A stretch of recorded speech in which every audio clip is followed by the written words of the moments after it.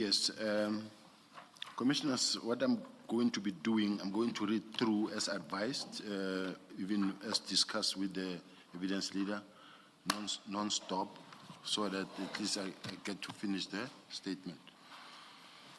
So, as it is apparent in this document, the Deputy National Commissioner of Crime Detection is a custodian of all case dockets within the South African Police Service.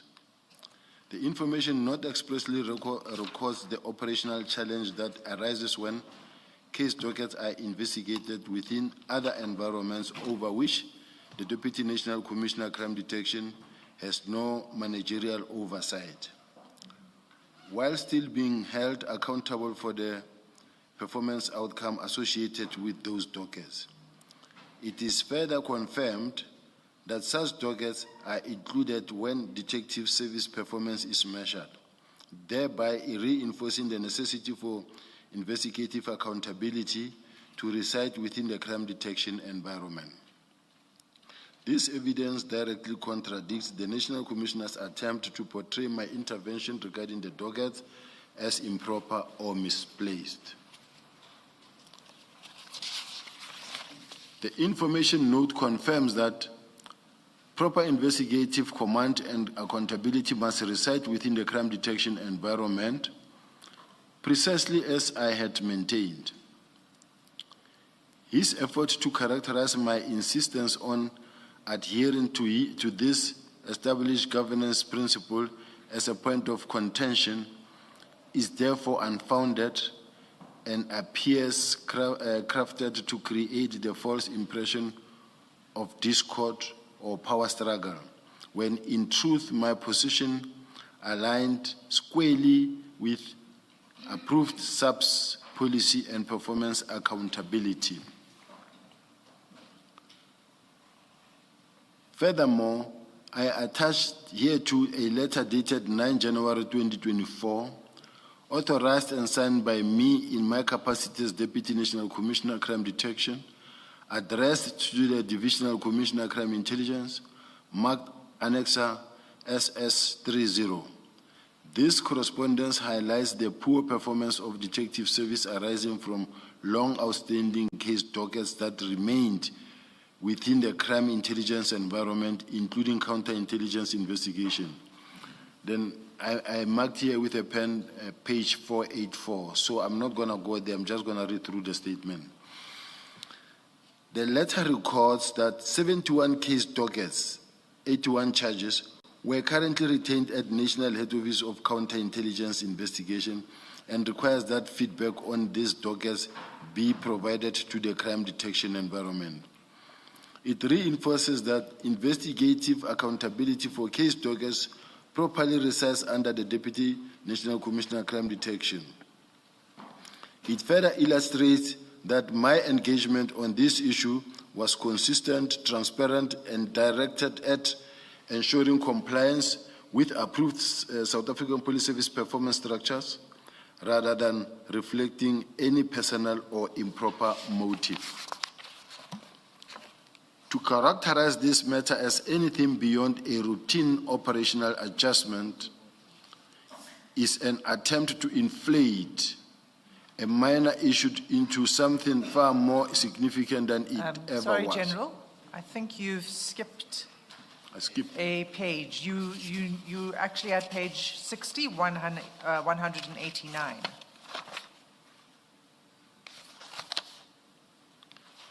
Apologies. I don't know if I should really read it from the previous part so that it flows. Or you can continue from 189 additionally. Additionally, yeah. Additionally, and as appears from Annexes SS29, the National Commissioner did not approve the request insofar as it relates to counterintelligence dockets. Contrary to the narrative he now seeks to advance before the Commission, I accepted his decision and left the matter at that. I did not pursue it further, nor did I insist upon any transfer of counterintelligence docket. It is therefore incorrect and misleading for National Commissioner to suggest that I was intent on removing counterintelligence docket from the crime intelligence environment. Then I said, please refer to page 484. paragraph 190, notwithstanding the above, it must be emphasized that my proposal was entirely unexceptional and fully consistent with generally accepted governance standards. It is concerning and quite frankly unbecoming for the National Commissioner to elevate such routine matters of operational oversight into so-called point of contention, when in truth they were matters that any person properly discharging the responsibilities of Deputy National Commissioner Crime Detection would be expected to raise. His attempt to retrospectively label ordinary and policy-aligned oversight as something untoward is unwarranted and should not be countenanced. Just to add that this is what the National Commissioner expects me to do, just what I read above. So, paragraph 191, the National Commissioner's third alleged point of contention relates to my view that General Khumalo should not continue to oversee the PKTT and that its oversight should instead be assigned to General Sintumule. My position was premised on the operational reality that Crime Intelligence Division was suffering the consequences of General Khumalo's extensive involvement with the PKTT, resulting in this diminished focus on his core mandate and responsibilities. To characterize this matter as anything beyond a routine operational adjustment is an attempt to inflate a minor issue into something far more significant than it ever was. In any event, the holding and expression of views in both lawful and inevitable is both lawful and inevitable in the proper discharge of executive and operational functions. Such engagement form part of ordinary decision-making and operational discourse, and is neither prohibited nor irregular. The expression of such views or options cannot without more be transmuted into evidence of impropriety or misconduct. Properly understood, the National Commissioner's complaint against me is not a bona fide complaint. It is contrived, selective in its focus, and premised on an incomplete account of the events leading to the disestablishment of the PKTT. In particular, it seeks to isolate my conduct from the broader institution and leadership context within which the relevant discussions and decisions occurred. The complaint further fails to engage with or account for the National Commissioner's own leadership responsibilities, including his prior knowledge of, participation in, and contribution to the discussions and processes that culminated in the disestablishment of the PKTT. By omitting this context, the complaint advanced a distorted narrative that improperly characterized routine operational engagement as misconduct, while deflecting attention from the National Commissioner's own role in the decision-making process.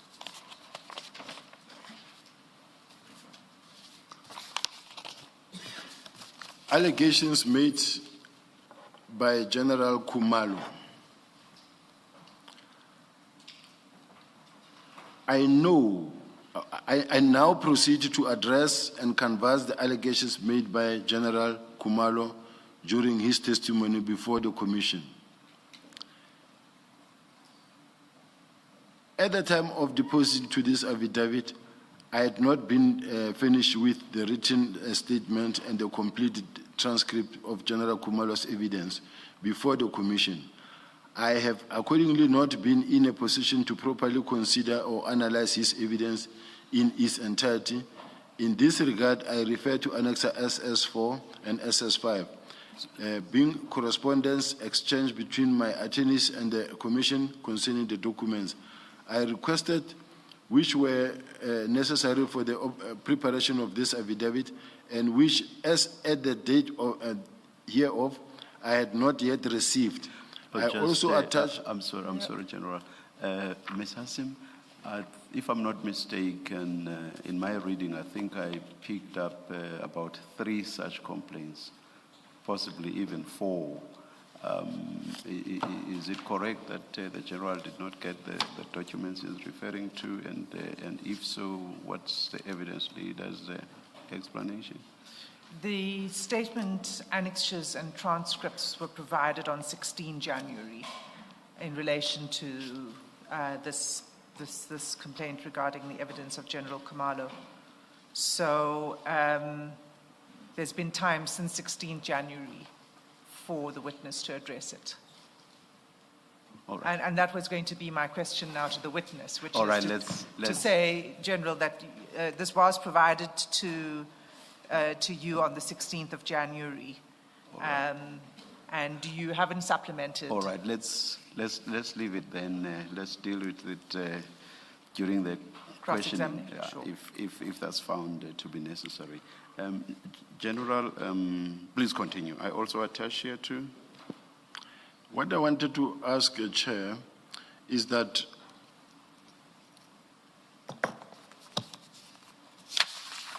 Do you wish to respond to? yes, as you can see, Chair, this part I underlined. General, may I suggest this? I heard Ms. Hassim say that she is going to engage you on this at the second stage of this process.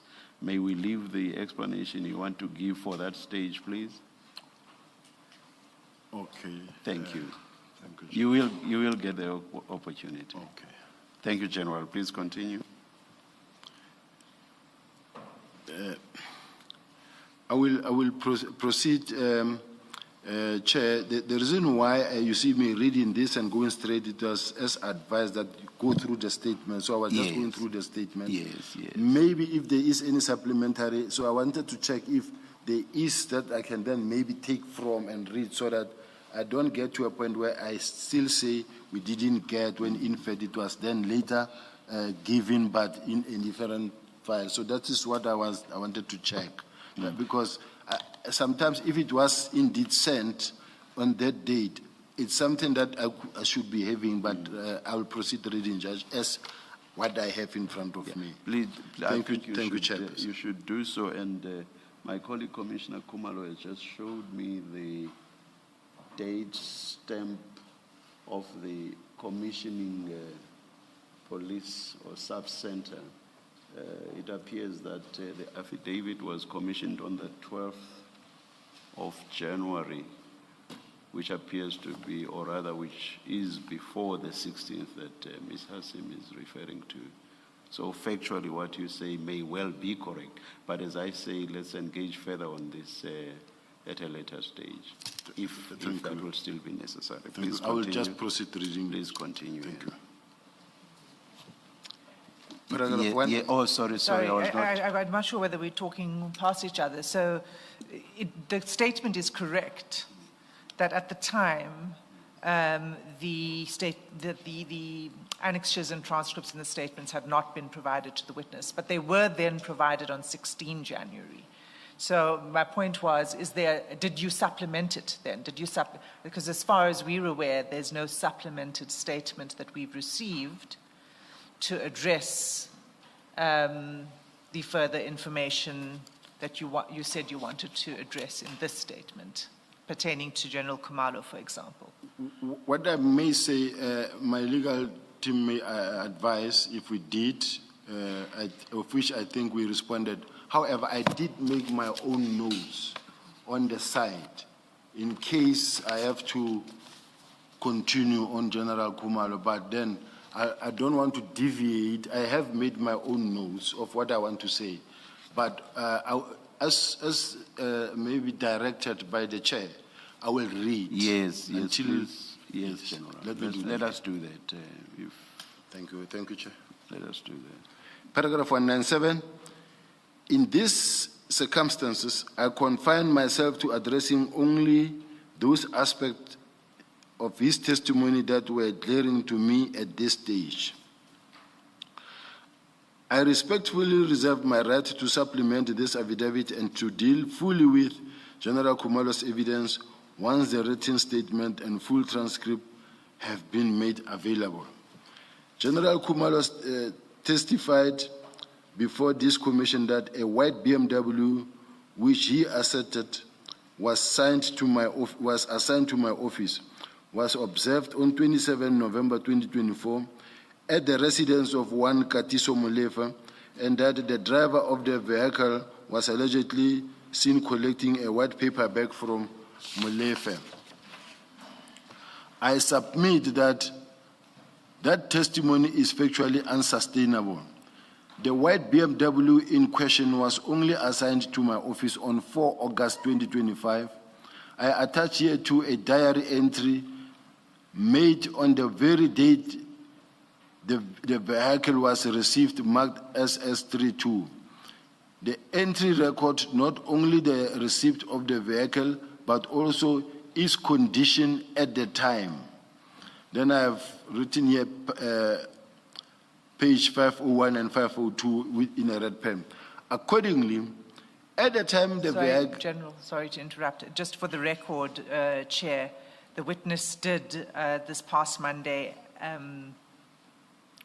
submit to the Commission an additional annexure, Annexure SS46, which is to be read with this paragraph 200. It's not reflected here because it only came on Monday. Continue, General. Accordingly, at the time the vehicle was allegedly seen at Mr. Molefe's residence, it was neither assigned to me or my office nor under my control. The premise upon which General Khumalo's evidence rests is therefore demonstrably incorrect. In addition, on 27 November 2024, I was in Cape Town on official subs business, attending a meeting of the Portfolio Committee on Police. I attach here to marked SS33 corroborating documentation, including the hotel receipt for my accommodation and the official agenda of the Portfolio Committee meeting for the date. The document objectively confirms my whereabouts. There are no obscure or contested facts. They were readily verifiable through elementary checks of vehicle assignment records. General Khumalo's failures to undertake such verification before presenting this evidence materially undermines the reliability of his testimony. More significantly, the omission of these readily ascertainable facts resulted in evidence being placed before this commission that is not merely incomplete but misleading in effect. The testimony creates an inference of proximity or association with, when tested against objective records, cannot be sustained. In these circumstances, General Khumalo's evidence on this issue must be approached with caution. The demonstrable inaccuracy of the foundational facts, coupled with the absence of basic verification, raises serious concerns about the credibility, objectivity, and evidential weight of his testimony, particularly insofar as it seeks to implicate me by association rather than by substantiated fact. In addition, the persistence in advancing these allegations without verification and in circumstances where objective record directly contradicted, in my view, place his motive for doing so squarely into question. It is also noteworthy that General Khumalo presented this commission evidence depicting the said notorious white BMW following and providing protection to me during October 2025. This raises a fundamental difficulty. According to the testimony of the National Commissioner, information allegedly implicating me in the involvement with an alleged drug cartel had already been made available to Minister Mchunu as early as January 2025. If that is so, it is unclear why evidence from October 2025 relating to a vehicle assigned to my official security detail only in August 2025 is being relied upon to retrospectively link me to alleged conduct said to have occurred in November 2024, at the time when the vehicle was not assigned to me at all. The chronological disconnect is stark. Evidence post-dating the alleged conduct by almost a year is being deployed to suggest corroboration of events which, on the objective fact, could not have involved me or a vehicle under my control. This incongruity renders the evidence not only irrelevant to the allegations it seeks to support, but also misleading in its effect. When viewed holistically, it underscores a pattern of selective presentation of facts divorced from their proper sequential and factual context. In my view, this is not a benign oversight. It materially undermines the reliability and probative value of the evidence, and taken together with the earlier inaccuracies, place General Khumalo's credibility and his motive for advancing this narrative squarely into question. The cumulative effect of the evidence placed before the Commission reveals a pattern of selective disclosure whereby information is chosen and presented in a manner that advances a predetermined narrative about me rather than a balanced, objective account of witness C. Now, account of the facts. That's how the sentence ends. Can you please repeat? Sorry, you misread the last line. It should read rather than a balanced and objective account of the facts. Now, my concern, commissioners, this is a very important part of that was the nation believed that I'm involved, and a white paper bag they went to collect a paper bag associated with me. I don't want to elaborate much, but what I want Don't you think the statement does that fairly substantially, because the simple point made there is that, as I understand it, at the time the BMW appears to be linked to you, it had not yet been allocated to your office, and I think you make that point quite clearly. Do you think there's a need for substantiation? Yes, Commissioner. Right, I think there's a particular specific but need. please be brief. I will be brief.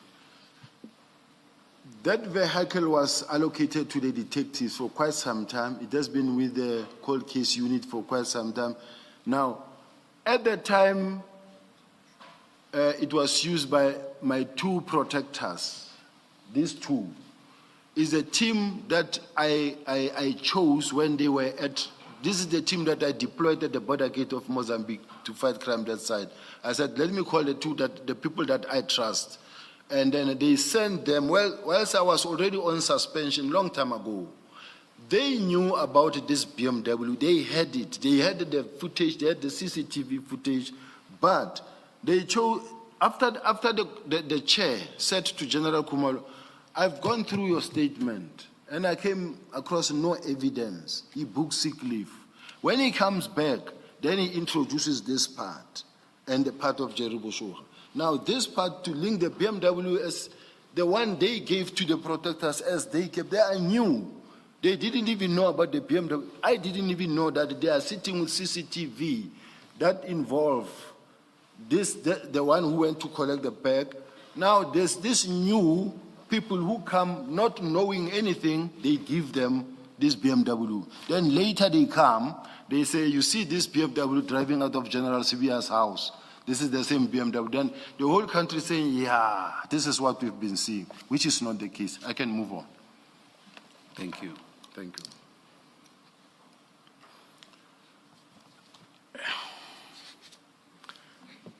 Allegations made by witness C. As with the testimony of General Khumalo, at the time of depositing this affidavit, I had not been finished with the written statement or the complete transcript of this witness evidence before the commission. I have accordingly been prejudiced in that I have not been in a position to properly consider or analyze this evidence in its entirety. I ought to have been afforded the opportunity to forensically assess this witness testimony, particularly in light of the evidence that there exists a 6-hour recording of Matlala recorded pursuant to his arrest.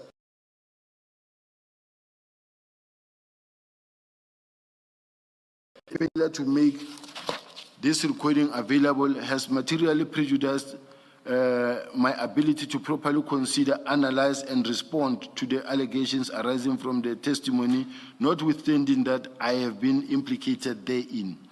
After the witness completed his or her testimony, I specifically contacted my attorney to request the full recording referred to in that testimony. Said correspondence addressed to the Commission by my attorneys is attached here to mark SS34. That recording has not been made available to me. I have no evidence as to how this recording was extracted or obtained. No information has been disclosed regarding its provenance. The circumstances under which it was recorded, the device from which it was sourced, or the manner in which it was preserved. There has likewise been no disclosure of any chain of custody, nor any assurance that the recording is complete, unaltered, or accurately reflects the original content. In these circumstances, the alleged recording is inherently unreliable. Its existence and purported content raises serious concerns as to authenticity, accuracy, and integrity, including whether it may have been edited, selectively presented, or otherwise manipulated. Absent proper disclosure and independent verification, it cannot reasonably be relied upon as evidence against me. Furthermore, I categorically deny that I have ever received, solicited, or accepted any form of gratification, inducement, benefit, or kickback from Matlala for any other from any other person. Any suggestion to the contrary is false, unfounded, and devoid of any factual basis. It is untrue that now I need the chairperson and the commissioner's guidance. I don't want to call this name. In the meantime, it was witness so-and-so, and then tomorrow it will be like I exposed a name. I just want to get the guidance from the commission.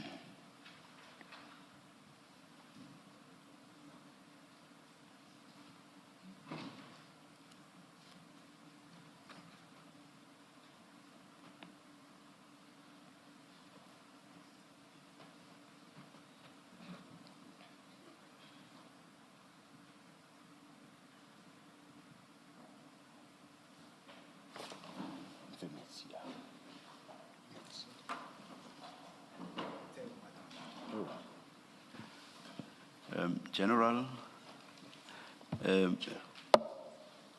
Ms. Bowe, please do not show this part of the, there are so many. I see also in 221. Chair, it is redacted in the version that's going to be flighted. General, may you please refer to witness F? I will do so. Yes. I'm reading where I hope I won't make a mistake somewhere, but I saw it the first time. I hope I won't make the mistake, Chair. Yes. All right, Now, please continue, General. Thank you. Well spotted, General. On the other hand, just to ask one question, because of the fact that that video is on TV, and then if I refer to witness, I'm still in even saying this is the person. So I don't know. If the chairperson say move, I'll move. Just continue, and when we get there, you see the difficulty is, and the reality is. So in a sense, it's. Let me not use the word I almost used.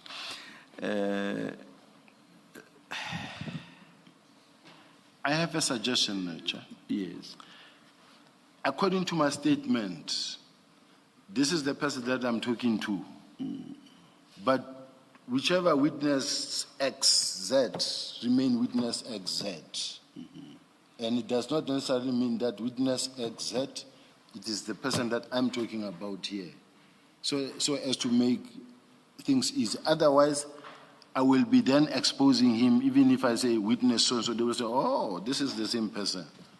That's my suggestion, Chair.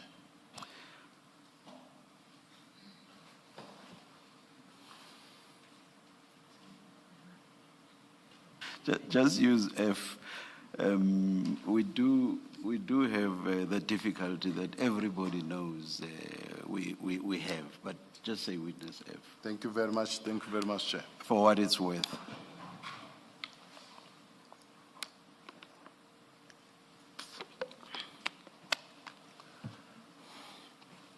It is untrue that Sergeant Witness F works under my command or that he acted as a middleman for the passing of money to or through me.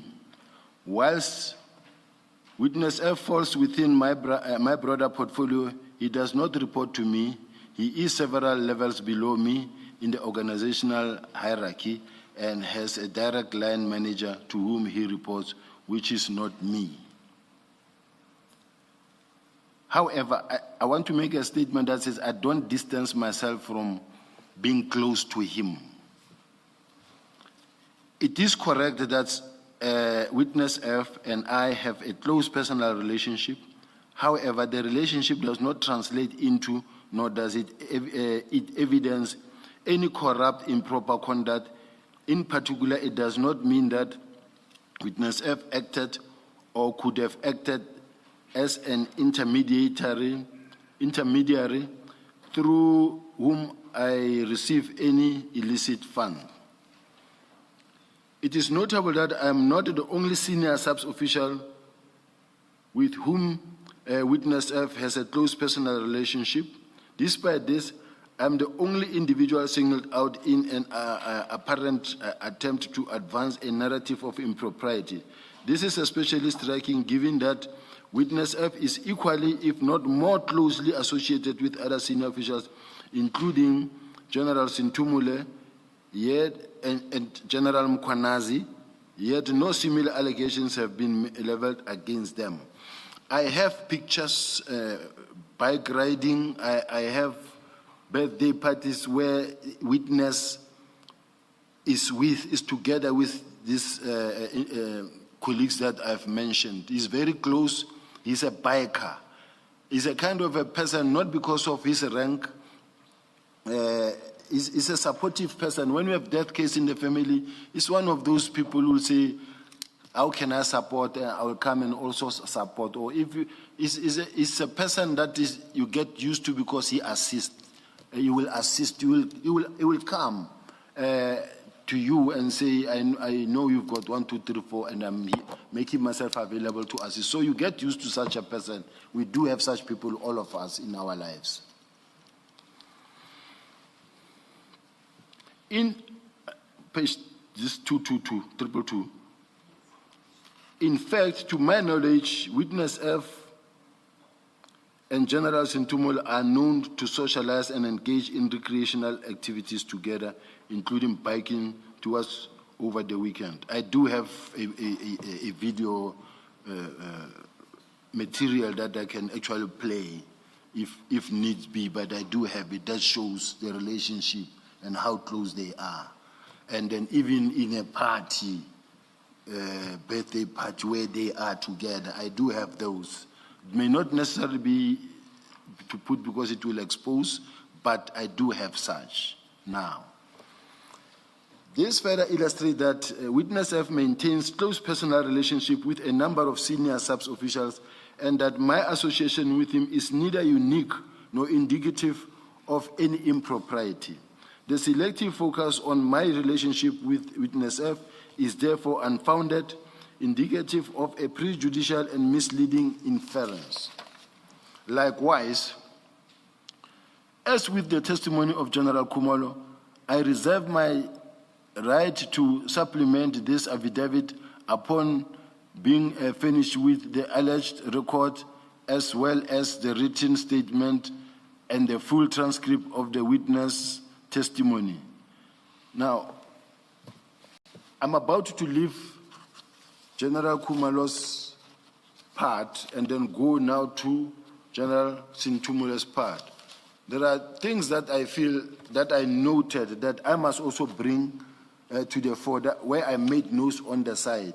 So I needed to hear from my council chair, because he said, this morning she advised me and said,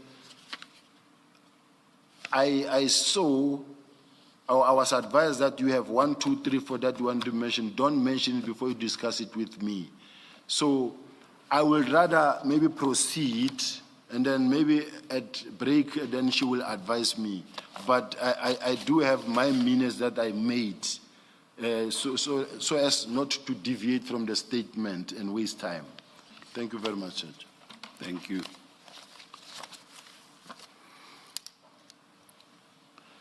General Sintumula's testimony. At the time of depositing to this affidavit, I had not been finished with the written statement and the incomplete transcript of General Sintumula's evidence before the Commission. I have accordingly not been in a position to properly consider or analyze her evidence in its entirety. In the circumstances, I respectfully reserve my right to supplement this affidavit and to deal fully with General Sintumula's evidence once the written statement and full transcript have been made available. Notwithstanding the above, I wish to draw the Commission's attention to General Sintumula's public criticism. During her testimony before the Commission of the disbandment of the PKTT and the withdrawal of the 121 dockets. However, on numerous occasions during telephonic conversation between General Sintumula and myself prior thereto, she was openly critical of the PKTT.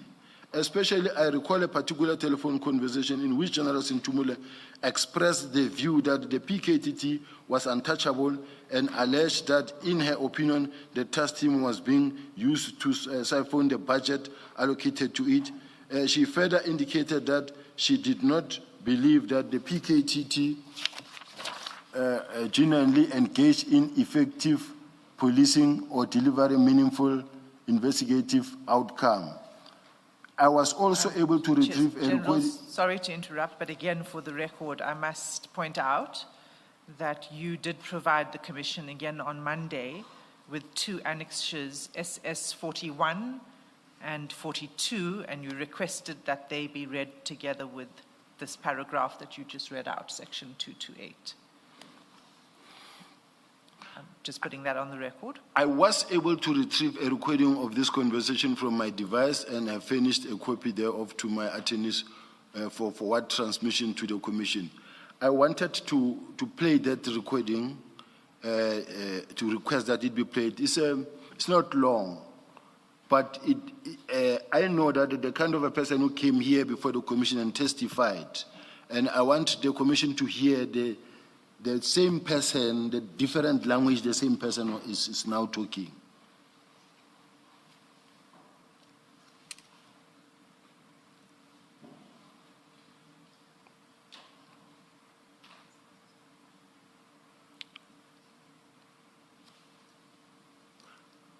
I don't know if I should continue reading. We'll play the audio clip, but there is also a transcript of the audio clip, and that's at SS 47. If I can just click SS 40, I'll just locate the file now, Commissioner Below.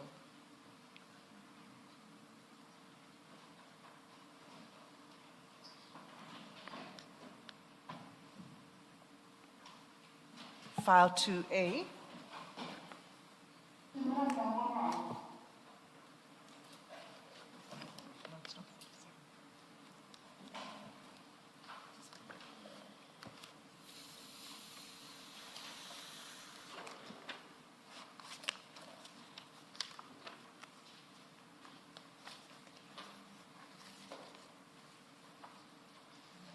Said SS 47. It's Apologies, Commissioner below, it's SS 42.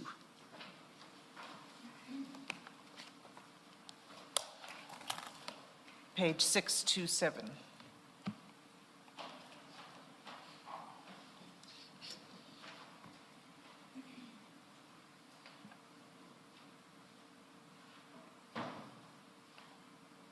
Please play the clip.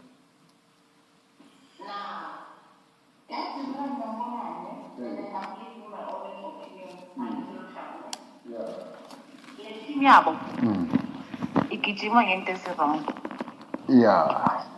Under the guise of this task team. Nathi sikhona lapha Honestly. siyaphandwa lapha siyaphenywa lapha. Yeah, well, General. And ngiyacabanga ukuthi Natali, I'm sure we're busy because this is where these things are cooked. What I find embarrassing, and you know, when I talk to people, sometimes you are complicit to crime being committed. Yeah. Which are being complicit. Because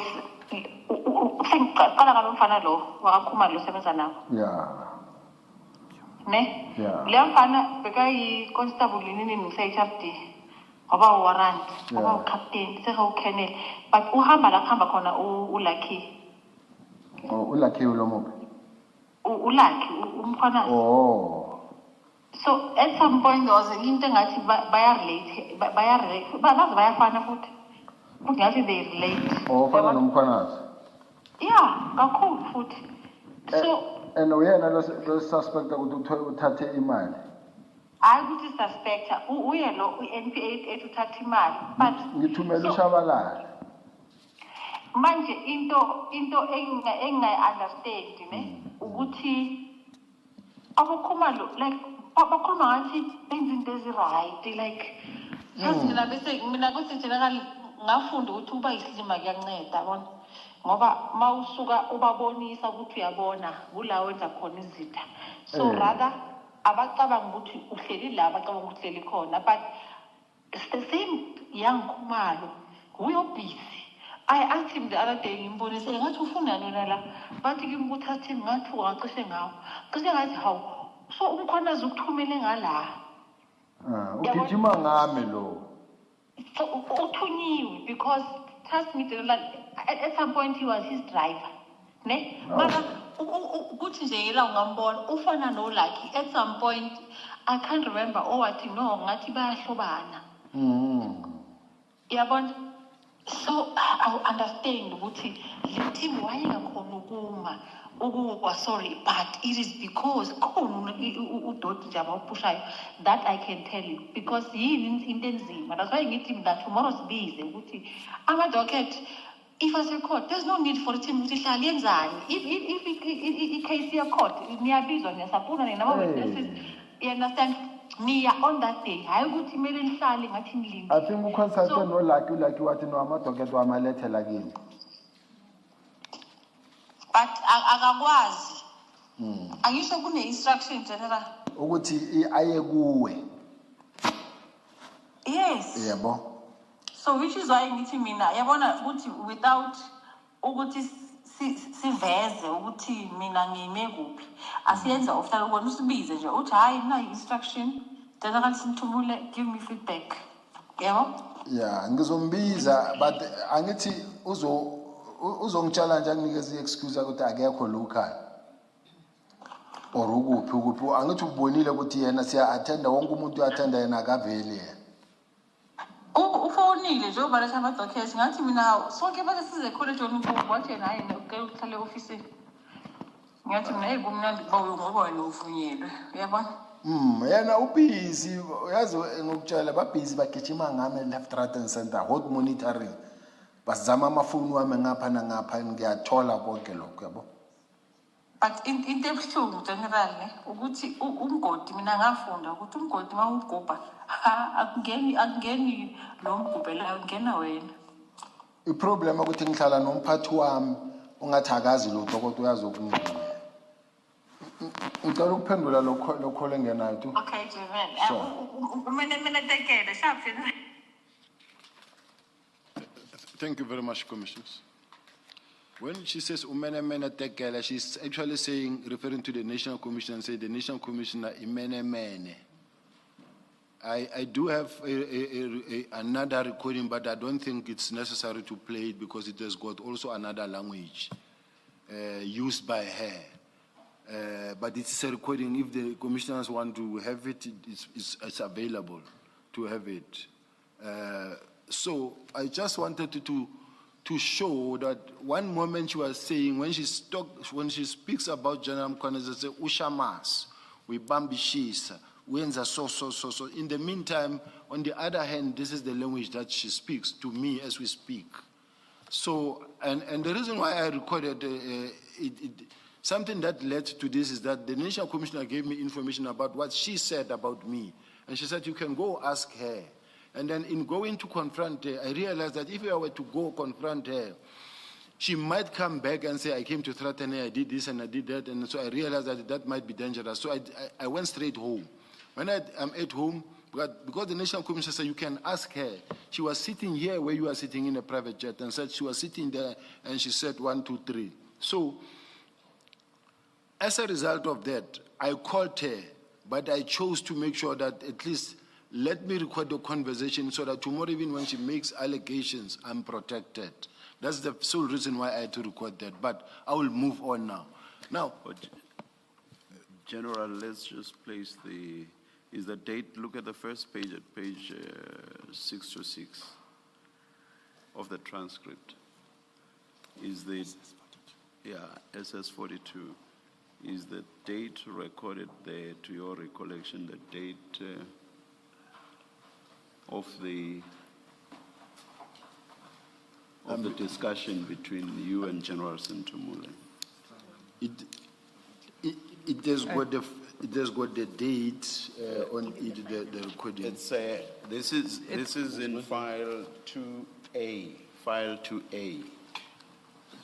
page 626, SS42. And then there's recorded at and then date held. So I wanted to know if you confirm that that's the date you had the discussion with General Senzo Mchunu.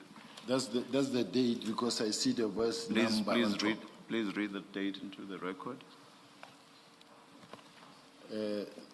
This is to certify.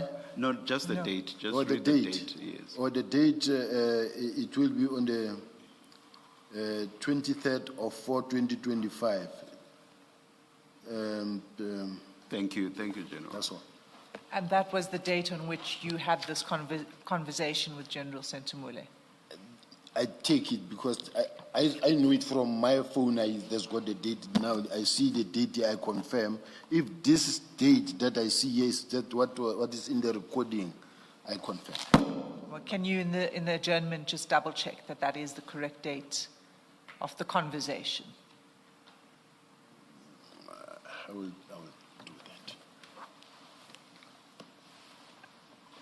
And then the last. Before you move on, General, Ms. Hassim, you've given these additional annexures. SS42, we know it's that transcript of the discussion. What is SS41 for the record? And I don't recall whether the supplementary SS46 that you referred to earlier, whether it was described for the record, because we didn't go to it. So if you would just say what it is. I'll do so. SS41 is merely a placeholder for the actual audio recording. So we've just listened to SS41. Okay. SS42 is a transcript of that audio recording. And you can come back to 46 if you're not able to say it now. SS46 is the register that the General was referring to for the allocation of the car to his office. Thank you.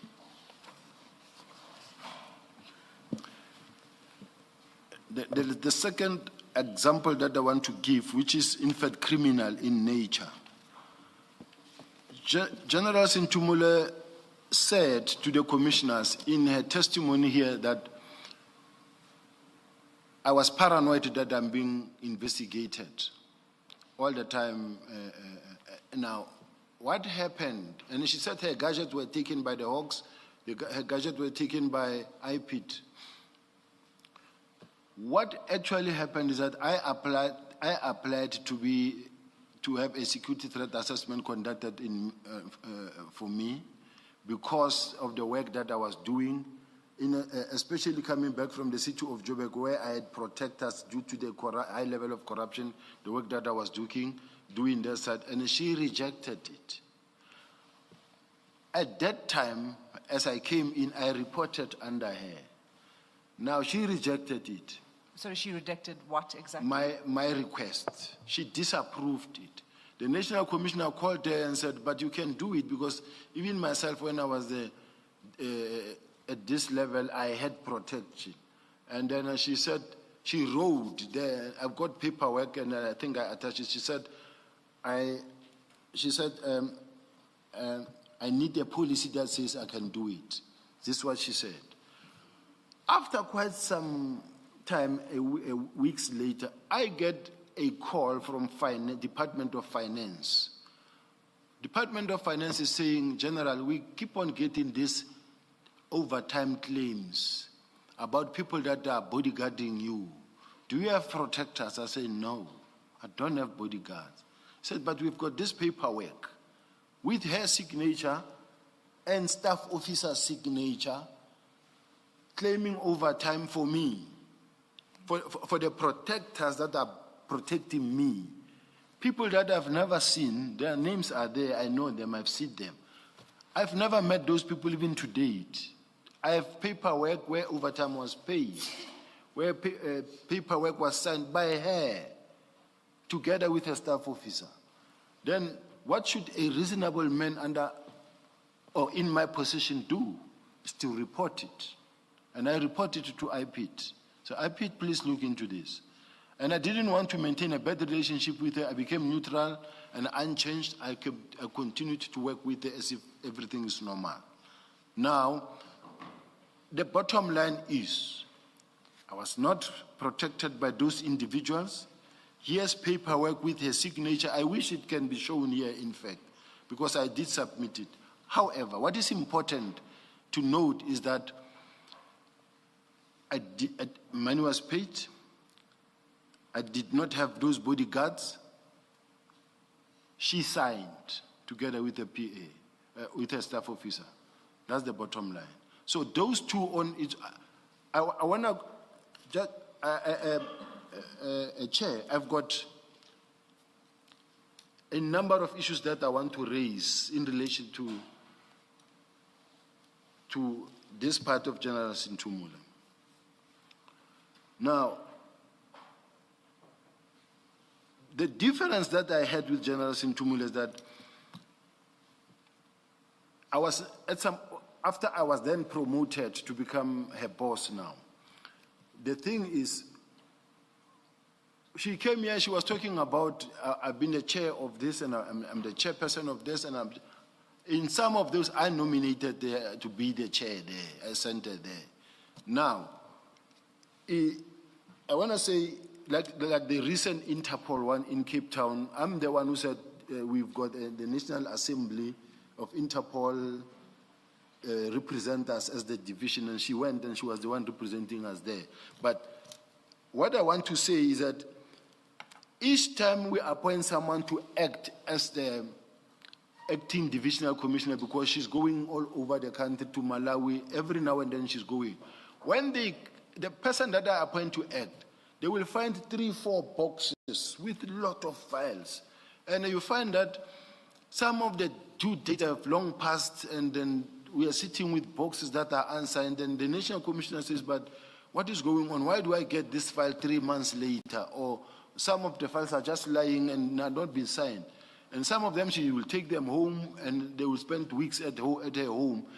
Now, I then wrote an email to all of them, including the component heads, that says, a document should not sit in any office for more than 48 hours. I must have it so that I can also sign, because I account to the National Commissioner. And those HR issues now, this about boxes and so on, and how I've got long an- they should or should not be kept. Are those not HR issues that should have been ventilated within SAPS? Do they bear relevance to what we are investigating? Yes. What I'm saying is that I'm leading to, there's a number of things, including that what is being investigated, but something caused the situation to be the way it is, where I have to then, she said I'm a touch and go. Today you are in good terms, tomorrow you are not. But the problem is that I have to do my work. For me not to fail the National Commissioner, I also have to be strict on some instances. That's why I was saying this, Commissioner. But there's a number of issues that I've written here that I must point out. That is one of them. I'm moving to the next one, and I don't know if I've... What I will say is this. We don't want to be seen to be suppressing you on matters of criminality or alleged criminality, especially at a level as high as that of lieutenant generals, or generals for that matter, even if below lieutenant general. We would not want to be seen to be suppressing you on that. But looking at your statement, it's probably, it's certainly one of the longest, probably around the length of Minister Mchunu's. Yours and Minister Mchunu's are the longest we have had thus far. So that tells me that there must have been extensive consultations between you and your legal representatives.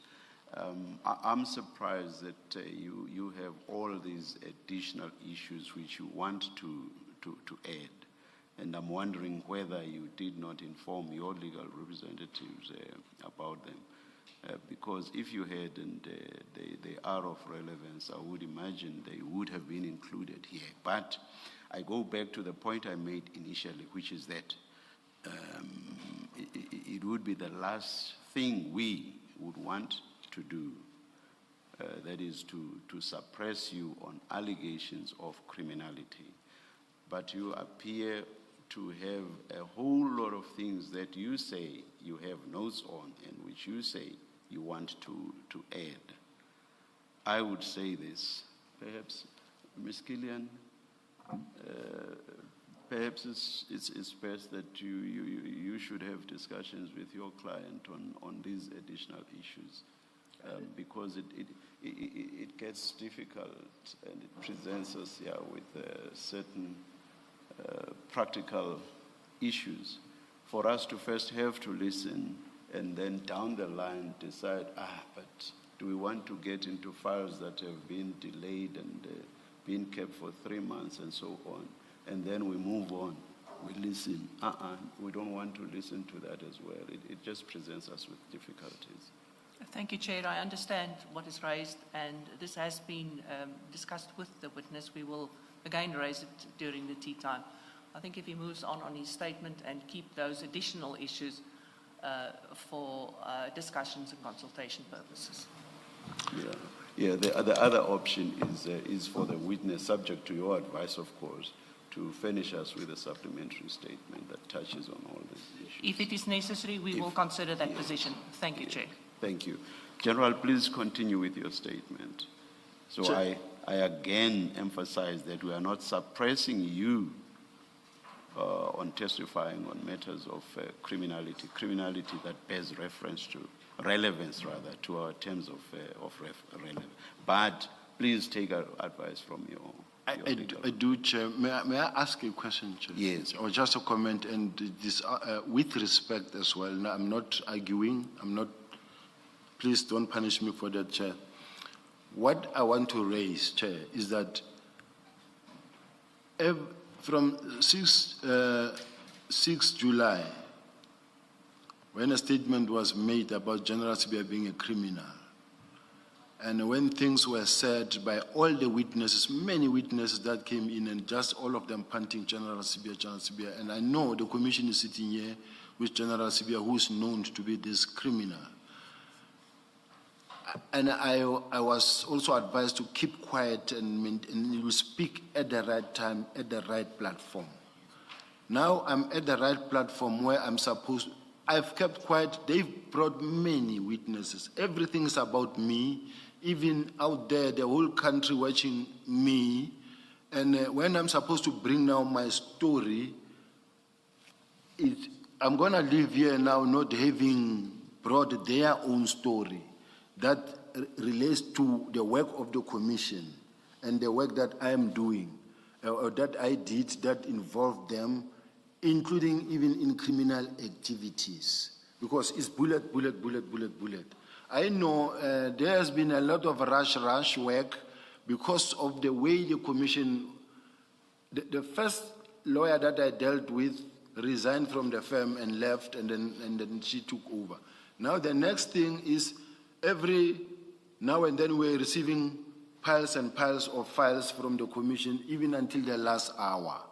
Now, when I write, I read the statement. On the side, I make notes. My team was saying to me, read your statement, and then make notes on the side.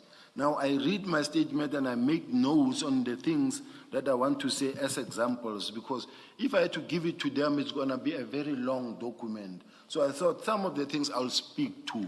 Now, if I am not able to point them out, I know my legal, like I said initially, she said to me, whatever that you want to say, let's discuss it first. But I thought some of these things will be relevant to the work that is being done by the commission. But I will take advice, Chair, from you with respect. I will then just for now keep quiet and then listen what the council will advise me on. I will read the statement. My only pain is that my story is not known and is not heard by the nation as it's supposed to be, because I know that it is not true and I have evidence. Somebody spoke about the BBL. And I know Commissioner Khumalo was also asking questions about the BBL. She reported to me she was she could not sit in the car. She was lying in the car because she had to spend over 3 months without sitting. Who's she? General Sintumule.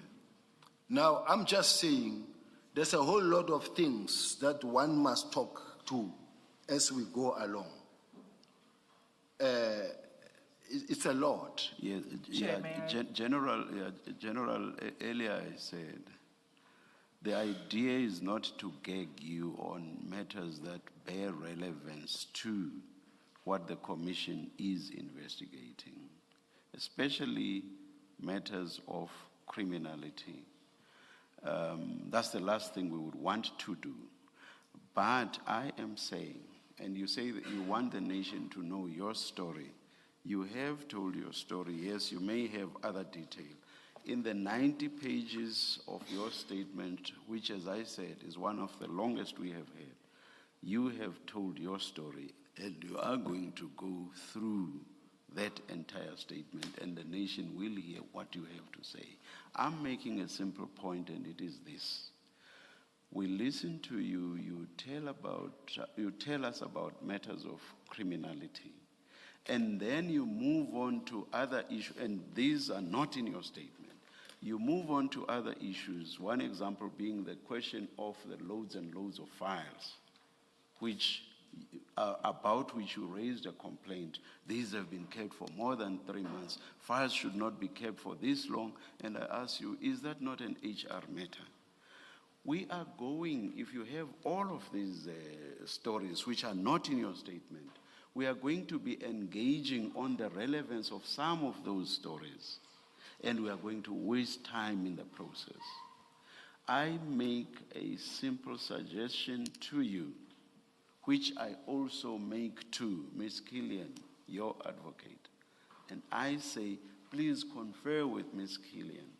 Ms. Killian, as your legal advisor, will advise you which ones of those matters are relevant and should therefore be raised with the commission. She will also even advise you whether the best way of doing that is by way of a supplementary statement or by way of you giving testimony here about them. I see no unfairness at all in that. Thank you very much, I see Chair. no unfairness Thank at you, all. Chair. Thank you. I'll proceed, Chair. Please. Paragraph, I have to now go to command and control and failures evidential from the National Commissioner's testimony.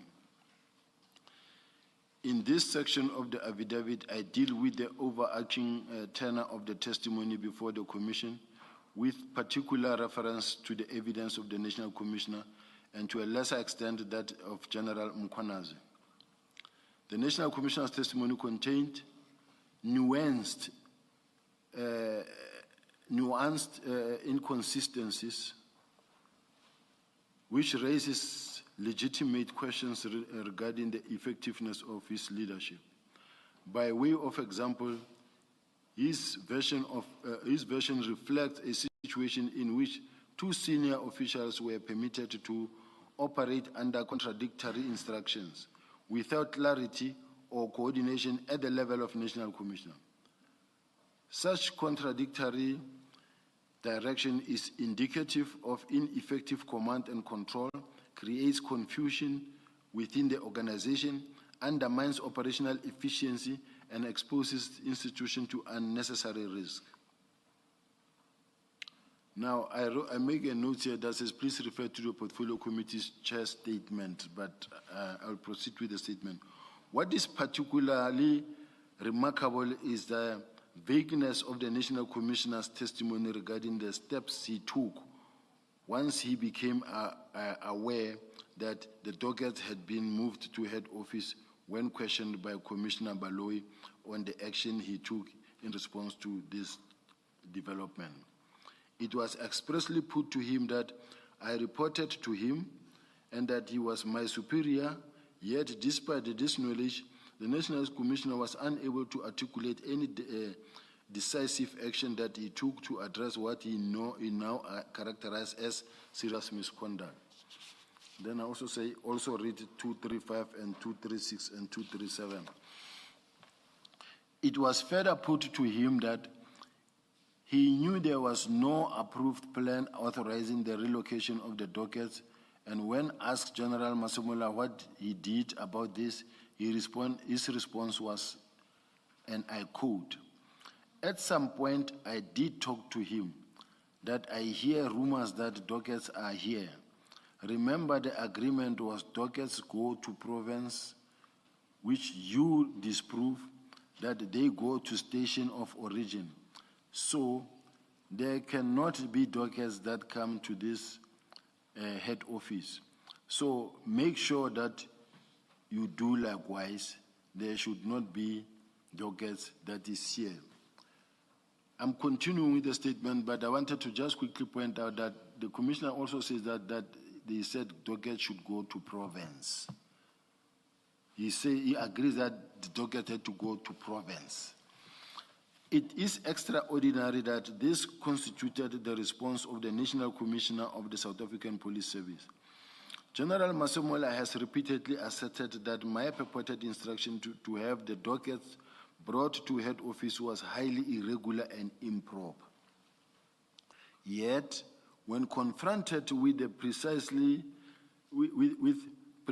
the same circumstances he now elevates as a grave irregularity, the extent of his intervention was limited to vague and informal remarks about rumors rather than any decisive or corrective action. Considering the fact that General Sintumula said, I did inform the National Commissioner, so it's not rumors, he was told by General Sintumula. I'm proceeding. Such a response is wholly inconsistent with the seriousness he claims to attach to the matter.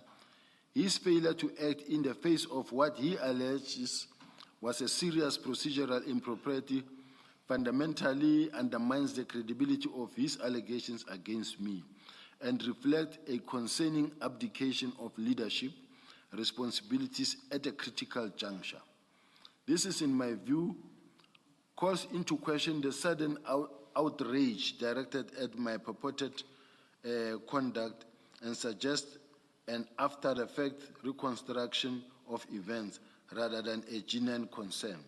The stance now advanced by the National Commissioner bears no resemblance to his previous conduct and appears instead to have emerged only once there was heightened national scrutiny and criticism following the press briefing delivered by General Mkhwanazi. It is significant that at a time when he claims to have held grave reservations about the handling of the dockets and the disbandment implementation plan, he neither actively intervened to hold the purported irregular conduct nor took any formal steps to reprimand me or take corrective action. His current assertion must therefore be understood within the context in which they arise. They are calculated to create distance between himself and operational decisions made under his oversight and to deflect responsibility at a moment when public attention has intensified. Such conduct creates the distinct impression that the narrative now advanced is shaped less by an accurate recollection of events and more by a desire to protect his own position in response to external criticism. These inconsistencies warrant a cautious approach by the Commission in assessing the credibility of the evidence and his attempt to attribute impropriety to my actions. Of equal concern is the National Commissioner's testimony regarding the events surrounding the attempted return of the dockets to KwaZulu-Natal. He testified that I was not supposed to remove the dockets from the province without knowledge of the provincial commissioner. Yet, despite this alleged impropriety, he stated that I should finish what I started and ensure that the dockets were returned in the same way that I had taken them. Just to remind the commissioners that considering the fact that they were brought by General Khumalo and he sent Sergeant Khumalo. They were brought by CI to head office, not by me. It devised logic that the National Commissioner of the South African Police Service would respond in such a manner. Even if one were to assume, for argument's sake, that he was genuinely dissatisfied with the relocation of the dockets to head office, his response upon learning of the failed effort to return them to KwaZulu-Natal and the reasons therefore ought to have been to intervene decisively. One would reasonably expect the National Commissioner, as the ultimate custodian of command and control, to take charge of the situation, to engage directly with General Mkhwanazi, and to issue clear formal directives to ensure that the dockets were returned through proper channels.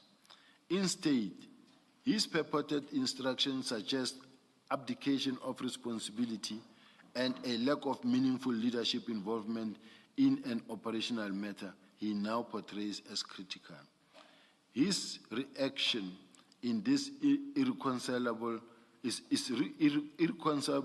with the seriousness he attributes to the issue and raises material questions about the reliability of his testimony and the adequacy of his oversight in the circumstances.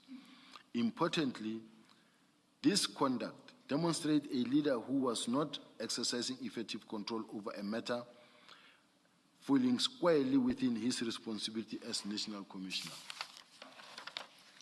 It is also noteworthy that the National Commissioner claims that he only became aware in early May that the 121 dockets classified as under investigation by the PKTT had been removed from the PKTT and handed over to General Sintumula, an event he characterized as yet another surprise. It is with respect remarkable that a general of his standing would who attended the very meetings at which the operational implementation of this establishment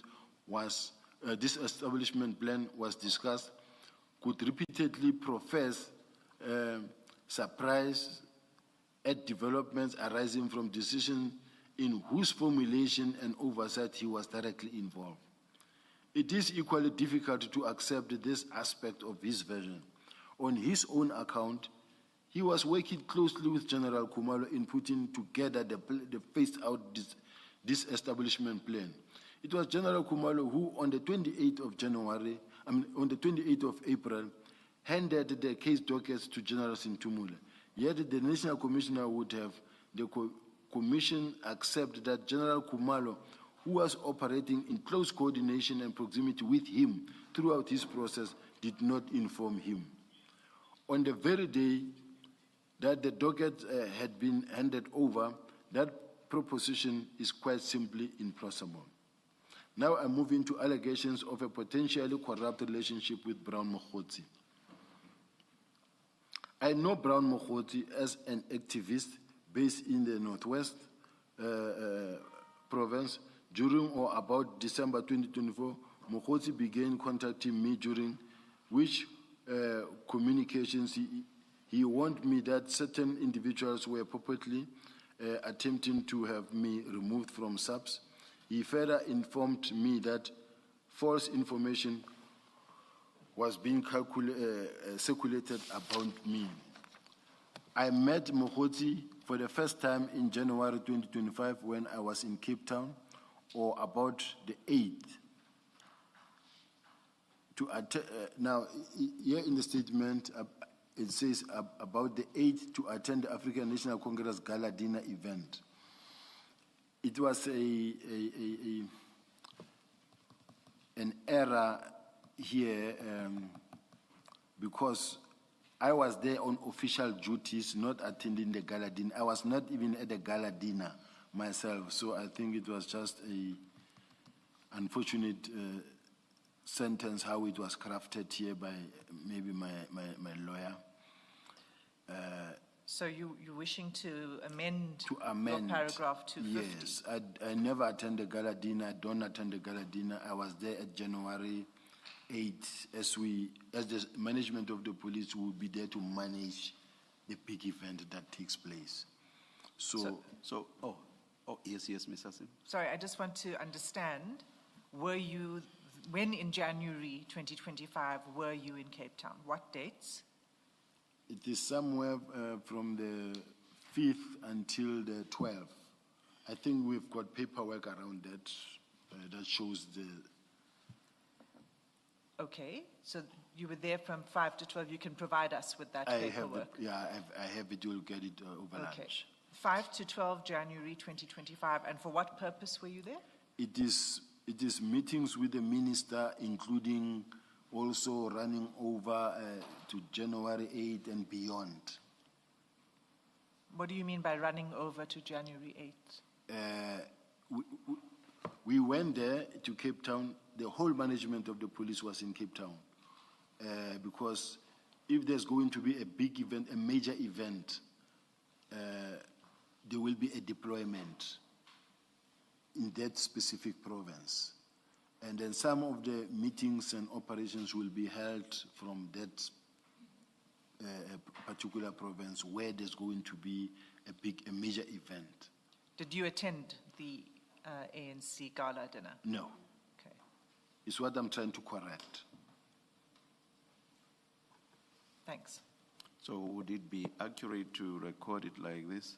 I met Mkhwanazi for the first time in January 2025 when I was in Cape Town from 5 to 12 January 2025 on official business for meetings with the minister. I did not attend the ANC Gala Dinner event. Yes, the only correction or thing that may change, Chair, will be the date. I do have it. Last night I looked at it, I've got it. So I will make it available, including the signatures of the National Commission that authorized me to go there and the hotel bookings. I've got it.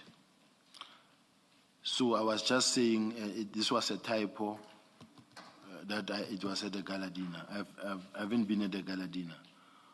So subsequent to that meeting, Mkhwanazi and I met on a couple of occasions in Johannesburg. When I say on a couple of occasions, it's 2 Sorry, times. General, sorry to interrupt you. I was going to leave it for later, but I actually think I should ask you this now, because it is to clarify your own statement. And that, when you say you met him for the first time in January, do you remember the date on which you met him? Because initially when I read the statement, I thought it was around the 8th, but it's not clear to me now. No. So when did you meet him? No, around the 8th. Around the 8th, it was the January 8th statement, somewhere there. But I'm not sure whether it may have been on the 8th exactly, because remember sometimes the 8th becomes on a Wednesday or Thursday, but you find that then the event will be on a Saturday. So, but it was around that. So I have, let me provide the paperwork, but I met him around that morning before I left, because it was the first time I was going to meet him or see him. What happened, you see, I tend now to explain. And I don't want to explain. Okay, I just... Sorry. Is it not enough if we just proceed on the basis that it was on one of the days when he was in Cape Town? That's fine, Chair. I just wanted to know whether Yes. there was a date that All right, the all right. witness could give us. If yeah, not, we yeah. will deal with it later. I'm saying this because I see that Yes. the general is not able to Yes. give us a specific date. Yeah. I accept that. Thank you. Thank you. You can proceed with your statement. On the occasions where I met Mkhwanazi, we did not discuss any official policing business, nor did we discuss any operational, investigative or intelligence-related matters pertaining to the SAPS.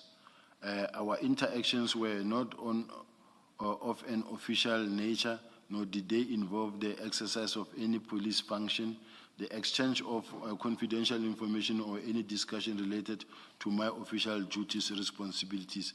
But safe to say that I did explain that mostly when I met Mkhwanazi, he informed me about the danger that I'm facing, be careful, you are being investigated yourself. And there's a part that I didn't want to explain, Chair, that looks like, for instance, or maybe I'll inform the evidence at the later stage, because it was not my place to say 1, 2. I can only end it here and say this is where I know him. And then the other part I'll explain to the evidence leader, and then the commissioners will say, no, you can say it. Significantly, at no stage has Mkhwanazi asked or suggested or attempted to arrange for me to meet Matlala.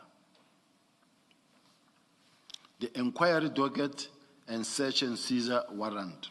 General, maybe before you proceed there, in that paragraph 250, that very last line where you say, subsequent to that meeting, Mkhwanazi and I met on a couple of occasions in Johannesburg. Couple here meaning twice? 2 or times. It's just informal? Twice. 2 Only times. Twice. Okay, thank you.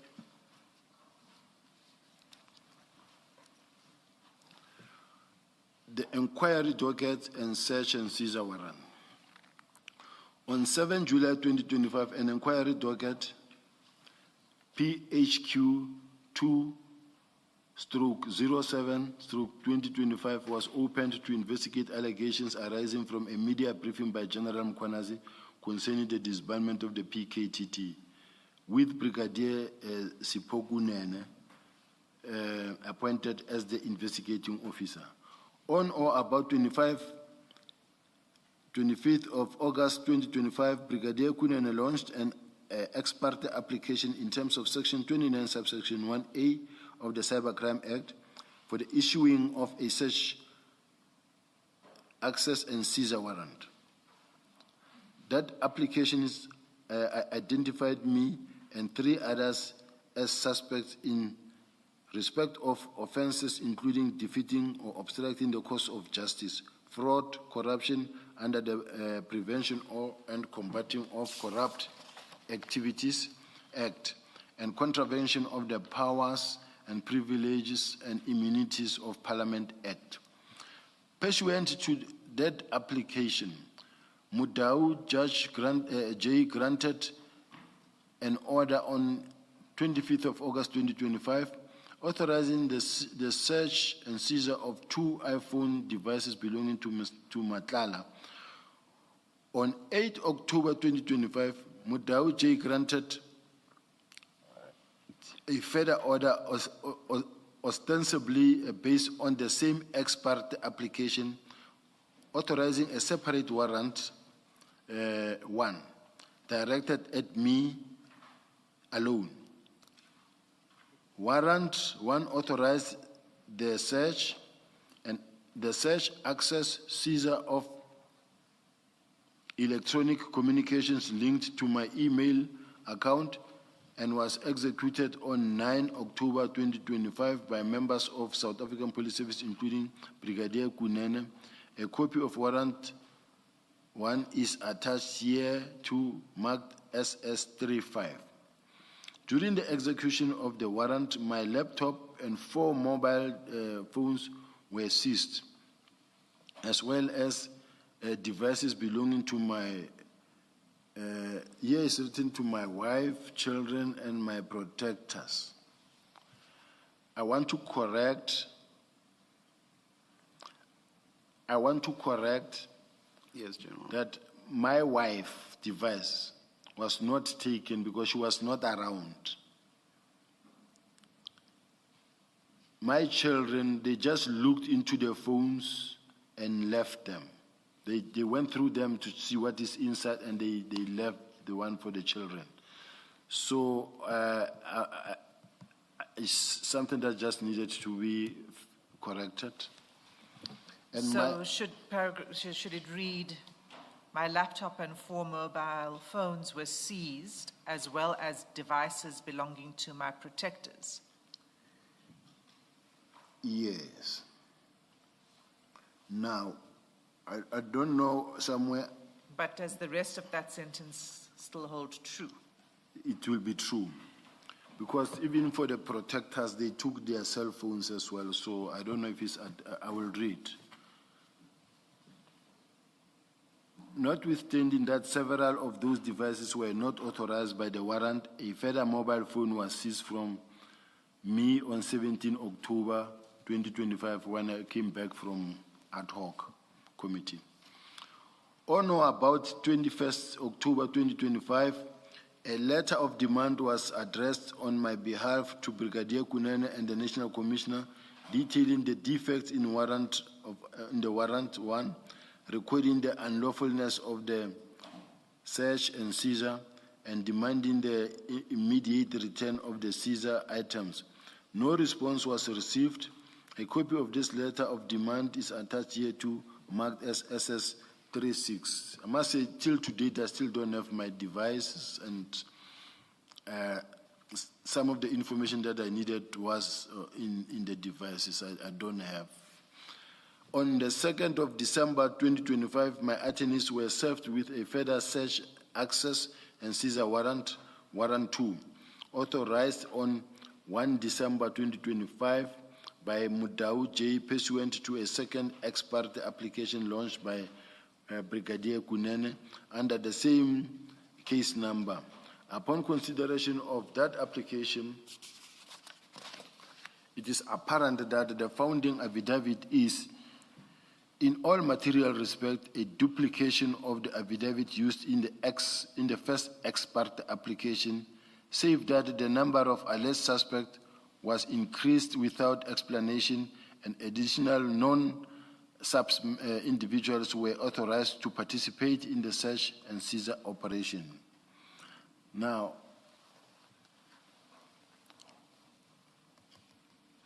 on 8 December 2025, I launched an application for the rescission of the order granted ex parte by the Honorable Mudau J on 1st December 2025 on the basis that the resort to an ex parte procedure, particularly in respect of the second ex parte application, was improper, unjustified, and constituted an abuse of process designed to obtain intrusive relief without proper notice or judicial scrutiny.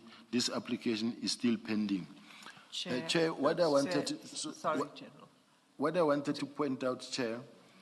Sorry, just a moment, General. Chair, it's just past 11. I wasn't sure whether we should just continue to 11:15 or take a break. Thank you, Ms. Hassim. Let's just listen to what the General wants to point out, and then we'll take the break. The issue of the, in the previous paragraph that I just read, the issue of the additional non-subs individuals were authorized to participate in the search and seizure operation. Something that I just want to confirm again and ascertain with my legal team when I'm back.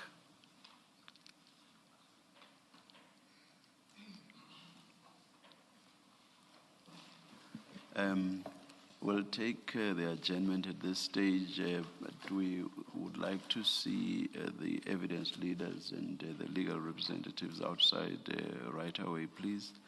We'll resume at, did I say, at past? Let's adjourn.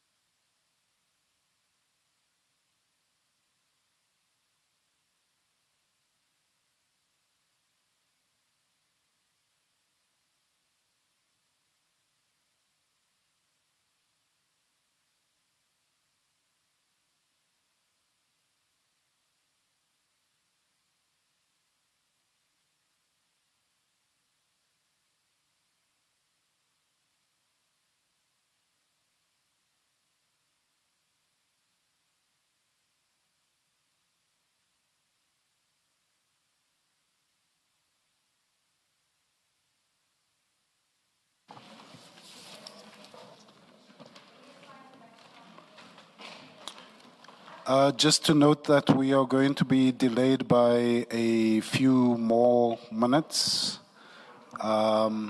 Yeah, thanks.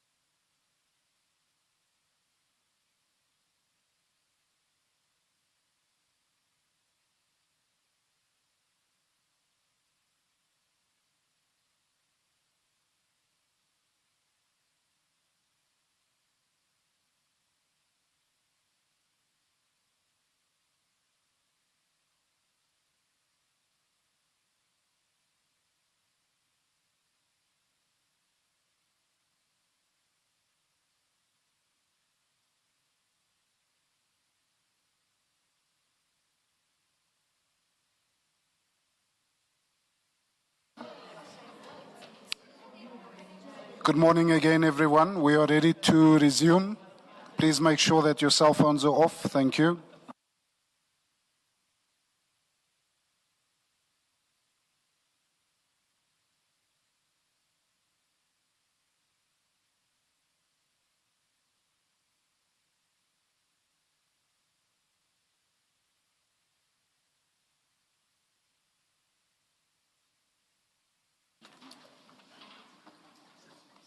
Oh, we do see the legible copies of yesterday's documents. Thank you very much, Ms. Killian. Thank you, Chair. Thank you. Or do you want to tell us now what the position is? Thank you for the indulgence and the extra time allowed to consult with General Sibiya. We have come to the agreement, that's myself, my client, my attorney, that he will continue reading into the record his affidavit. If there are one or two additional things that arise, we will consider a supplementary affidavit over the weekend. It is not cast in stone that that is what we will do, because there is just simply too little time to consider each and every subject that should be scrutinized to find its way into a supplementary. If we do resort to a supplementary, my undertaking is that it will be very brief. Thank you, Chair. Thank you, Ms. Killian. Yes, Ms. Hassim? Thank you, Chair. We can return then to the statement. General, you were at paragraph, you had just completed paragraph 257. I forgot, Ms. Hassim, you'll assist Sorry, us Chair, with, so I with forgot where as all well. of these should go. Yeah. I meant to say this is the more legible version of SS 28. Oh, all right. Perhaps your junior will mark them for us and stick them, or even the instructing attorney, the attorneys, right? Stick them where they should go. We'll ask the attorneys to attend to Yes, this. yes, yes. Thank you. Yes, General? Thank you, Chair. I have the dates of the trip to Cape Town that I maybe should read into the court record as I proceed. It was from the 5th of January 2025 when we left for Cape Town, and arrived in Cape Town on the 5th of January, and then we left Cape Town on the 12th and arrived at Pretoria on the 12th of January 2025. Those are the dates, Chair. Oh, thank you, General. Thank you. Thank you. I must resume from which paragraph, Evidence Leader? Yes, you had just completed 257, so you're now on 258.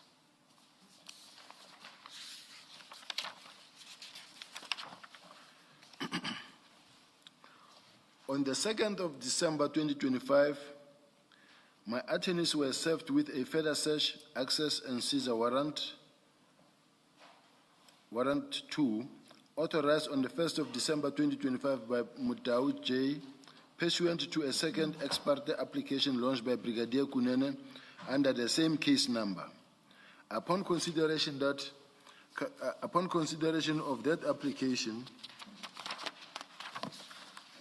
it is apparent that the founding affidavit is, in all material respect, a duplication of the affidavit used in the first ex parte application, save that the number of alleged suspects was increased without explanation and additional non-subs individuals were authorized to participate in the search and seizure operation.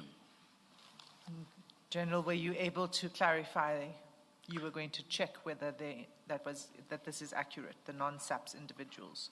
I am able to clarify, and I was clarified, and I'm quite comfortable with what is in the paragraph. Okay. On the 8th of December 2025, I launched an application for the rescission of the order granted ex parte by the Honorable Mutau J on 1st December 2025 on the basis that the resort to an ex parte procedure, particularly in respect of the second ex parte application, was improper, unjustified, and constituted an abuse of process designed to obtain intrusive relief without proper notice of or judicial scrutiny. This application is still pending.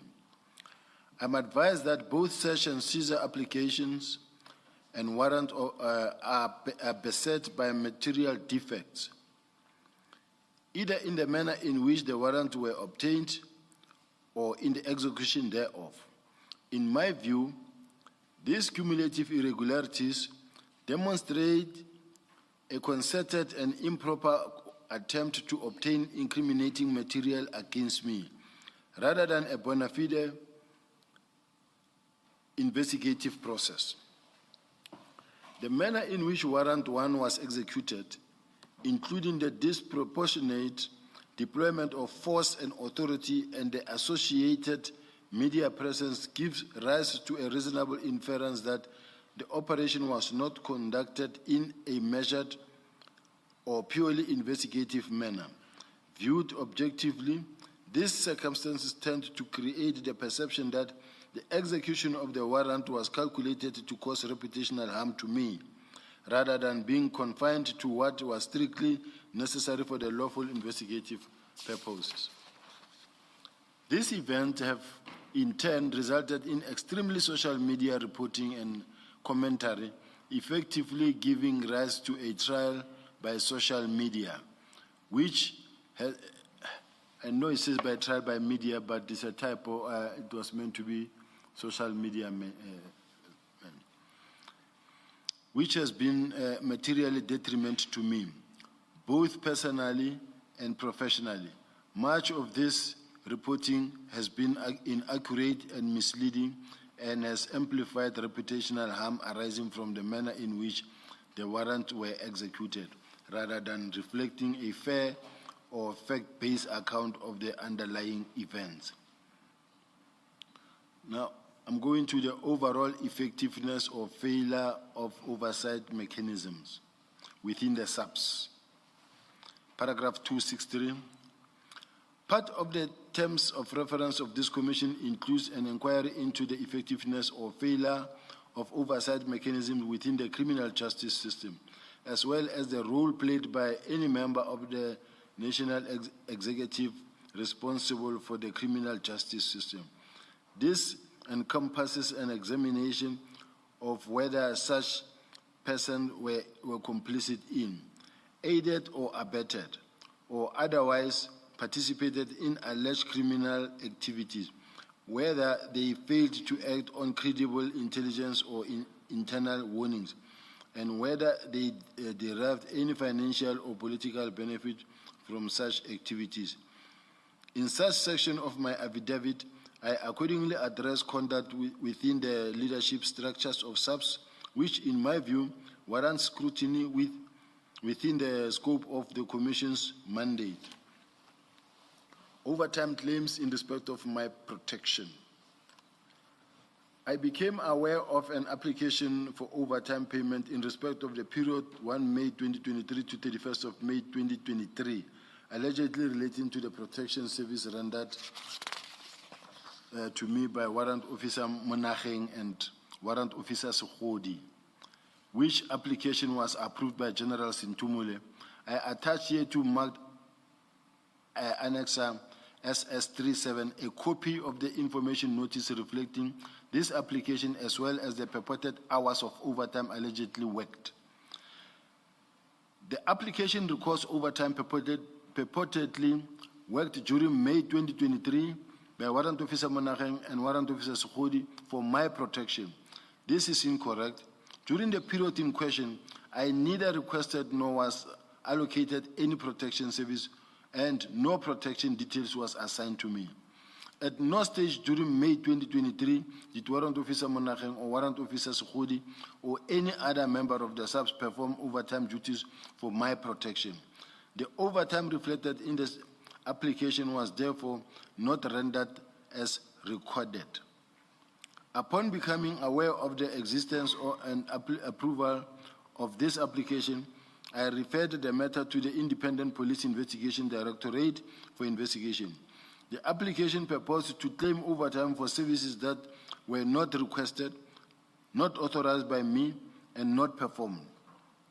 The approval of such application in the absence of any factual basis raises serious concerns regarding the accuracy and integrity of the approving authority and the lawfulness of the payment claim. The foregoing raises the question as to how General Sintumule approved the overtime claim in the absence of any verification that protection services were requested, allocated, or rendered, notwithstanding that such verification would have been readily ascertainable. As the approving authority, General Sintumule was required to exercise due diligence to ensure that overtime claims were supported by objective proof that services were authorized and rendered. This would ordinarily include verification of protection allocation records, duty rosters, or confirmation from the protected member. None of this appear to have been undertaken prior approval of the claim. The approval of an overtime claim in these circumstances is not a minor administrative lapse. It implicates systemic weaknesses in financial and operational controls, particularly where claims relate to protection services, which are sensitive, strictly regulated, and easily verifiable. The approval of such a claim without basic verification raises legitimate concerns about whether oversight mechanisms were functioning as intended. At the minimum, the approval of the application reflects a reckless disregard for the verification obligations attendant upon the approving authority. At worst, it raises the possibility that the approval was granted with knowledge that the service claimed had not been rendered. These are matters that properly fell within the investigative remit of IPIT. Now moving over to governance and oversight issues arising from close personal relationship with the Office of the National Commissioner. I have on numerous occasions received complaints from various members of the South African Police Service regarding allegations of nepotism and preferential treatment within the Office of the National Commissioner. In this regard, I have prepared a presentation which I take the Commission to and which is attached here too, marked SS38, setting out the familial and personal relationship between certain individuals employed within the Office of the National Commissioner. I raise these issues because the existence of close familial personal relationship within a single executive office warrants scrutiny from a governance and oversight perspective, not because such relationships are inherently improper, but because of the heightened risk they pose to objectivity, accountability, and the effective functioning of internal controls. Where reporting lines, decision-making authority, or access to sensitive information intersect with personal relationship, there is an increased risk of perceived or actual conflict of interest, preferential treatment, and weakened oversight in an institution such as SAPS, which exercises extensive coercive powers and manages substantial public resources. The maintenance of transparent, impartial, and robust governance structures is essential to public confidence and institutional integrity. It is for these reasons that the relationship reflected in Access SS38 warrant careful examination within the scope of the Commission's mandate. In amplification of the above, it is noteworthy that the conduct and role of the other Deputy National Commissioners have not been examined by this Commission, despite the Commission's mandate to scrutinize senior leadership within the South African Police Service and the effectiveness of oversight mechanism at that level. In particular, the Deputy National Commissioner responsible for Policing, General Musikidi, who was implicated in an incident at a macro store in which it was alleged that she attempted to purchase household appliance through informal means and was subsequently deceived by two individuals who allegedly provided her with empty boxes after she had paid them an amount of 10,000. Following this incident, General Musigiri opened a criminal case of theft against the two individuals, alleging that her belongings had been stolen while they were assisting her to load groceries into the vehicle. The two individuals were arrested, after which General Musigiri later withdrew the charges of theft against these two individuals. The matter was thereafter referred to IPID, which commenced an inquiry into General Musigiri's conduct arising from the incident, notwithstanding the referral to IPID and the existence of an ongoing investigation. An internal report prepared on the instruction of the National Commissioner subsequently cleared General Musigiri of any wrongdoing. What is of concern from a governance and oversight perspective is the apparent disparity in the manner in which this matter was addressed, when contrasted with the scrutiny applied to other senior SAPS officials. Despite the seriousness of the allegations and the fact that the matter had been referred to IPID for independent investigation, an internal report commissioned at the instance of the National Commissioner purported to exonerate General Musigiri. This raises legitimate questions as to the consistency, independence, and robustness of internal accountability mechanism within the SAPS, and whether similar standards of scrutiny are applied uniformly across senior leadership. In or about April 2024, the Public Service Commission issued a report in terms of Section 194 of the Constitution concerning allegations of appointment irregularities at the SAPS. In that report, the Public Service Commission concluded that the promotion of General Sibiya to the position of head executive support and internal relations was irregular. A copy of the PSC report is attached here to marked as SS39. Subsequent engagement took place between, I'm reading throughout.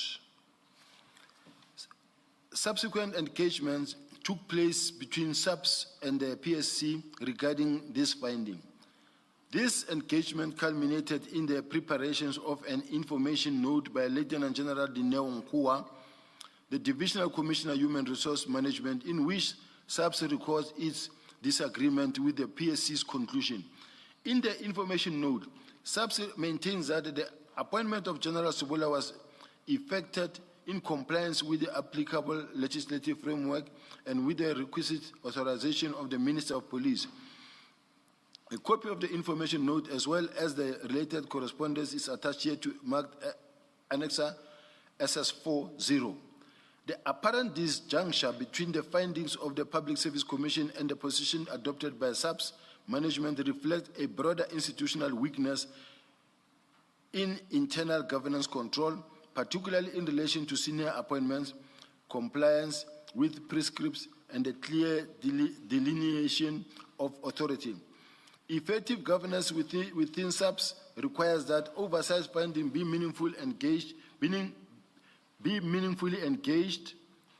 with remedial steps be taken where irregularities are identified, and that executive authority be exercised in a manner that is demonstrably consistent with the constitutional and legislative obligations.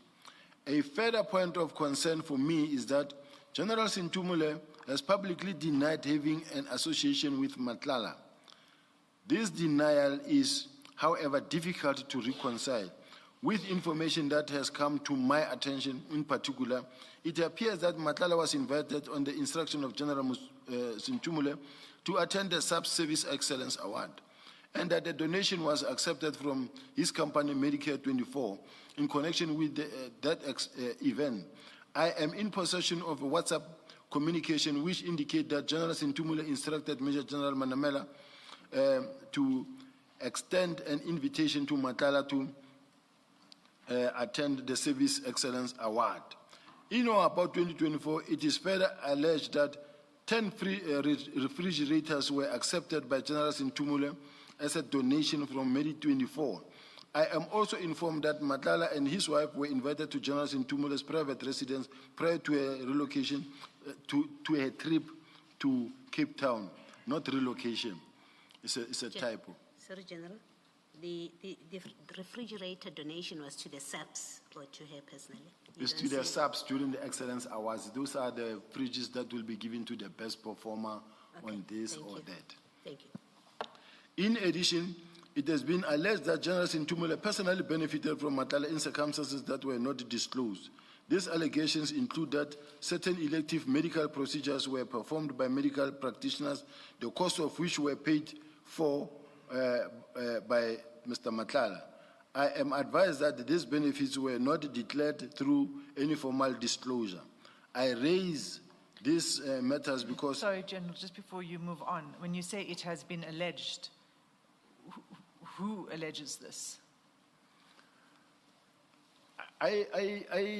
Firstly, I think we had a witness here that spoke about certain senior managers who received BBL. And then in my case, what I said, where I said that because I work with her every day, I had to give her off. Sometimes because she could not sit, even in the car, even in the office, because she could not work. She had to always, at all times, be standing the whole day because she was not supposed to sit. And I even advised her to work from home. So as to the question as to who alleges, sometimes I shouldn't at this point in time maybe disclose who gave me the information, but I am able to give to the commission if I have to give. I'm forced to give it to the commission because sometimes people's lives could be in danger as well. Well, I think you should provide to us where you get information from. Otherwise, it just is this allegation that's written in the passive tense. It has been alleged. So I would ask that you do give us that information. You can give it to us during the adjournment, if you wish. Yes, may I come back maybe the next morning with that response, Chair, so that I consult extensively in that regard.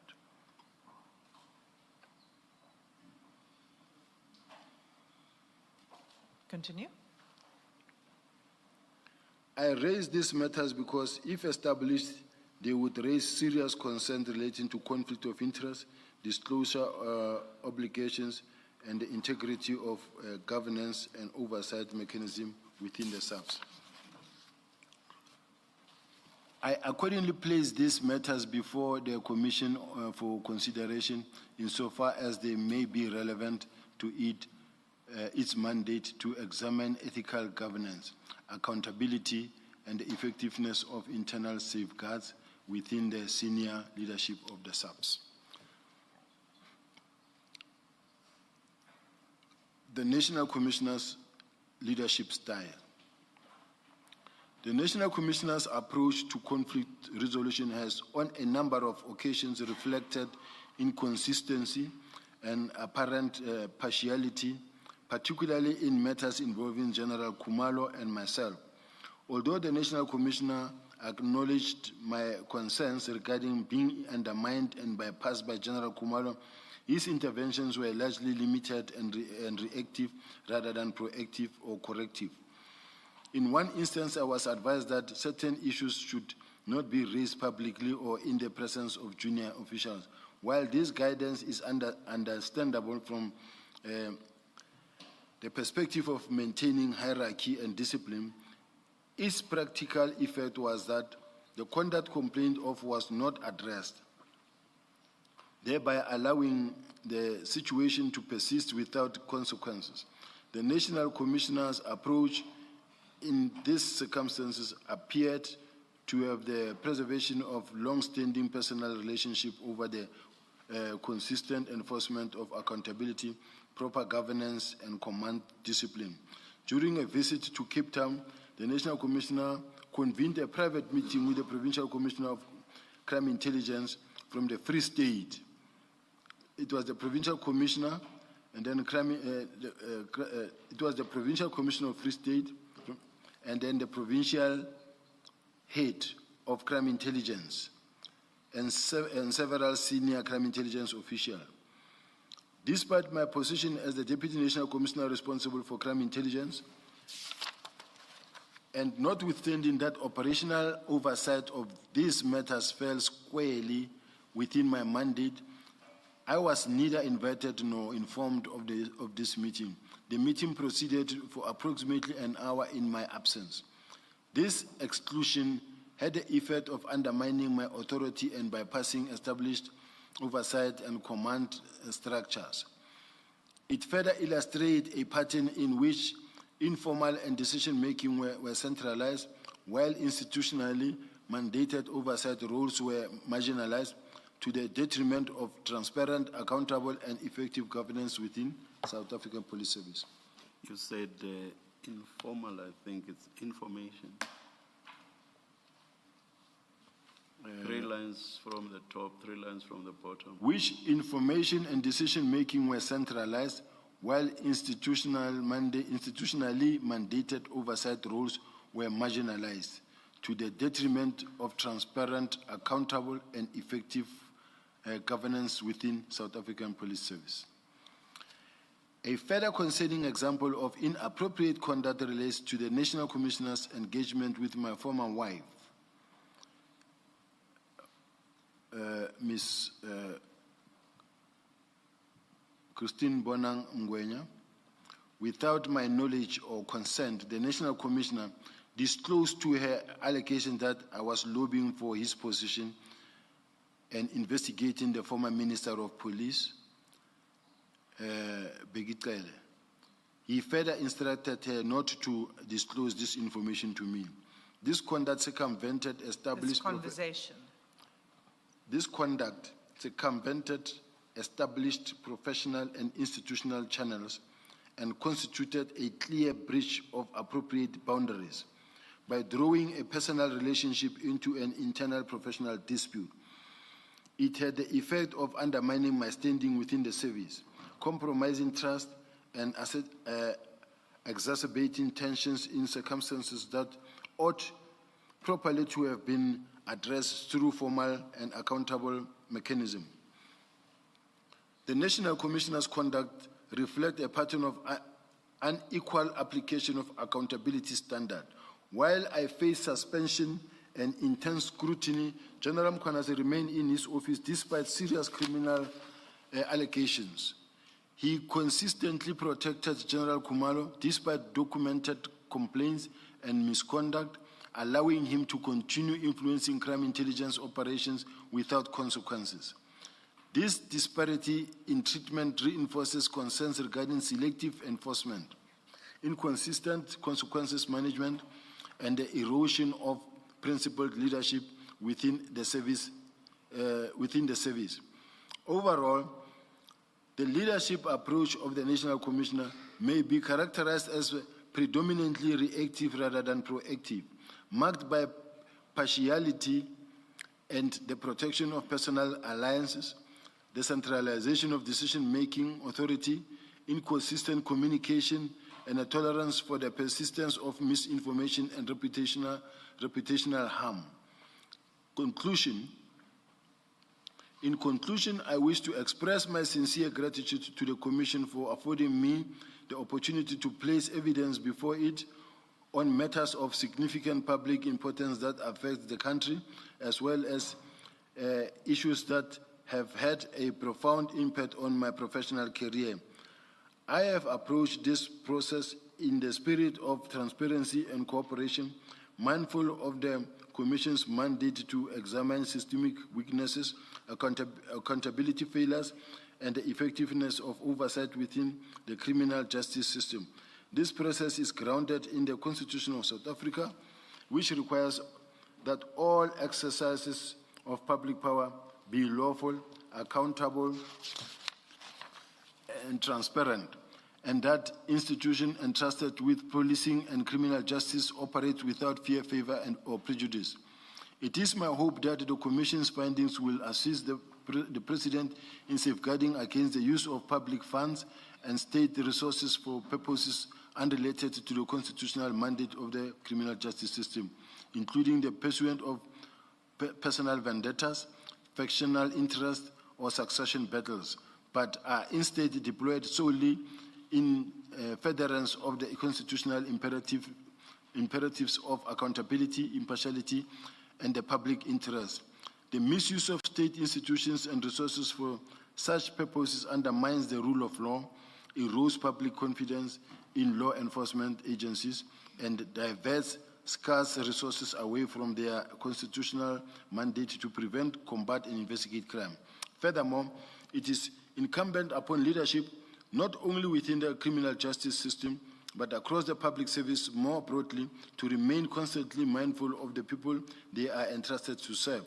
Public office demands that the interests of the public be placed above personal ambition, factional consideration, or internal contest for power, and that state resources are never deployed to advance such interests.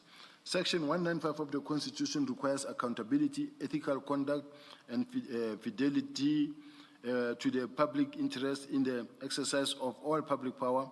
I accordingly trust that the Commission's findings and recommendations will assist in strengthening oversight, restoring institutional integrity, and ensuring that the criminal justice system serves the people of South Africa rather than personal or factional agendas.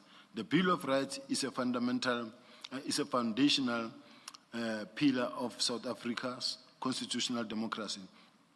It affirms the rights of all persons and entrenches the value of human dignity, equality, and freedom.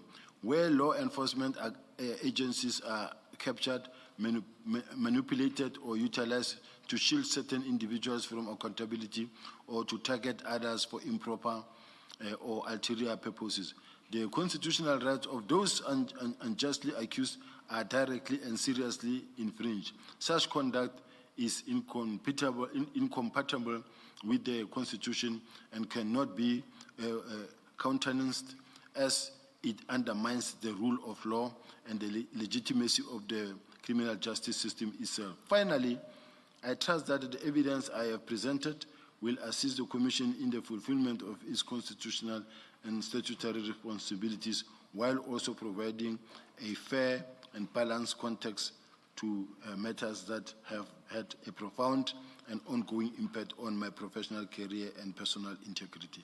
I thank you, Chair. Thank you, General. Thank you, General. Now that we've completed this statement and your evidence from your perspective, there are several areas in respect of which we have questions. But let's begin at the top of your statement before we get to the topic of disbandment. You spent some amount of time taking the Commission through a history of complaints or investigations against you. There are about 6 of them that you've listed going back to 2015. Is it correct that each of these complaints against you were brought at different times in different work environments? Correct. And if I recall correctly, the first is the dismissal by the Hawks in 2015. Is that right? Correct. Then the rendition matter. Then the alleged fraudulent travel claims, allegations of high treason, the public protector investigation, the whole investigation into the city of Johannesburg, your appointment, salary, procurement of equipment, and then finally your suspension. Correct. From the service last year. Correct. And I take it you don't suggest, therefore, that there is one person that is orchestrating these complaints or one group that's orchestrating these complaints against you. Is that correct, if I were to say that? It's not correct. So the reason you provided this is to say there is an orchestrated campaign? Yes, and I gave a clear background in that regard, where it stems from, and as a continuation of what happened and the role players. So I substantiated where I come from. Okay, but when you say it's orchestrated, who do you say is orchestrating it? Because you've agreed that they all happen at different points in time over the last 11 years, in different work environments, brought by different people. Chairpersons, I don't think I need to go any far other than to refer the commissioners to the court papers themselves. Starting from the rendition, when they were, starting from Judge Matojane, all the judges that were involved and their comments about what happened, my involvement, whether I was involved or not, leading up to the CT where all the judges where my matters were presented ruled in my favor, and based on the fact that there's no evidence against me or I was not even involved. Except that, I'm not saying that you are guilty of any, I'm not commenting on the merits of any of those complaints. I'm talking more about the purpose for which you've put it before this commission. You're saying because it's orchestrated. So that suggests that there's one person or one group of people that's doing this, and I'm asking you, and you're saying, yes, that's true. Yes. So who's the person? I underlined political interference in my judgments. And then now I indicated, commissioners, and said, it is this political party, the MK party, that started the marches, that opened criminal cases, that to it around my buildings.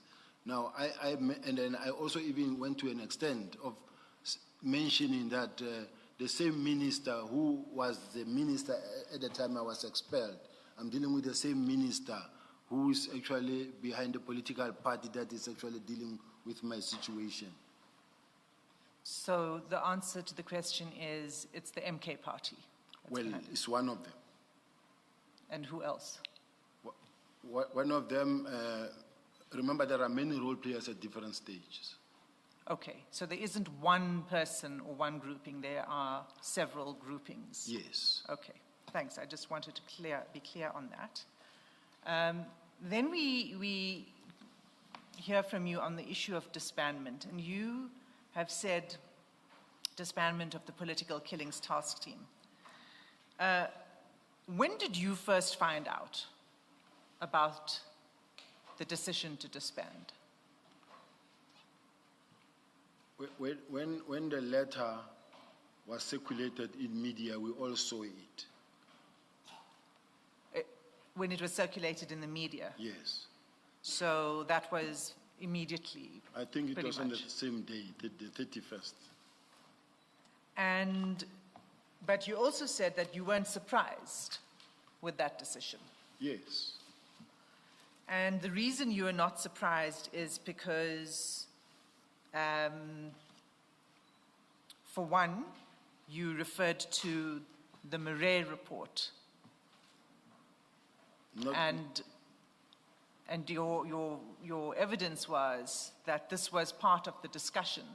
This was foreshadowed in the Murray report. No. I'm not basing my response based on the Murray report. There was a build-up of a series of meetings that happened, including the Murray report was part of the whole thing. Yes, so I'm not saying it's the only thing. I'm saying it was one of the events. I'll feel comfortable when we talk about the fact that there was a build-up. There's been several meetings and consultations, so it never could come as a surprise because it wasn't just a shock. Yes. But I want to probe further. We've heard you say that. What I want to understand from you, one of the reasons you say it wasn't a surprise is because it was foreshadowed in the Murray report. And when you first referred to the Murray report yesterday, I asked you to take us to the part of the Murray report where it speaks about disbandment. And then we didn't dwell on it because we said we would return. and I'm returning to it now. So if we could just go to the Murray report.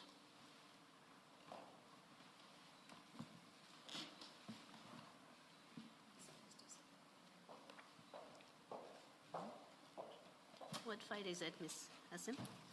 File?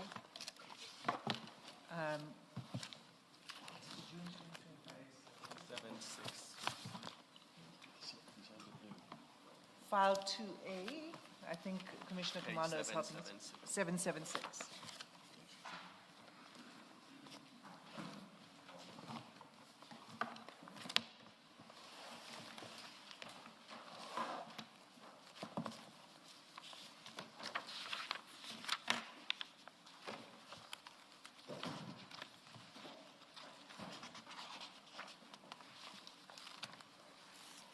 Let me know when you're there, General.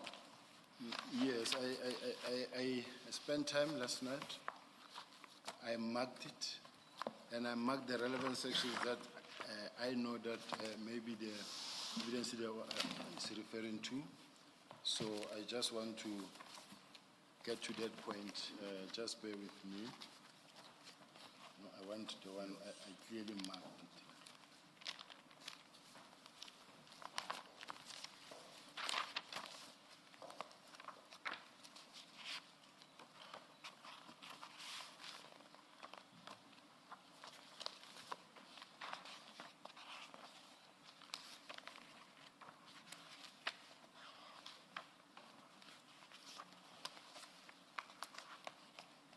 I'm almost there, Chair.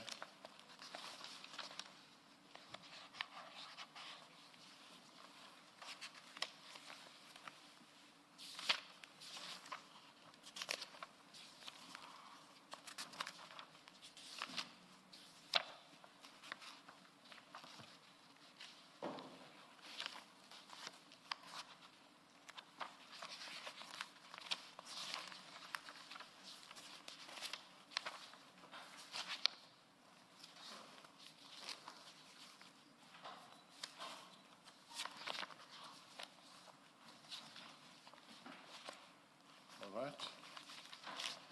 All right, so you're going to take us to where it talks about disbandment.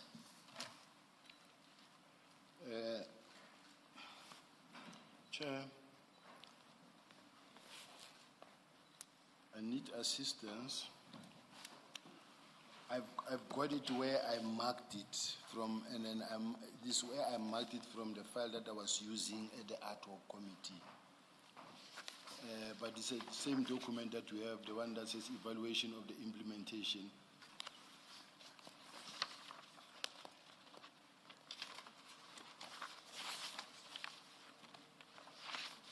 I see, General. No, this is not, here's the file. Oh, Here's my file.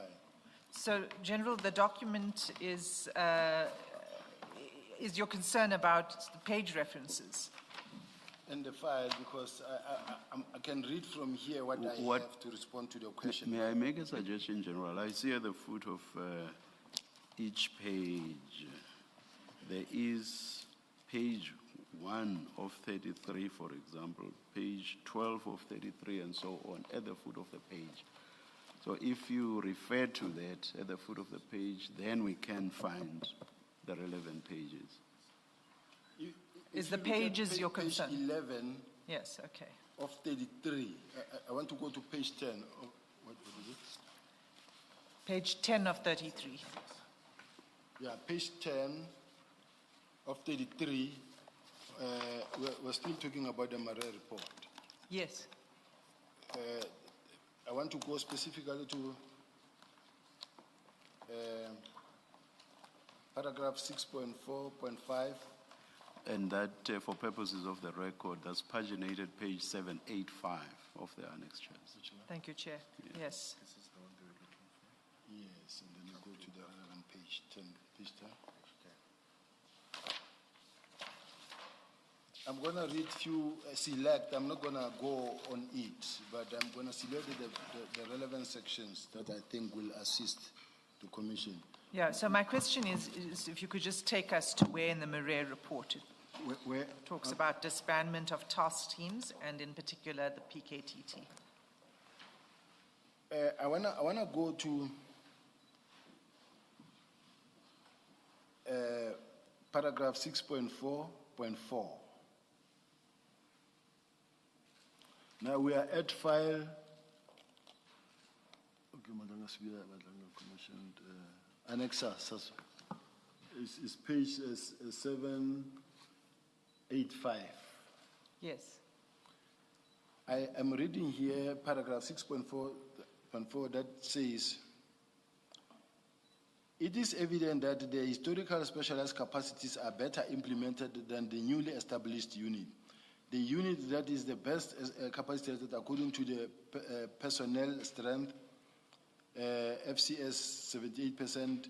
Now, I want to skip that and say, followed by taxi violence capacity within the murder and robbery environment. But where I am interested is the worst crime capacity, 25%, that is normally better off at 25%. Murder and robbery units are at 18%, and organized crime, 28%.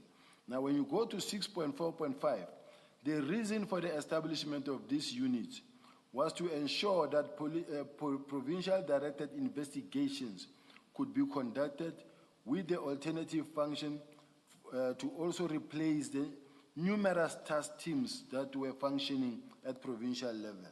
Now, when you talk about the numerous task teams that are functioning at provincial task teams, it includes the political killing task team.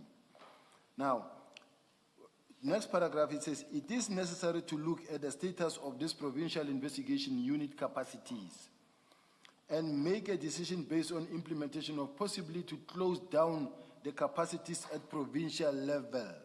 We're talking the task teams are the capacities at provincial level. Pause there. You're saying, or possibly to close down the capacities at provincial level. You interpret that to mean task teams. Yes, because we are building units now, but we have got this other extra capacities like your task teams that are mushrooming all over, and then they take away a lot of manpower and capacity to make sure that the provinces are strong. So the plan is to establish these units. They're called PIUs, Provincial Investigation Units. And make them strong. With a view to then taking over, incorporating the work of the task teams into the PIUs. Yes. Okay? Now, let me finish my point so that I rest it. So now, there's a paragraph that says, this would also alleviate the need to establish a capacity without a need in the current circumstances where there are continuous budget cuts, especially for compensation. Closure of the provincial investigation unit would then relieve some pressure on an additional unit that needs to capacitate and resources. Now, in other words, if you were to take the money that you allocate into the task teams, you build capacity, you build your murder and robbery unit to be as prolific as what you say you have as a task team. Or take the same task team, put them in the same unit. Let this unit be a unit that functions, but on their normal salary. Now you've got people, you've got units, they are not capacitated. You've got another unit that you put there. This unit that you put there, they claim 35,000 rand, 45,000 rand, overtime, extra money. And then yet you have established the murder and robbery unit.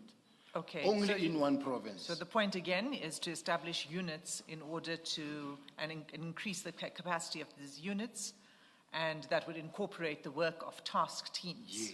Right. All task teams. And throughout the country. And throughout the country. Yes. Okay. And that was the plan. That's what this report was proposing. Can I read the last? You can first answer and then you can read. Do you agree that that was the plan that was being proposed in this report? In the report, yes. Okay, thanks. You can continue. And then when you look at paragraph 6.4.51, it says, these task teams should be placed within the murder and robbery unit to capacitate and direct the focus on a permanent structure with the necessary command and control. Sorry, Budget sorry, General, I've lost you. Where are you reading from? 6.4.5.1, page 11. Yes. Now, it talks about the number of But task teams that you can see. I didn't see what you just read. Bullet number 2, from line number 2. That talks about multiple trio task teams. Why don't you start at the front, at the beginning of 6.4.5.1? Okay. Why don't I start with? The beginning. So the 6.4.5.1, what does that read? The first The task line. teams that are not monitored run rampant for years without determining or accounting for the gap left where the members were taken from, mostly at station level. Task teams found operating in provinces are as follows. Now, Okay, it wait, gives- let's Yes. just take it slowly. The first sentence is task teams that are not monitored Yes, run rampant for years yes, without determining or accounting for gap left, et cetera, et cetera. yes. Okay? So what this document is talking about is those that are not monitored. The political killings task team was monitored. No, it was not. Why do you say that? Because if that was the case, we wouldn't be sitting with so many cases that are not attended since 2018, 2019, 2020. No, that's a separate issue about the status of investigations in the dockets, and we will come to that later on. But we've had evidence, and I'm sure you've seen it, which is the number of meetings that take place, oversight meetings of the political killings task team, including the interministerial committee meetings. Commissioners, I'm sitting with a budget of over 500 million. And when you look at the workload and the work done, you cannot compare the two. You cannot account for the amount of money. And then, let's look for an example. Cases that, let me answer. No, because you're not answering the question. You're talking about something else. I just want to talk about the monitoring of the political killings task team. There were oversight bodies that, steering committees, and then the interministerial committee that met, that had oversight of the political killings task team. Do you agree with that? I don't. Why don't you agree We with are that? There are minutes of meetings. We are past the ministerial committees now. We are now with the running of the task team. And the running of the task team, I'm saying, if I'm sitting with a situation where every now and then we're asking for 35 million, 20 million, but when you look at the cases that were started in 2018, 2019 are now being finalized now, some of them, and they are still not finalized since 2018, 2019. No, you're not actually. We will deal with the question of the status of investigations of those dockets that are under the PKTT. We'll get there. I'm merely talking at this stage about monitoring. And in fact, what's included in that monitoring is the decisions that are made and that are signed off at senior level within the service. Don't agree. I haven't even finished, and you're saying you don't agree. You don't know what my question is. I'm apologizing, Judge. I really apologize. It won't happen again.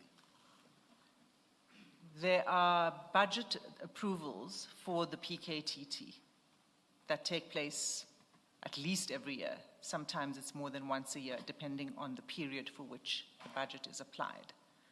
And in those budget approvals, there's an assessment of the PKTT. It's included in the information note. So why would the budget be extended for the PKTT if the assessment was that it was not doing its job?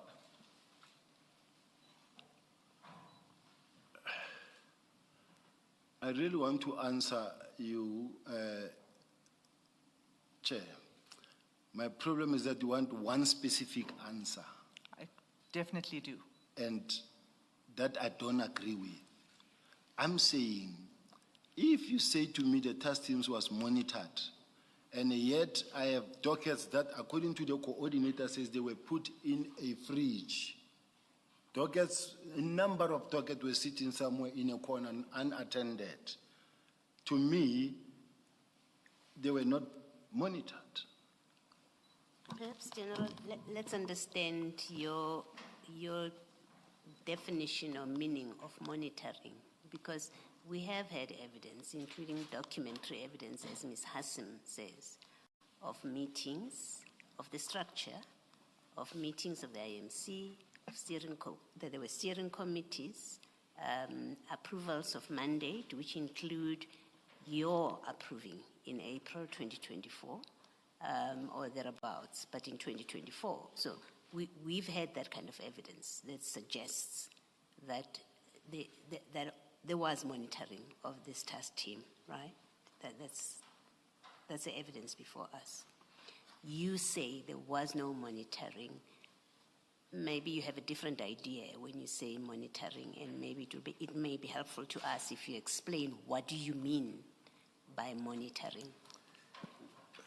Chair, if you look at all these task teams, 6.4, 0.5.1, all of them, as you see them, all of them are the same task team. They perform the same function, different responsibilities or challenges. Now, what I mean when I say there's a criticism here when they say task teams that run rampant for a long period unmonitored. Sorry, I'm very, very sorry. I apologize for interrupting you mid-sentence. The question by my colleague, Commissioner Baloyi, is a simple one. At the level of principle, aside of looking at particular or specific units or task teams, at the level of principle, what do you consider to be monitoring? Is what I consider. So what we expect you to say is a unit or a task team would be properly monitored if A, B, C, D, E happen. Okay. It would not be properly monitored if X, Y, Z happen. Just a description at the level of principle. Thank you, Chair. As far as I'm concerned, if I say a task team is properly monitored, is when it carries out its mandate, number one, as they were established for whatever they were doing, and the effectiveness on carrying out their mandate, focusing on what their mandate is, specifically political killings, over and above, attending to all cases reported, not only selectively and others ignored. And when you look at all those things, there are many reasons that I may mention that says when we say there's proper monitoring, there's inspections being conducted, regular inspections conducted, monitoring of their work, and also proper accountability. That is when I say it is monitored. Now, where there is no proper accountability and no regular, I don't know about regular inspections because I've never inspected their docket, but what I can say, if I'm sitting with such a high number of dockets that were not being attended to, I can't say they were properly monitored. So that is based on that. My reason is not being to be argumentative, but it depends on the level of experience and what I know to say. When we say a task team is being monitored, this is what needs to happen. And all those things were not happening all at the same time. Ms. Hassim, may I, at the risk of sounding like I'm directing your questioning in a particular direction, may I ask perhaps that we caution ourselves, just on this aspect, just on this one aspect, we caution ourselves not to be sidetracked in this sense. For example, your question, the key issue you want the General to address now is, General, show us where it says the PKTT is to be disbanded. And the general first took us to the second paragraph of 6.4.5. And when he was done with that, you asked him a question, which the upshot of which was this. The general agreed that this was a plan that was being proposed. So I don't see that to say PKTT must be disbanded. So I think let the next step be take us to where we are told that the PKTT is being disbanded. If you can come back to the monitoring, and he must take us to where this document says the PKTT is being disbanded. The first one, it says plan, period. Yes. I'm sorry if I sound like I'm directing you. Chair, that's fine. The second point he was talking about is Yes. task teams that are not monitored. Yes, And that's how this opened up the Yes, question of, the well, is question the is- PKTT one of those or not? Yeah. But I'm going to return to it if the chair doesn't mind. However, Yes.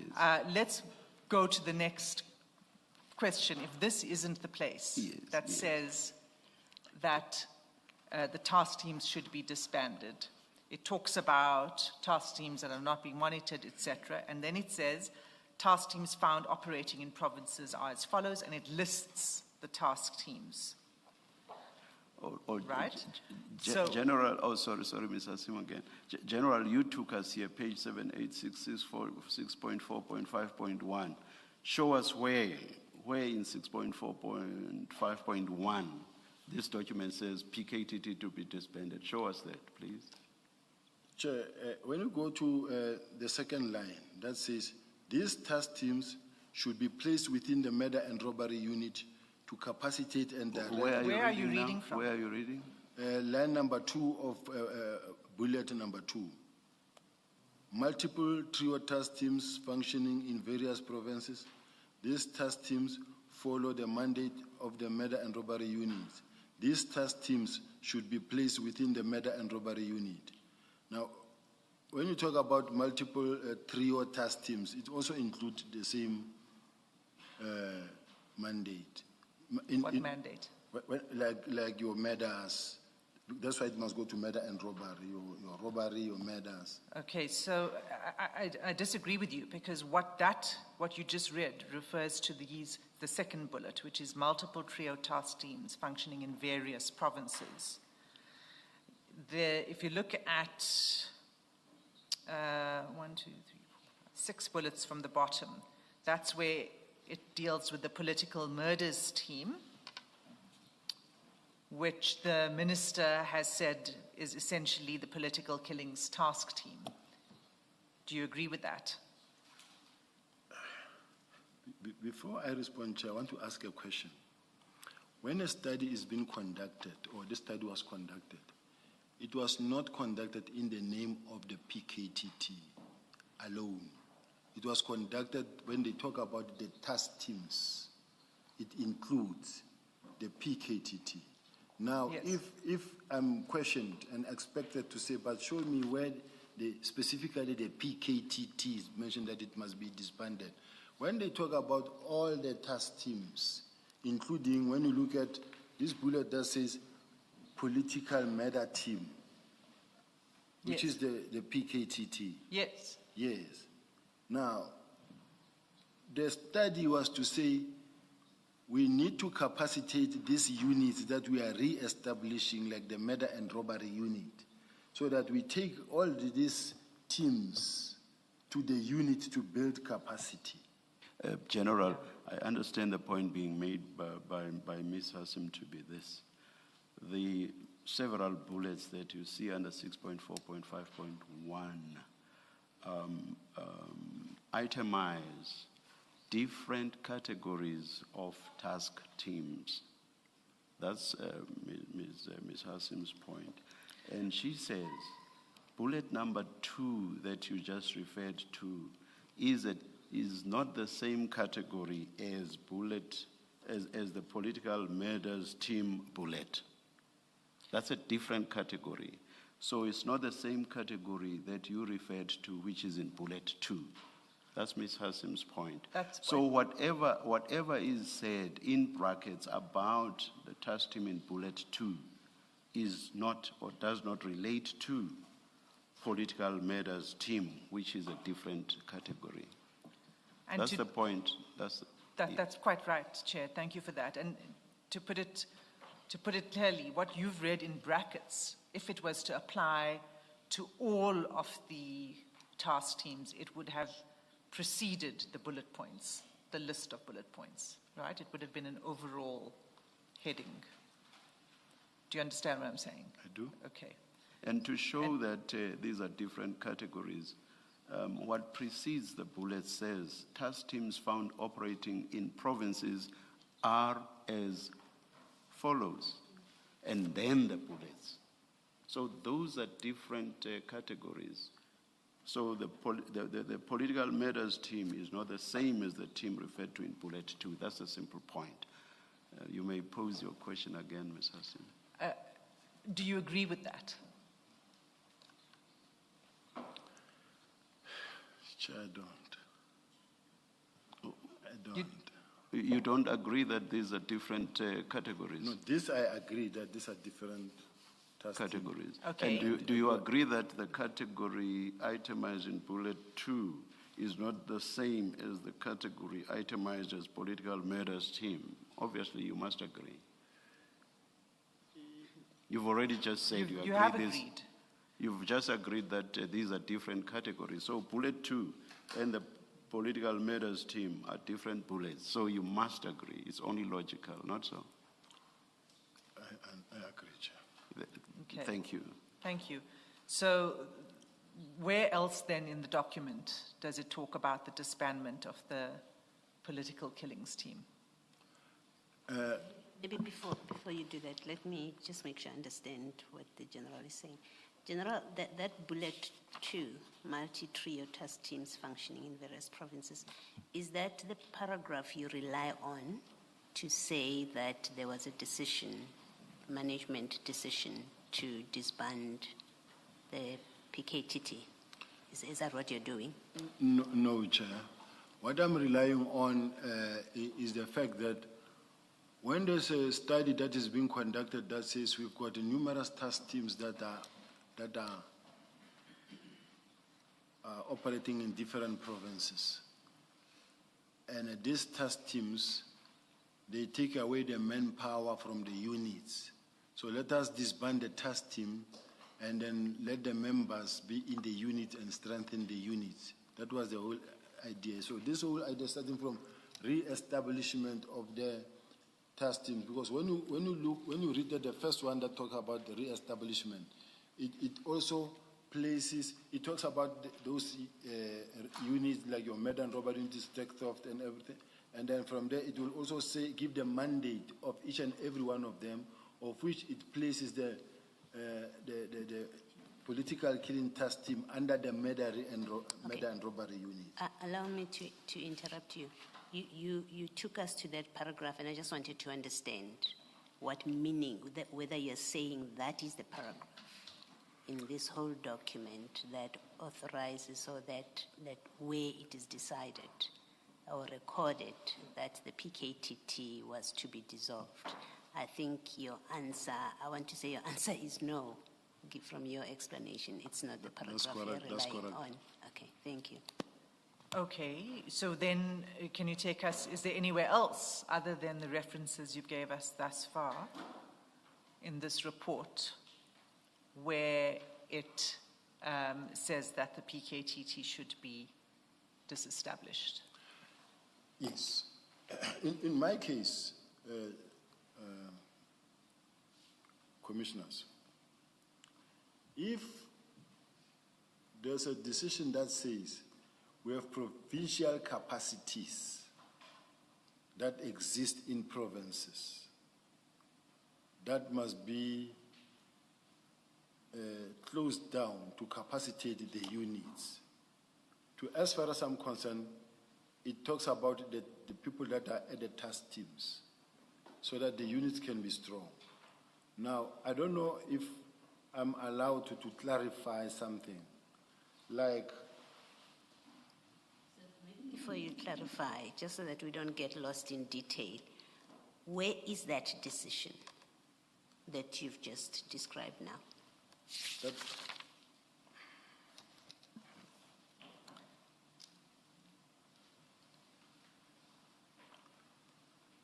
Let's go to paragraph 6.4.5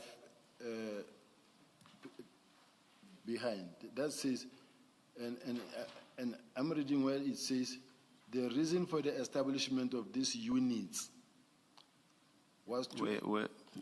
Were you reading, General? 6.4.5, are you reading 4 lines from the top? Yes. Yeah. Yeah, when, if you are not starting from the beginning of a paragraph that you are referring us to, General, you should always tell us the line, please. It makes it easier for us to find where you are reading from. So we do see it. Please read. But before you read, because we've been here already, Yeah. you've read this, and we established that this is the intended plan, right? That was what this report envisaged taking place. This was the plan. It doesn't say that the PKTT should be disbanded. You see, what I think, firstly, Chair, I think we need to agree that when we talk about the PKTT, let's remove the word PKTT. Let's talk the word task team. Because the moment you bracket me into PKTT, and I'm talking about the task teams, I'm applying the whole bigger picture, and then the evidence here brackets me and say, no, tell me where it says the PKTT. No, Yes, I'll tell you. Yeah, Let you me see explain. why that is happening, General, is the topic that Ms. Hassim took you to is the disbandment of the PKTT. And she introduced her questioning by asking you where you get, or rather, she said, you say you were not surprised when the PKTT was disbanded.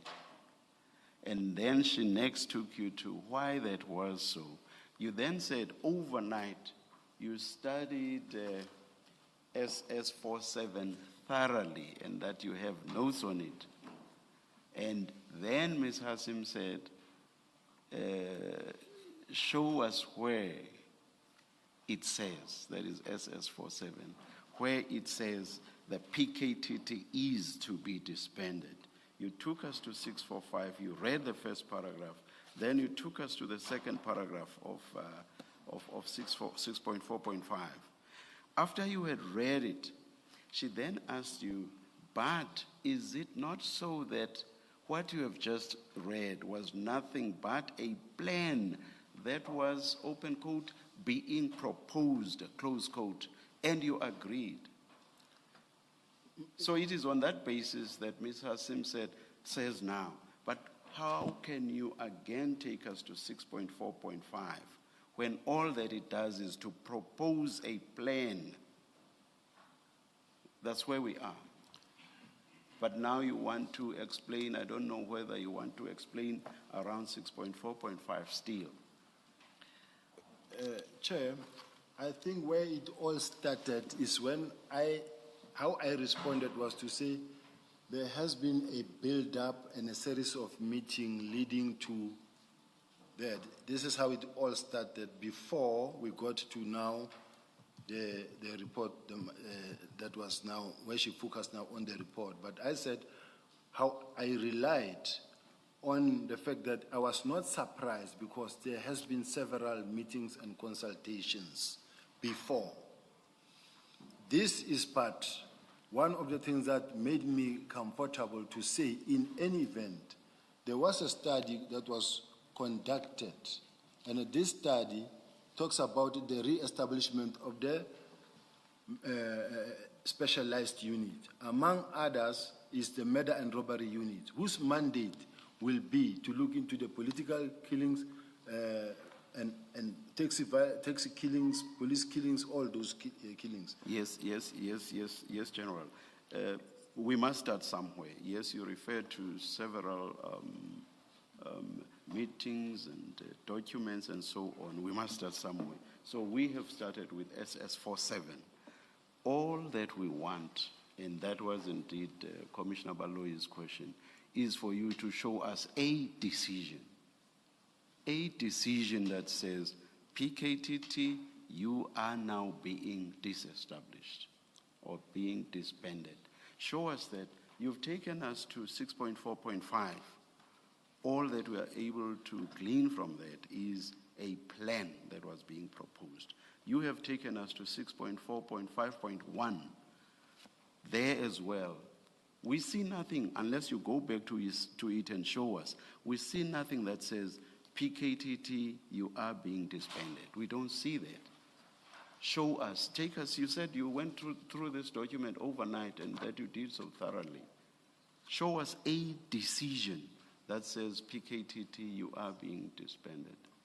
All I can say, Chair, is that in all these documents, re-establishment and this one of evaluations of the implementation of... We'll go to, you'll take us to others. No. Let's not be disorganized. You'll take us to others, please, General, please.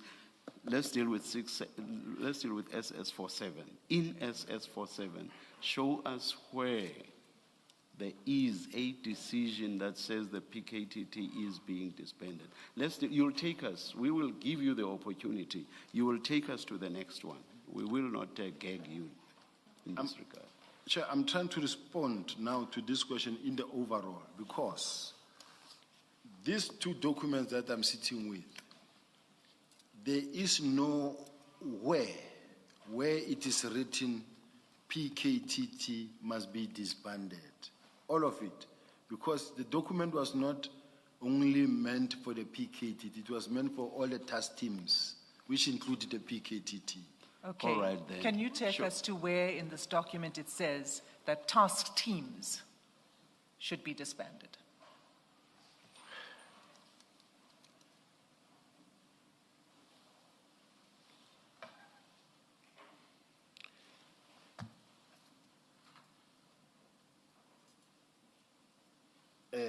The reason for the establishment of these units was to ensure that provincial directed investigations. Sorry, where are you reading from? 6.4.5, line number 1, 2, 3, 4. Then Are you reading the same thing again?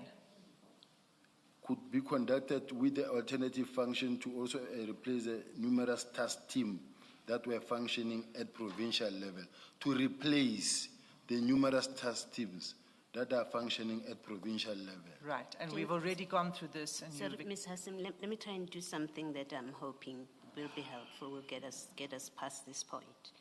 General, your 645, that paragraph that you referred to, it starts off, it speaks about provincial investigation units, and it says, the reason for the establishment of these units, which is the part you're reading, was to ensure that provincial directed investigations could be conducted with the alternative function to also replace the task teams that were functioning at the provincial level.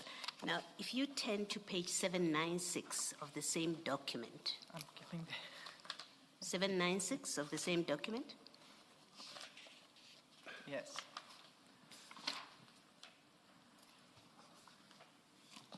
And 8.10 in particular. And 11, both 8, 10, and 11. I was going to go to 11.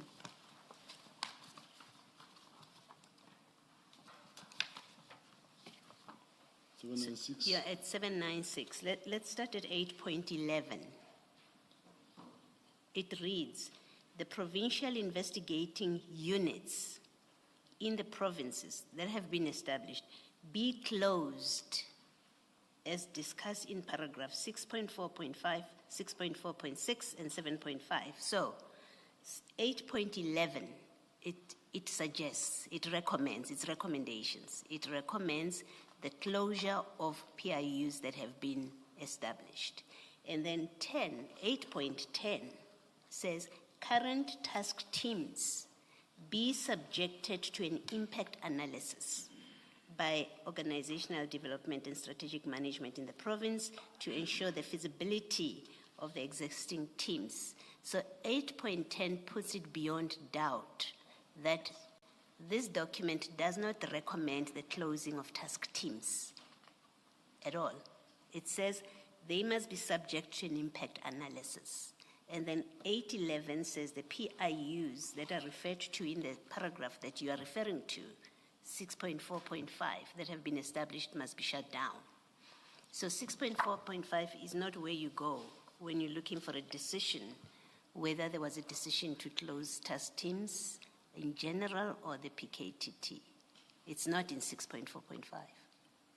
And then And in fact, 8.10 contradicts what you're saying. 8.13, can I read it, Chair? It says the provincial investigation unit be removed from the structure of the detective service as a prioritization as well as cost-saving measures as referred to in paragraph 6.4.5, 6.4.6, and 6.75.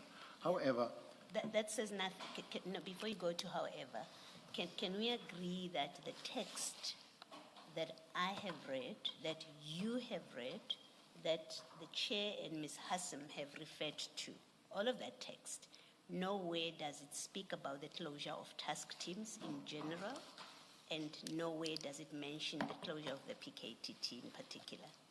Can we at least agree on the text that we have read? I agree, Chair. Okay, thank you. Okay, thanks. And I take it you don't wish to take us to any other part of this report? Can we move off this report then? Just one last sentence that I want to make, Chair, in relation to this thing. When I'm sitting with a document as approved by the National Commissioner, I understand that the National Commissioner signed it on the 5th of the 6th month. That says implementation to be implemented by the Deputy National Commissioner, Crime Detection and Divisional Commissioner. Implementation of specialized units. Specialized unit meaning including, among others, the murder and robbery unit, which is to take care of the political killing task team. As far as I'm concerned, it was actually dealing with the same issue. But if the commissioners are of the view that for as long as there's no weight that says disband the PKTT, then all this is irrelevant. I will then accept. There's not much I can say about Or it. any task team?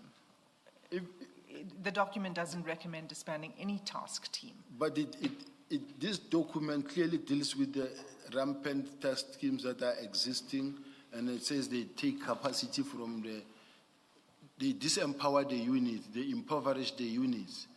And I'm trying to find a gap of explaining something, but I'm not, because I don't want to go to look like I'm just rampant. There are 2 points here. The first is that it says that current task teams must be subject to an impact analysis. Right? Right? So, presumably, once an impact analysis is done, there will be an evidence-based decision of which task teams are to be disbanded, correct? Yes. And this document was only signed off in June 2025, right? Yes. And that was well after the decision was made, Yes. 6 months. Yes. Okay. So the second event that you said, why this is no... Just before that, General, also, you remember yesterday, I asked you a question whether you accept that there's a difference between task teams and units, and you accepted that there is a difference. Yes, yes, Chair. What my colleague Commissioner Baloyi took you to, that is paragraphs 8.10 and 8.11, they don't deal with the same subject matter. 8.10 deals with task teams, and it doesn't say task teams are to be closed or disbanded. it says they are to be subjected to an impact analysis. And then 8.11 says provincial investigation units that have been established be closed. So units. So there's a conscious distinction by the drafters to refer to task teams and to units. And task teams under which the PKTT falls are to be subjected to an impact analysis. So there's simply no question of a recommendation for the disbandment of the PKTT or any other task team for that matter. So your problem seems to be that you use task team and unit interchangeably, which is wrong. Do you accept that?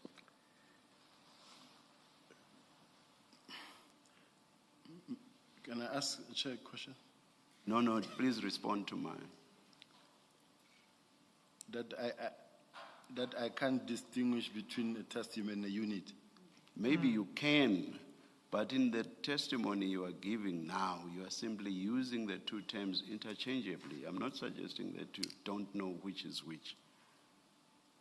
8.10 addresses task teams and those are to be subjected to an impact analysis. And 8.11 addresses provincial investigation units, in respect of which the recommendation is that they should be closed. So simple point is, nowhere do we see anything that recommends closure in respect of task teams, a category under which the PKTT falls.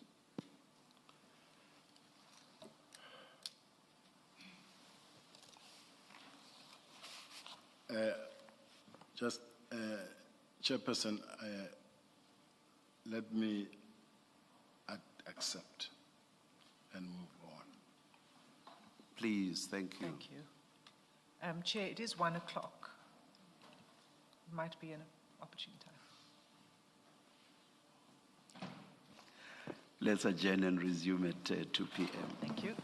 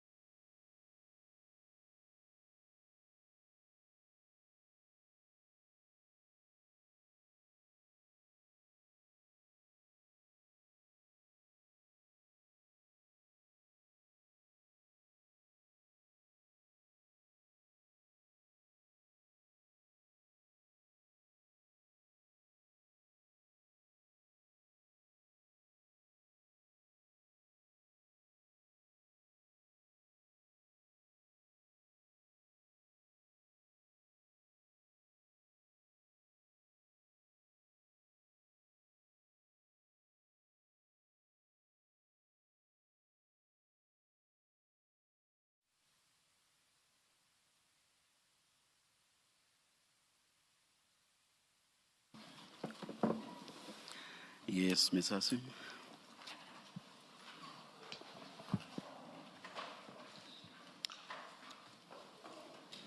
General, we're still dealing with this question about your explanation for why it was no surprise that the PKTT was disbanded.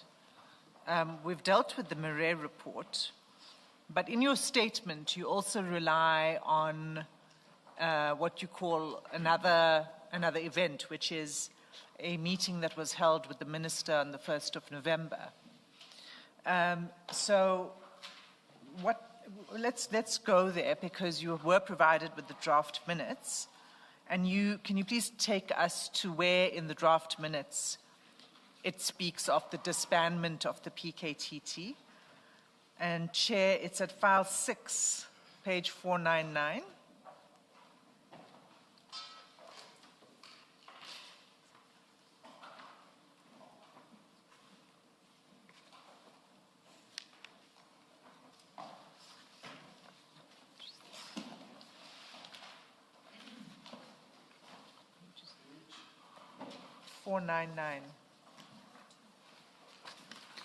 There are two page numbers, General, one red and another one black. So the red is 499, the black is 96.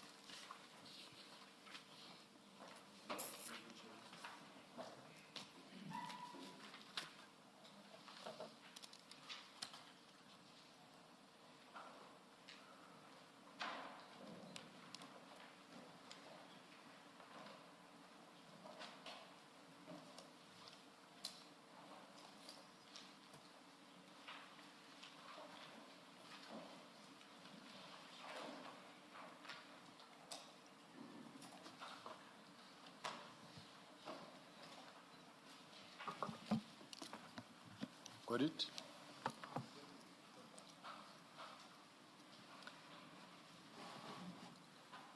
Can you tell us where in the minutes it refers to the disbandment? There's a decision to disband or a pending decision. When in this document, Chair, you will never find anywhere where they say disband. But what you will find is the consultative discussions where the topic of the disbandment started, and where, in fact, the National Commissioner himself was saying it was just a task team that was meant to evolve into a unit. It can be done. That's all. So it was just a discussion about. Sorry, can you just repeat? What did the National Commissioner say? Let me quote the National Commissioner verbatim from the statement, okay, from the minutes. That would be useful. Thank you.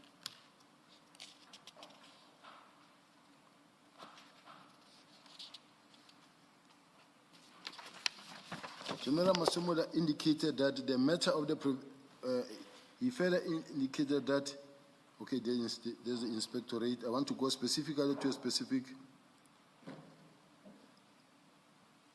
He further explained that a political killing capability that is in place. Where are you reading from now, General? My apologies, Chair. That is now the last sentence. May I proceed? Yes. Yes, General. He further explained that a political killing capability that is in place was in a form of a task team and not a fixed unit establishment. This other one is just too dark for me to read. But what I know from that meeting, from the minutes that I have, he said that it was meant to evolve into a unit and that it can be done. Is there any reason we are not projecting this?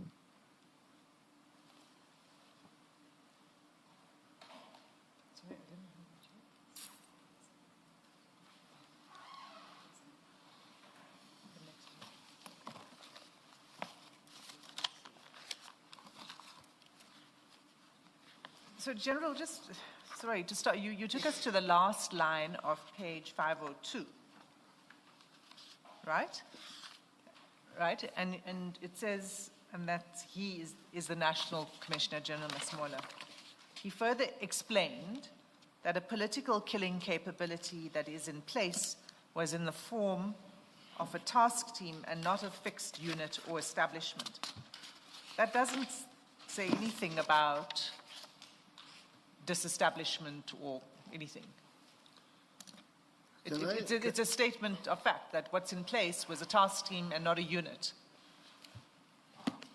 It doesn't give us any information about a discussion for the potential disestablishment of the task team.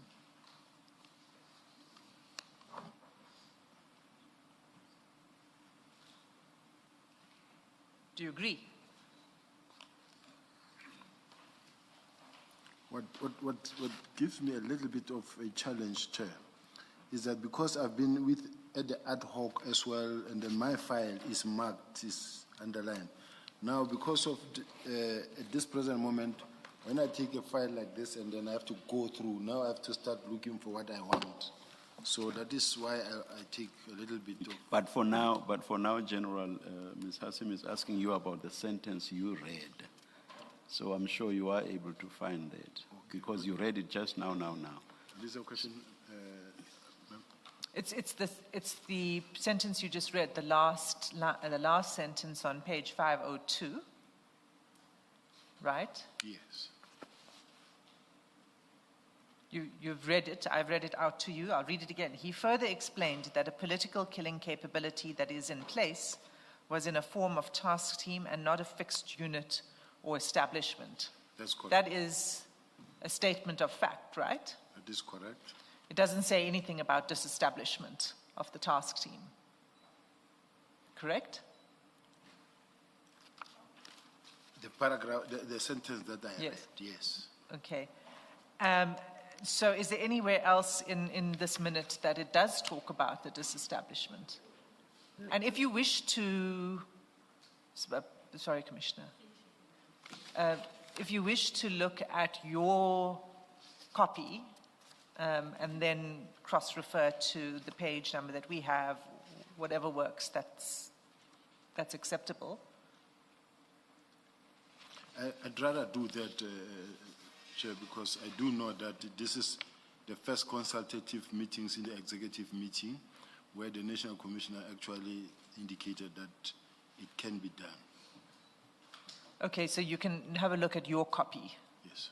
Okay, so where in your copy, if you just take us to the page, so you'll see that these minutes at the bottom right, they have page 3 of 1 of 15 all the way up to page 15 of 15. So you can use that page reference for the purposes of your answer.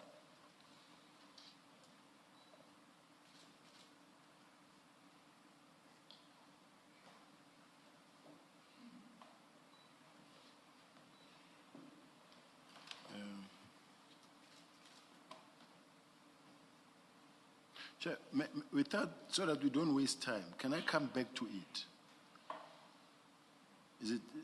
Can I do that, or should I don't want to avoid to respond to the question, but all I know is that I will find it somewhere in the statement, but if I can't find it now, then let me then read. When you say statement, are you referring to these minutes? Yes. Oh, all right. Ms. Hassim, I think the idea to project was with reference to page 503 in particular. The General said, I can't see, and the same for me. But I think it may be important, in fact, what is there, because when you look at the structure of this document, and I'm going to take you back, if you turn to 501, the heading is slide 7, macro-organizational structure. And then you have a discussion that is recorded, and then it concludes at page 503, where it's blue. It says decision objective. And that's the format. And then the next heading is slide 8. And if you page through, you see that some decisions are made and directives. And I think we should look, we're now looking at what the general has read in isolation of the discussion under slide 7, under the heading slide 7. And I think we do need to see what those dark parts are and what the decision is. So the two ways to do it. I mean, first of all, it's projected, but also I think your copy wouldn't have these highlights, so it would be easier to read. Is that so, or do you also have that on your own copy, your personal copy?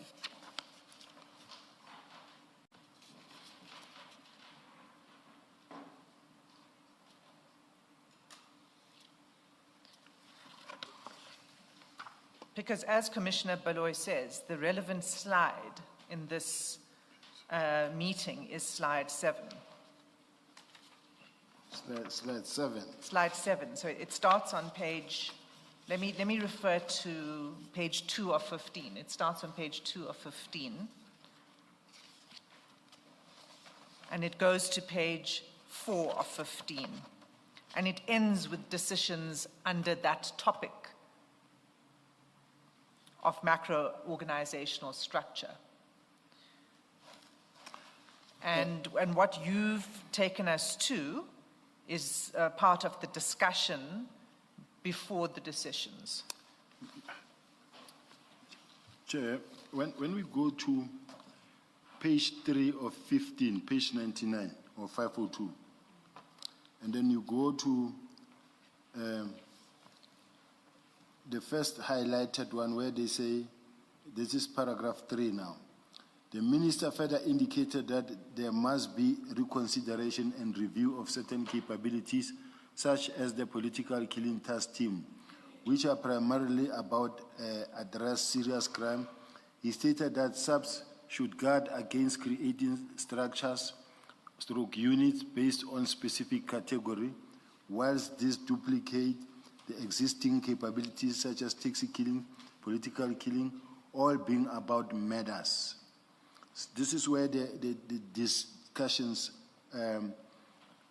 were also, some of the discussions taken place. Remember before there were some emails that were being sent between the National Commissioner, Mary Diaz, and other people. But then this was the executive meeting called by the minister in the boardroom, executive boardroom, with the top management of the police. And this is where this subject was ventilated as well, with the National Commissioner as well, not really against such. Hence, I asked yesterday for the recording. Yeah? Can I just, sorry, I do apologize. Go ahead. General, in that very last paragraph, what you've read, the very last sentence, this is the General Masemula speaking. He further explained that a political killing capability that is in place was in a form of a task team and not a fixed unit / establishment. Now, if you keep that line in mind, and then you go back to the earlier highlighted paragraph where the minister was speaking, and the minister referred to creating structures, units based on specific category, whilst these duplicate the existing capabilities, and then he refers to taxi killings, political killings, all being about murder. It would appear that General Masemula was in fact clarifying the minister that the PKTT is not a fixed unit. It's not part of the establishment, when in fact the minister had referred to it as part of the structures and units based on specific things. So that's all the significance of that very last line. It's General Masemula clarifying to the minister that it's a task team, not agreeing to anything, just saying it is a task team, it's not part of the fixed structure. I think if you read the two together, you'll see that what appears to have been happening here. But importantly, to the question of Ms. Hassim about the decision, we have a recordal of the decisions that were made in that meeting under the slide 7, where the PKTT and task teams got mentioned. In that decision recorded at 503, there is no decision to shut down the task teams and PKTT in particular. Otherwise, it would have been recorded there. You may look at the screen behind you. Perhaps we can just read the decisions Yes. and you can then answer.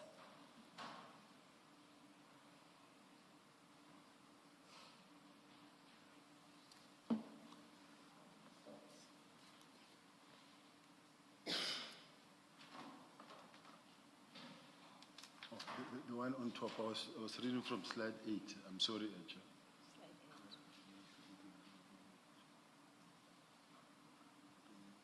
So what comes before that, that is what has the yellow highlights, is the discussion, and then the decisions on that are what Commissioner Baloy has just referred you to.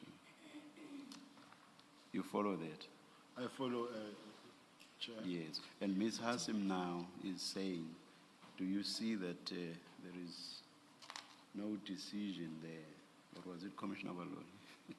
That the PKTT must be disbanded. Where they are, the actual decisions now. It was, at that point in time, Chair, it wasn't a decision taken that says disband or it must be disbanded at all.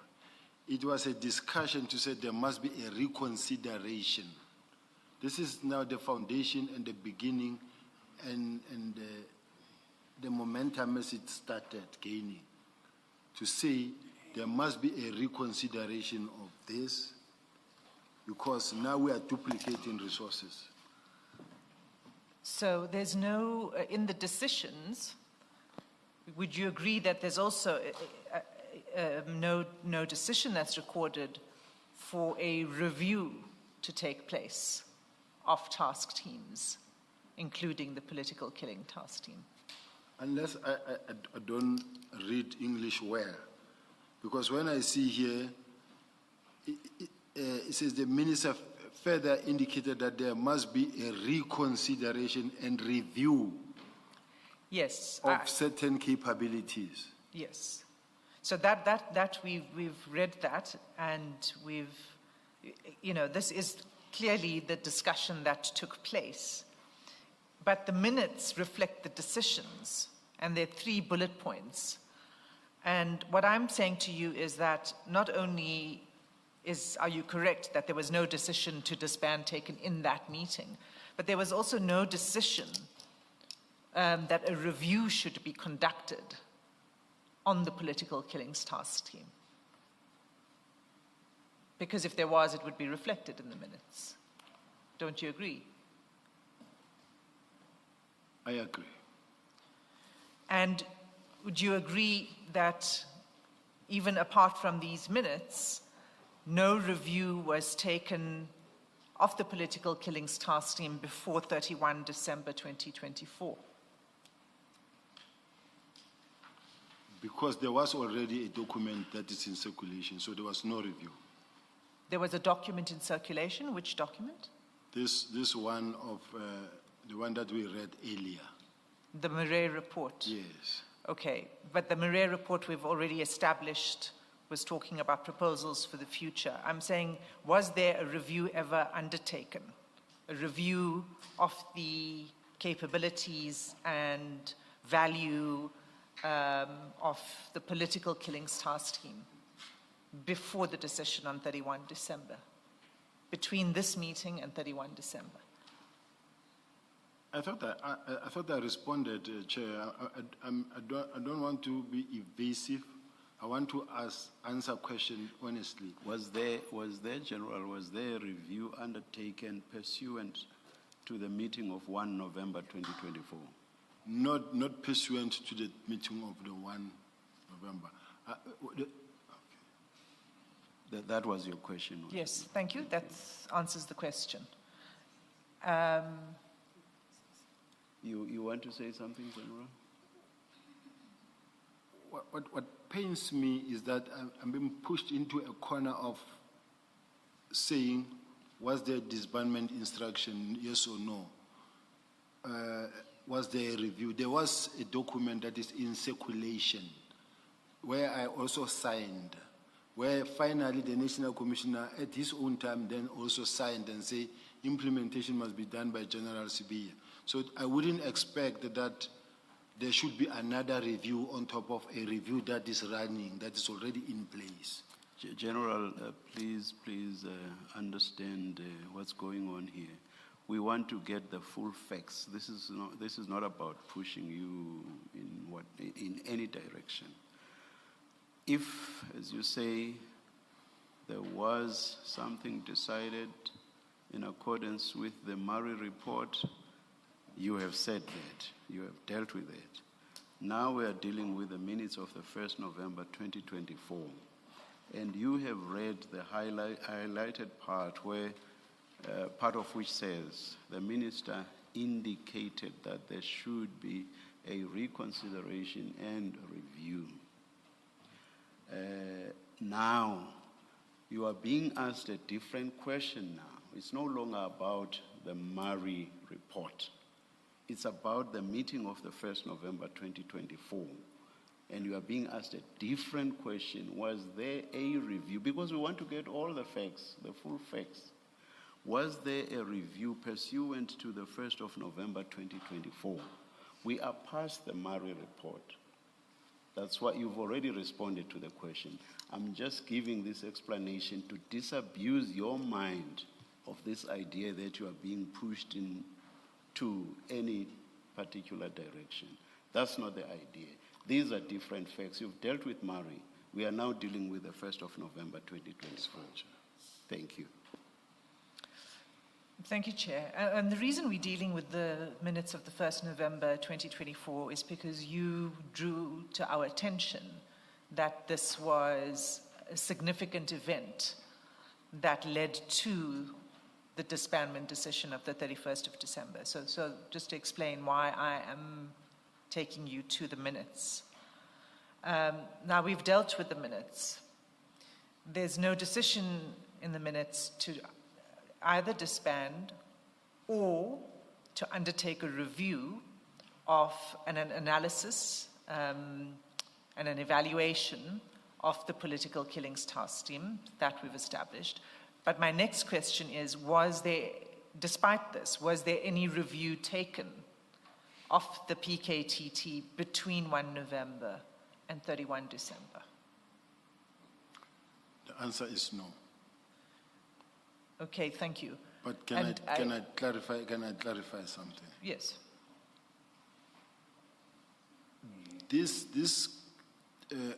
Remember that this was a consultative process because there was a statement made by the National Commissioner that there was no consultation. So this document was meant to demonstrate that no, there has been meetings, several meetings, consultative meetings. It may not be the meeting that says disband or a decision taken that now we are disbanding, but this thing was discussed, ventilated in several meetings, of which the 1st of November was one of them. Thank you, Chair. But would you agree that in order to make the decision to disband and for a proper consultation to take place, there would need to be an evaluation, an impact analysis of the PKTT? I don't agree. So on what basis then would the decision be made? How does one assess then that there's no value being added by the PKTT? When a decision is taken to disband a task team, under normal circumstances, in every task team, this is not the process that we follow or that is being followed. Who makes the decision? Let me start there. The provincial commissioner can make a decision, or he who established a task team can make that decision. Yes. Yes. No, I accept that, but I'm asking you whether there would be a review. There would be some basis, there would be a reason to make that decision? You don't just make a decision without reasons. Yes. Okay. And do you accept that in 2024, let me call it the sort of state of knowledge amongst the senior members of the service was that the PKTT was doing very good work? According to their reports, General. Yes. And you shared that view, that they were doing good work? Yes. Okay. So what then do you say was, but you say that there therefore doesn't need to be any review. So if in 2024, you say they're doing good work, in fact, I think you agreed they were outstanding in their work, what changed? What changed is the fact that from where I'm sitting, I'm focusing nationally. I'm not focusing only on KZN. Now, as far as I'm concerned, from where I'm sitting, the capacity that is in KZN does not exist in Cape Town, where I'm sitting with gang violence, where people are dying every day. El Dorado Park, Westbury, many other areas. I have also instances where other political killings that are taking place throughout the country, like in Mpumalanga, where they are not being attended by the PKTT. So which means we focus in the resources, a lot of money, a lot of budget, only on one particular task team that is serving the interest of only one province. So I am national, looking nationally at all the provinces. I'm not sure what the answer is, but let me leave it at that with your response, and ask you this: did you consult? You say there were consultations. Did you consult with the head of the PKTT, General Khumalo? Remember, I'm not the one that was doing the disbandment, because in my case, I was just carrying out the National Commissioner's instruction. So in my case, was just to relay the message that I received from the National Commissioner to General Khumalo. Sure, but I'm not yet there yet. I'm still before 31 December 2024. What consultations were there with the head of the PKTT before the decision was taken? We know there was no impact analysis, but was there consultation with the head of the PKTT? These meetings, including the 1st of November, those were the consultative process that were taking place.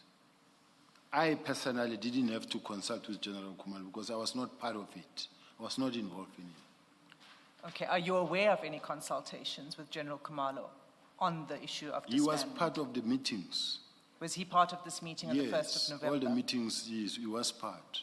And in those meetings, concerns had been raised? Yes, and he even presented in Parliament, and yes. In November 2024? No, I say there was consultative and he was in agreement. He was in agreement? Yes. With the disbandment? Yes.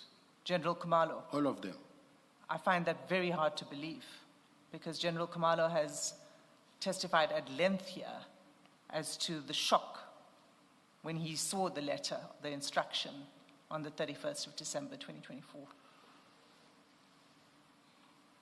When we are to believe that, that is what he was supposed to also demonstrate in Parliament on the 5th of March, to say that I was in shock when that was discussed. But that is not what happened. He said the minister gave a directive to the National Commissioner. There has been several meetings held, and the disbandment will take place in a form of in phases, and then the cases will be taken to murder and robbery unit. The provinces, all the 9 districts have stabilized. Only eThekwini district is still the one. So all I'm saying is that if he was not in agreement, together with the provincial commissioner and the national commissioner, they were in the meeting in parliament and they didn't Okay, oppose. but that was after the decision was taken, General. So I just want to stop you because I'm really only dealing with this small period in 2024. We have on record that the evaluation of the task team, the agreement was that they're doing outstanding work in the middle of 2024. And then somewhere along the way, something changes. And that's the period I'm talking about. And what changed was towards the end of 2024. I'm trying to understand, at that point, were there consultations with General Khumalo, and you're saying there were, and you're saying that he agreed that it should be disbanded. And I'm saying to you that can't be right because he's testified at length that that's not the case. But the fact that he testified and said what he said doesn't mean that in the meetings with the minister, he did not really participate nor also raise concerns there or disagreed. Because if there was any such disagreement, it would have been recorded in the meeting, in the minutes themselves, that he was also not in agreement. But there's no such record. Just to make sure you are not talking past each other, give us the timing. What time are you referring to? What period are you referring to, General? Chair, I'm referring to all the meetings that were held since this topic was introduced in a meeting by the minister. Minister Mkhwanazi. Mkhwanazi, in a meeting. Meeting of the 1st of November? Of the 1st of November. So all the management were there, and this topic came to the fore. And it was discussed, responded to positively. By topic, are you referring to disbandment? Disbandment, referring to the reconsideration and review of certain capabilities such as political killings and inspectorate. But my understanding is that Ms. Hassim is asking you about disbandment, General. I can't hear the I'm chair. saying my understanding is that Ms. Hassim is asking you about disbandment, not the reconsideration and review that we dealt with earlier. That's correct. Yeah. Because we've moved off from review and reconsideration and those things. The question is about disbandment. Yes. All I can say is that he's never visibly indicated that he doesn't want to comply or he doesn't agree. He hasn't done that. General, can I just ask, maybe I'm trying to see if we can get to the answer of the question that you're being asked. This meeting is on the 1st of November. Yes. The disbandment letter is the 31st of December. What do you say happened after the 1st of November? Because on the 1st of November, the minister says there must be reconsideration and review. He expresses that view. And then we know it's not in the decision. The decision is not made. When you say there were discussions, what meetings or what forum after the 1st of November before the 31st of December were held where a discussion about the disbandment of the PKTT was raised, and where do we find a record of that discussion? Because it is an important topic, so I would imagine that it is recorded somewhere, and it would have been in a formal meeting. So I think you do need to be specific, more specific than saying it was discussed. You need to say there was this meeting and there was that meeting. And this is what was discussed, and this is the decision, and there has to be a minute of that meeting. All I know, Chair, is that there was that meeting of the 1st of November, and then from there, it was just what was placed on the table.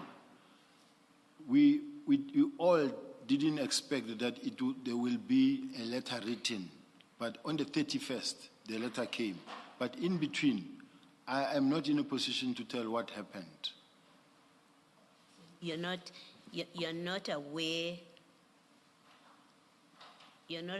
or you know there were no meetings between the 1st of November, at least none that you participated in.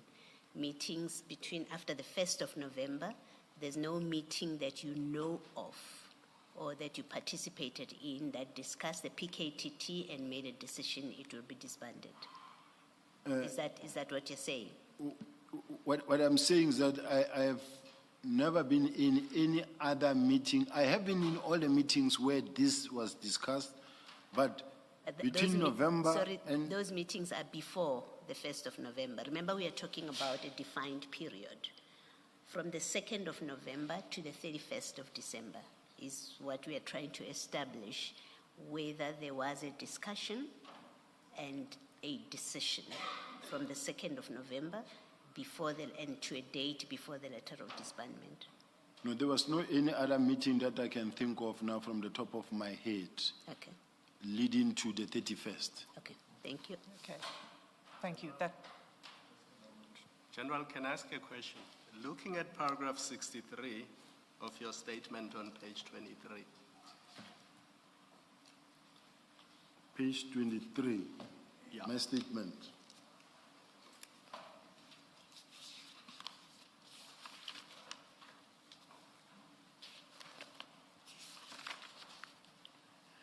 Yes, Chair. I don't see any inconsistency between your statement and the minutes of 1 November 2024. But my question is really this. Was there a review by the SAPS Executive Committee as contemplated in paragraph 63 of your decision? Because you are part of that executive committee, not so? It's correct. You are. Was there a review by that executive committee which you are a part of? Not at all. So we know this did not happen. This did not. So what was your expectation as far as the existence of the PKTT was concerned after this meeting? So what is the next thing that you expected after this meeting? What I expected was that since in the meeting the minister raised about the disbandment or the closure of the inspectorate and the PKTT, it was now a subject for discussion that at some point is going to happen. And that did not happen. There was no discussion at some point. There was no discussion in between because the National Commissioner raised certain concerns in relation to like your inspectorate and say it can be done, however, it's going to cost 1, 2, 3. So the next thing you saw was the minister's letter? On the 31st. Before there was a discussion? Yes. And before there was this review by the executive committee? That's correct. Since the 1st of November to the 31st. Yes. So then why do you say General Masimula is feigning surprise when he says when he saw the letter he was taken by surprise?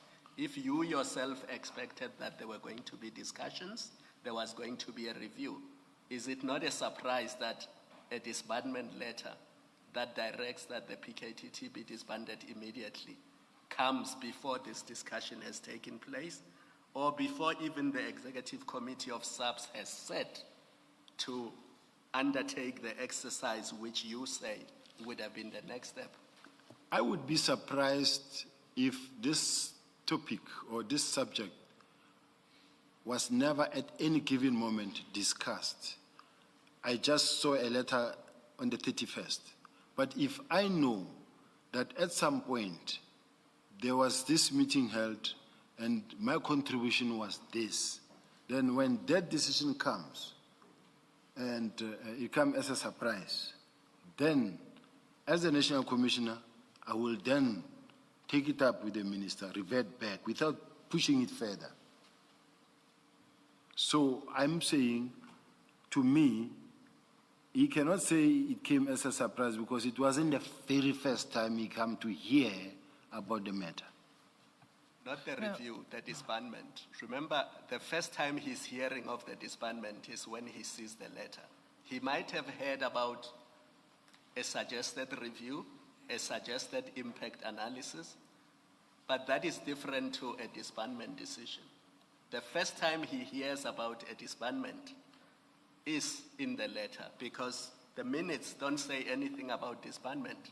They talk about a review. Murray on the 6th of March 2024 talks about an impact analysis. So the first time the National Commissioner sees the word disbandment is on when he sees the letter of 31 December 2024. And that is the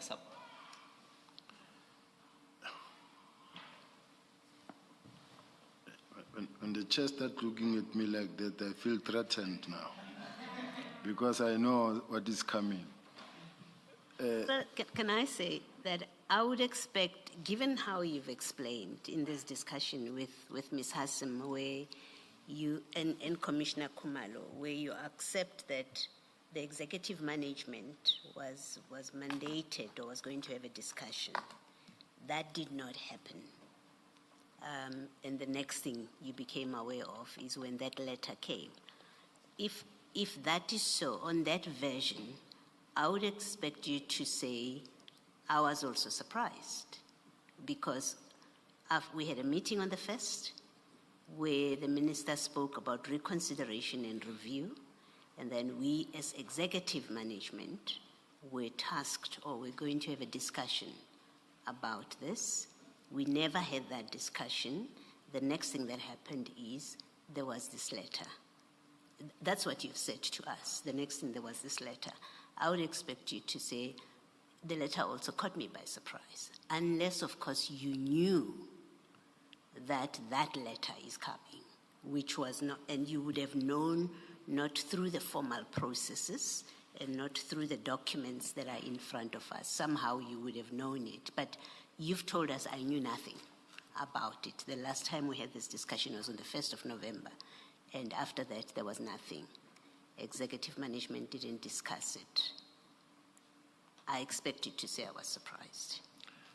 Quite honestly speaking, Chair, I was not surprised for simple reasons. Remember, there are a trail of emails that were exchanged, even some of them sent from the National Commissioner's Office to the minister in relation to the political killing test team and the suggestion that it be disbanded. However, in the meeting where the minister raised... And you would have been copied. And remember, we are talking about the period from the 2nd of November. Let's not go back there. We know you had a meeting on the 1st. Okay. It had a particular outcome. So we're looking at from the 2nd of November up to the date that letter came out, what happened, right? So if you say there were a trail of emails, it has to be, because that's a discussion we are having now. We're talking about from the 2nd of November, and my question is, if that's the period you're referring to, when you say there were a trail of emails, my next question would be, where you copied, is that how you come to know about it? From the 2nd of November up to the 31st, where you copied in those emails, can we have copies of them if you were copied? If not, how do you come to know about them? But it's a specific window that we are discussing.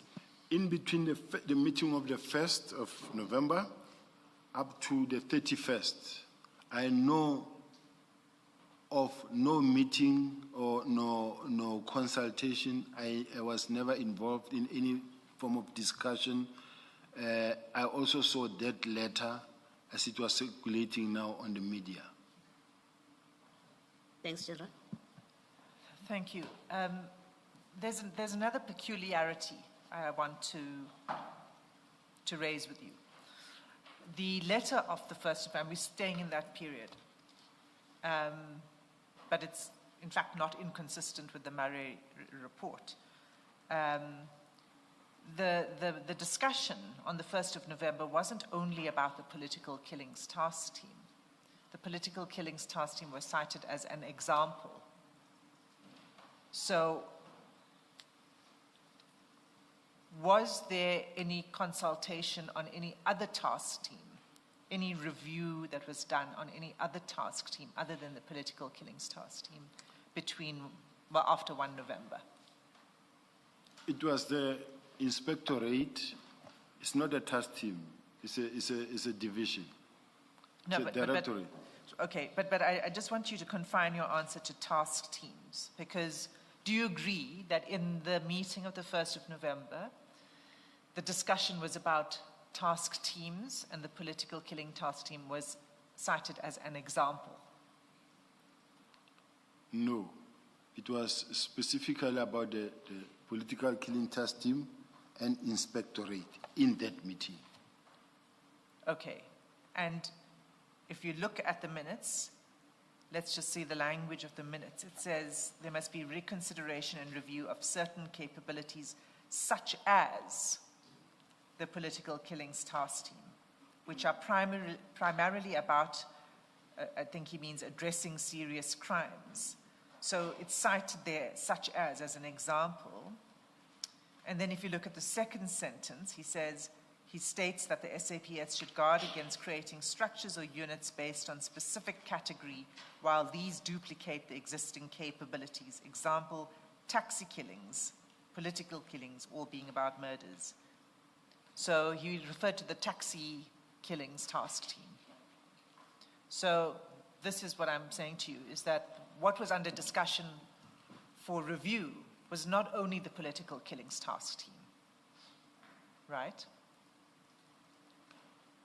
Yes, I am aware that in the Eastern Cape, or I think Umtata, there was one, now I'm not sure whether it was disbanded or just established, but there was a political, there was a taxi violence killing. We sent a team down there that had to be disbanded as well. When was that? It could be round about the same period. I may not be right. I may not be accurate with my date, but I'll confine myself to the question in relation to the task team to say it was set as an example. It was as an example. So, which to me would also give one a reason to think that it's, you know, let me put it this way. I would have thought you yourself would also be surprised that it was only the political killings task team that was being disbanded out of all of the task teams. You were not surprised by that. Is that right? No, I was not surprised. Why not, when the discussion was about task teams, not only the political killings task team? I think I did explain that I've got a bigger priority. This task team is just a task team. I have a bigger priority to address the murders in the country, throughout the country, where people are dying in numbers. So this was just part one of a small task team that is taking a bigger budget that could be used to address a bigger picture. So to me, when that happens, it suits the program of making sure that we create a capable state throughout the country. There are other task teams with big budgets, do you agree? Yes, I agree. Some with bigger budgets than the political killings task team. Yes, I agree. And why then was this one singled out in your view? Because it was singling out, we can see that, of this task team. I think there's a difference in a sense that when you talk about the one for illegal mining, it's a continuous phenomenon which is far bigger than the issue of the task team, and it is funded from Kara Fund. And its handling is not only provincial. It's not only provincial, it is throughout certain provinces that has got the illegal mining problem. Okay, but other than the illicit mining task team, what about the other task teams with bigger budgets? I'm not aware of any that will have the similar amount of money because, in fact, we were crafting all the extensions and then the request for funding for the budget in terms of the millions. Sometimes they would be requesting for 37 million just for 1 month. Now, I'm saying, to me, to me, I was interested in making sure that I capacitate the murder and robbery units. Because this murder and robbery unit, the same task team could just be plunged into the murder and robbery unit. Then you still have the same capacity doing the same job. But not in the form of a task team, but you having it as a unit with the same capacity. Okay, I'm going to leave it there. I'm going to say to you that it seems very peculiar that only one task team is singled out of many, where others have bigger budgets. Some have been going on for longer than the political killings task team, have been in existence for longer than the political killings task team. Just before you move on, just one question in the hope that there won't have to be follow-ups. General, on your point about why General Masemula could not have been surprised and why you were not surprised, you rely in your paragraph 63 on the minutes of the first, or rather the meeting of the 1st of November 2024, and you then refer us to those those minutes. What I want to know, because we have seen that the decisions themselves, which you were referred to, the highlighted part in the minutes, you saw there that there's nothing about the disbandment of the PKTT. Now, what I want to understand is your understanding of the words reconsider and review, which you use in paragraph 63 and which I used in the minutes as well. Fine, I'm engaging you at the level at which you debated or argued. That's not in the decisions, it's in the discussions in the minutes. But I will engage you regardless of the fact that reference to reconsider and review is not in the decisions. I just want to engage you at the level of your reliance on the discussion. Now, what's your understanding of the meaning of reconsider and review? Reconsider or review? Chair, when I say reconsider your decision, I mean I would be saying that do you wanna reconsider your decision, because your decision that you have taken, I don't think you need that. You wanna reconsider. Now I'm saying reconsider. Just think twice or think again whether you do really still need this. And when I say review, I say you took a decision that you might have to go back to and review. Because as far as I'm concerned, this is no longer really serving all the people of South Africa equally. Or it's not making the necessary impact. Or it's not giving us value for money. And you have it and it's continuing. You want to review that decision that you have taken. That is how I understand it, Chair. Without suggesting that the two words are synonyms, do you accept, though, that both words admit of the possibility that the person being asked to reconsider or review may decide not to change their decision? You accept that? I do, Chair. Thank you.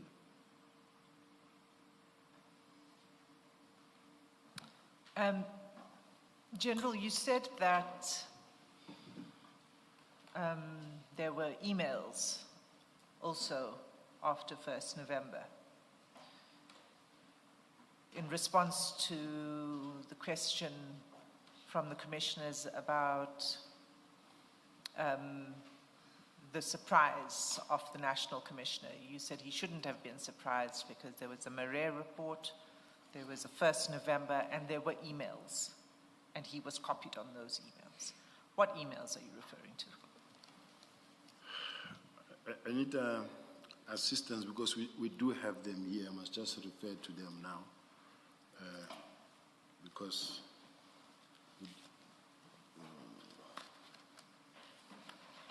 emails during what period, General? it will be before November. No, Sorry? Sorry? It will be before November. From when? Oh, before November. I take it that it will be before the November, because she asked me what emails. All right, okay. That forms part of the build up towards that meeting, towards the disbandment. All right, okay.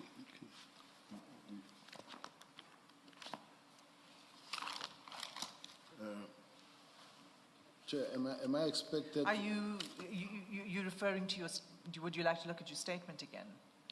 Are you referring to the complaint by Mr. Haas? That one and many others that were even referred from the Office of the National Commissioner by Brigadier Letoko, and said this one must be dealt with by the minister. So those type of message emails were there. And then given a time, a chance now, I can look at it. It's just that at this point in time, I'm concentrating on responding. Now, being taken to now, I start looking, I look confused. But I have those emails. In the meantime, maybe my team can assist me in the meantime as I'm responding. Oh, Ms. Asim, shouldn't we leave them for the general to try to find and perhaps produce, perhaps overnight? Well, he refers to it in his statement, Yeah. and the annexures to his statement. So maybe I could Please, assist the general to find it. At paragraph 69 of your statement, you say on 6 November 24, Haas's complaint was circulated to the Office of the National Commissioner. And you say a copy of the correspondence at the end of the paragraph is attached as SS7. So maybe we could go there. Is that what you're looking for? 67 talk about 31 October married Haas.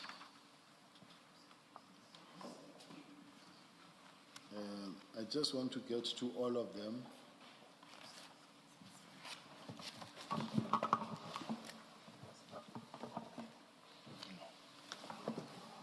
This one is yours. SS7 is file 2. And that's at page 192, I think. There's some superimposition there, but I think it's 192. It is 192, Chair.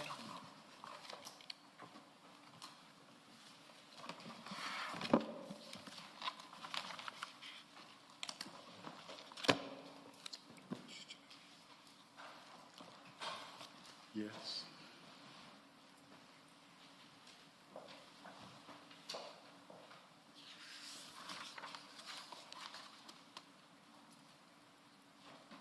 Is that what you're looking for?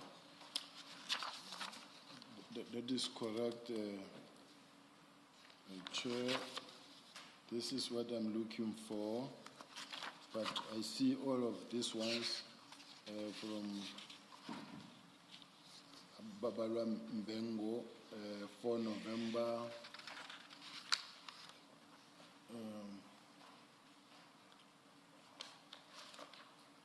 And Mr. Haas is SS6. SS6 is the complaint itself.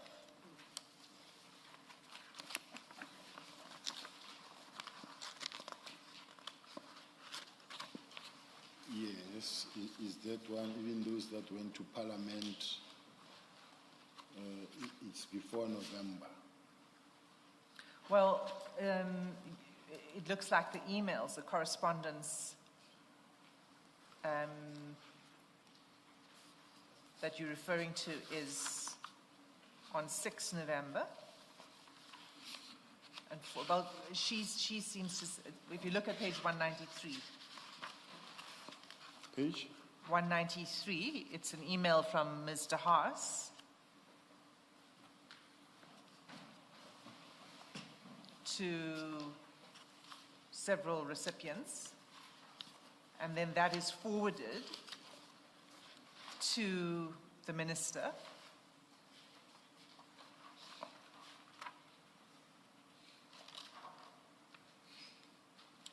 Yes, I see it, Chair. Okay, so is this the correspondence you were referring to? I think this is the correspondence I'm referring to. Okay. And what did you want to say about this correspondence? That there was a complaint?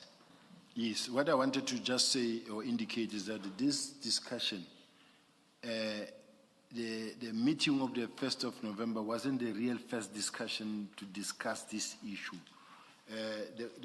There's paperwork and build up towards that meeting of the 31st, because there were some complaints and there were some exchange of emails regarding the political killing task team. So, as far as I'm concerned, is that if this communication started as early as November, with few emails being exchanged, and then some of which has been sent to the minister by the Office of the National Commissioner, as far as I'm concerned, it was now a subject that was being discussed or under discussion. Now, if on the 31st of December, I see a letter circulating like that one,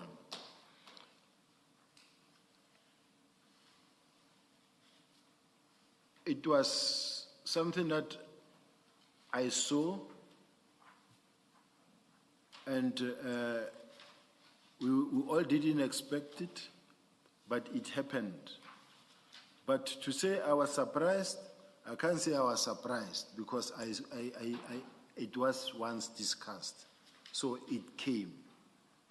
And the fact that even in the meeting of the 1st of November, the National Commissioner just indicated that this is just a task team, not a permanent unit. It was meant to evolve in a permanent unit maybe. That's why I didn't get the shock of my life, because it was already a known subject. Okay, I'm not going to go back to the 1st of November because we've dealt with that and we've said that the minutes don't reflect a decision. And I'm not going to reopen that unless you want to say something, you want to change what you've said earlier. I think we had closed that off. I was trying to probe with you what other, because you said there were other emails. Now, we know that the emails you've just referred us to is this complaint from Mr. Haas. Wouldn't the appropriate thing have been to investigate the allegations that were made in the complaint? That would be the appropriate next step. Wouldn't you agree? I agree that the allegations needed to be investigated. And it couldn't be a basis to disband the task team without an investigation. The fact that a mere complaint is laid, and I don't say mere in a dismissive way, the fact that a complaint is laid against any unit or any task team or any person in the SAPS, any member of the service, is not sufficient to take action against that person or that team. I think if I was the decision maker, I was going to be able to respond my way. Because now this was the minister's decision. No, I want you to respond your way, because I want to understand why, we're talking about why you were not surprised. You said you were not surprised because there was this complaint. It was already there on the table. So the question is, the appropriate response to this would have been to conduct an investigation into the allegations.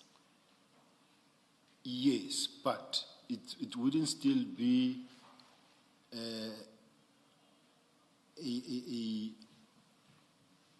what shall I call it, a game changer, in a sense that the fact that there is this complaint, among the many complaints that existed, or that, because people have been complaining, some of them, maybe other complaints about the PKTT. And if there's a decision that says, look, we have a study, we've conducted a study that says we need to recapacitate the murder and robbery unit. To me, I'm looking at it my way, commissioners.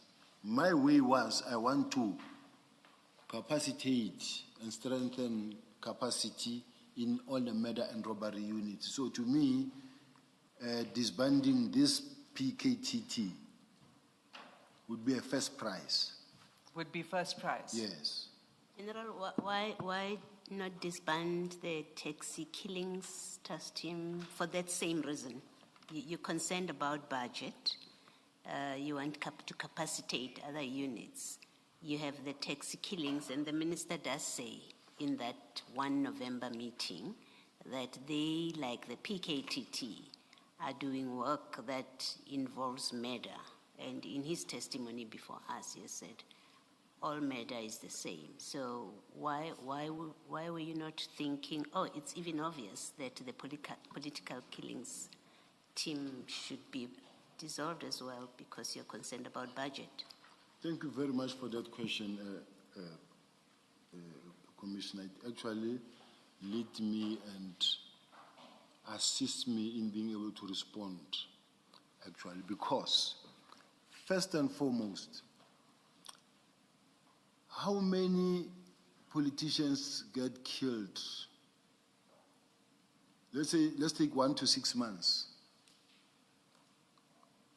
No one. Or one. Taxi killings, people die almost every day or every week.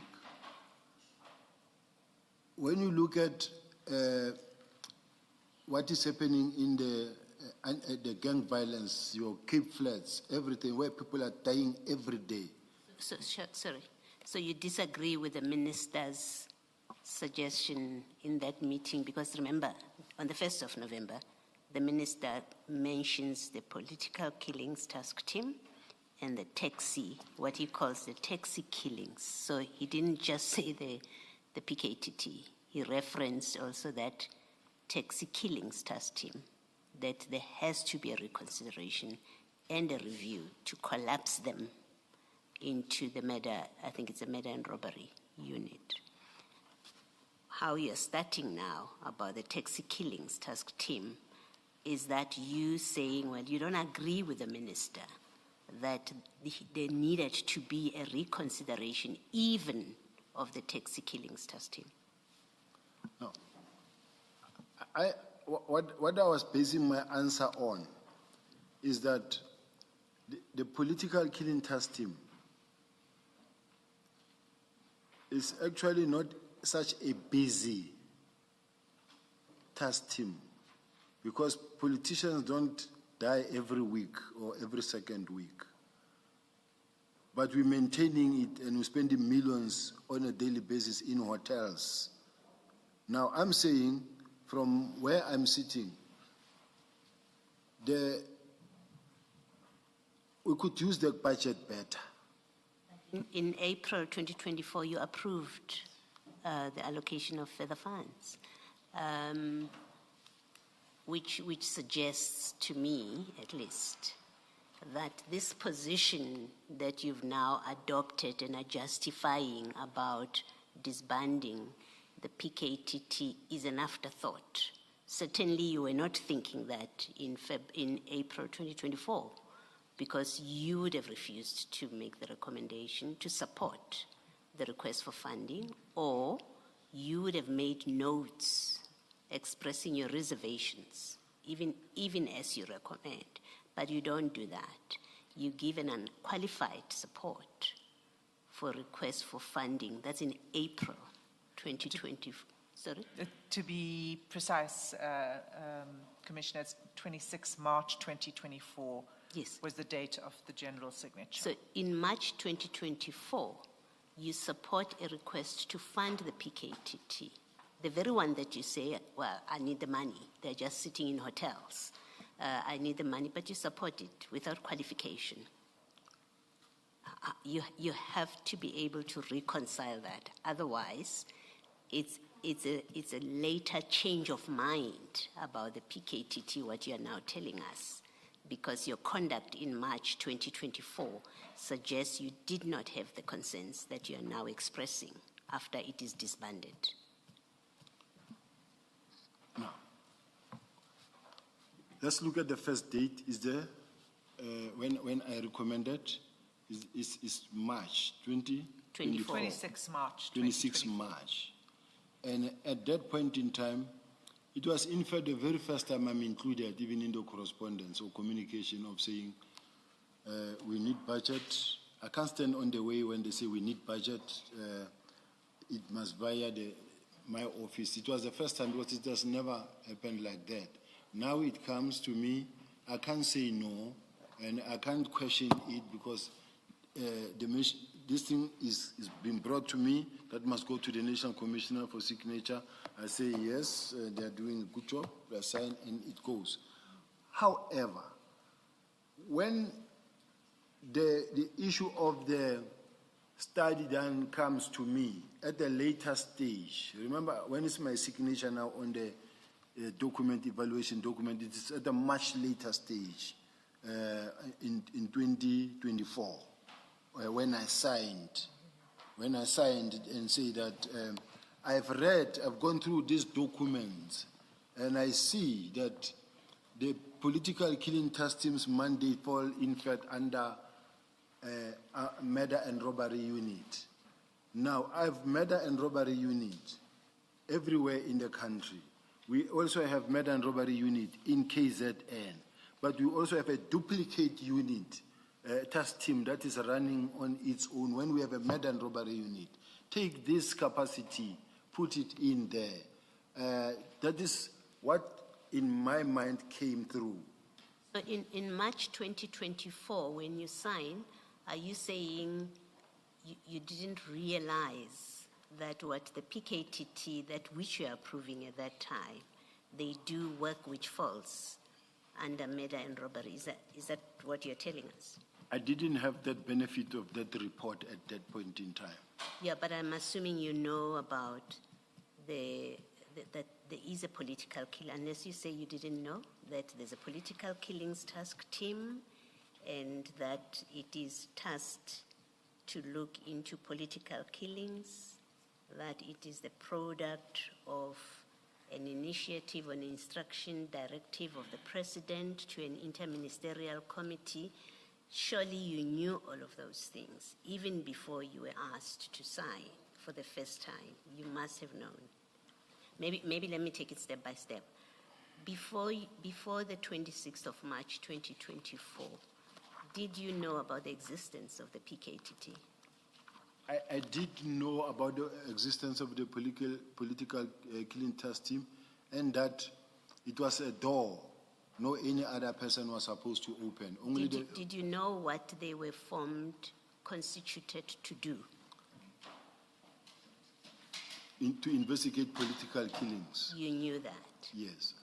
And you knew that the political killings that they were formed to investigate are matters that even the murder and robbery unit can investigate. You knew that? I knew that. Okay, so you knew all of that on the 26th of March 2024. That's correct.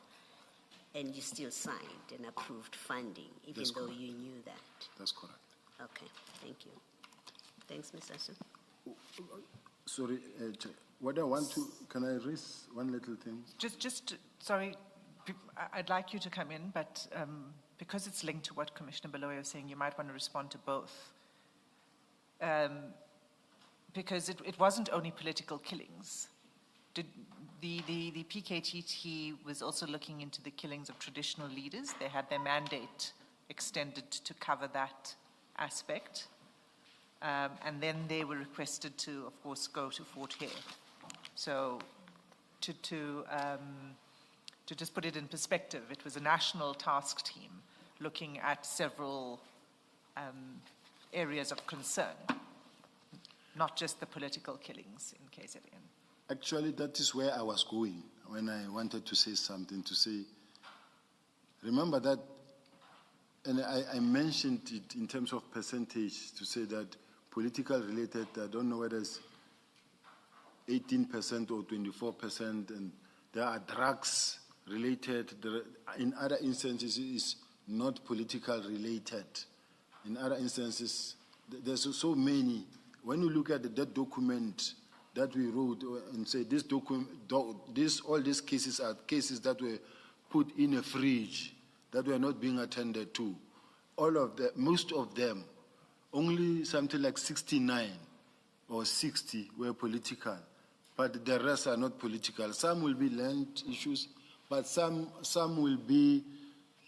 It does not necessarily mean that when a child of a councillor who was killed at the Shebeen is political related, but it would be something like those. So you will have some cases where they are not political related. It's just plain matter. And then in some they will say it's ad hoc cases or parallel cases.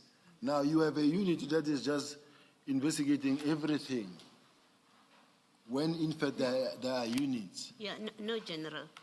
There's no disagreement with you that you had units that did the kind of work that now got assigned to be carried out by the PKTT.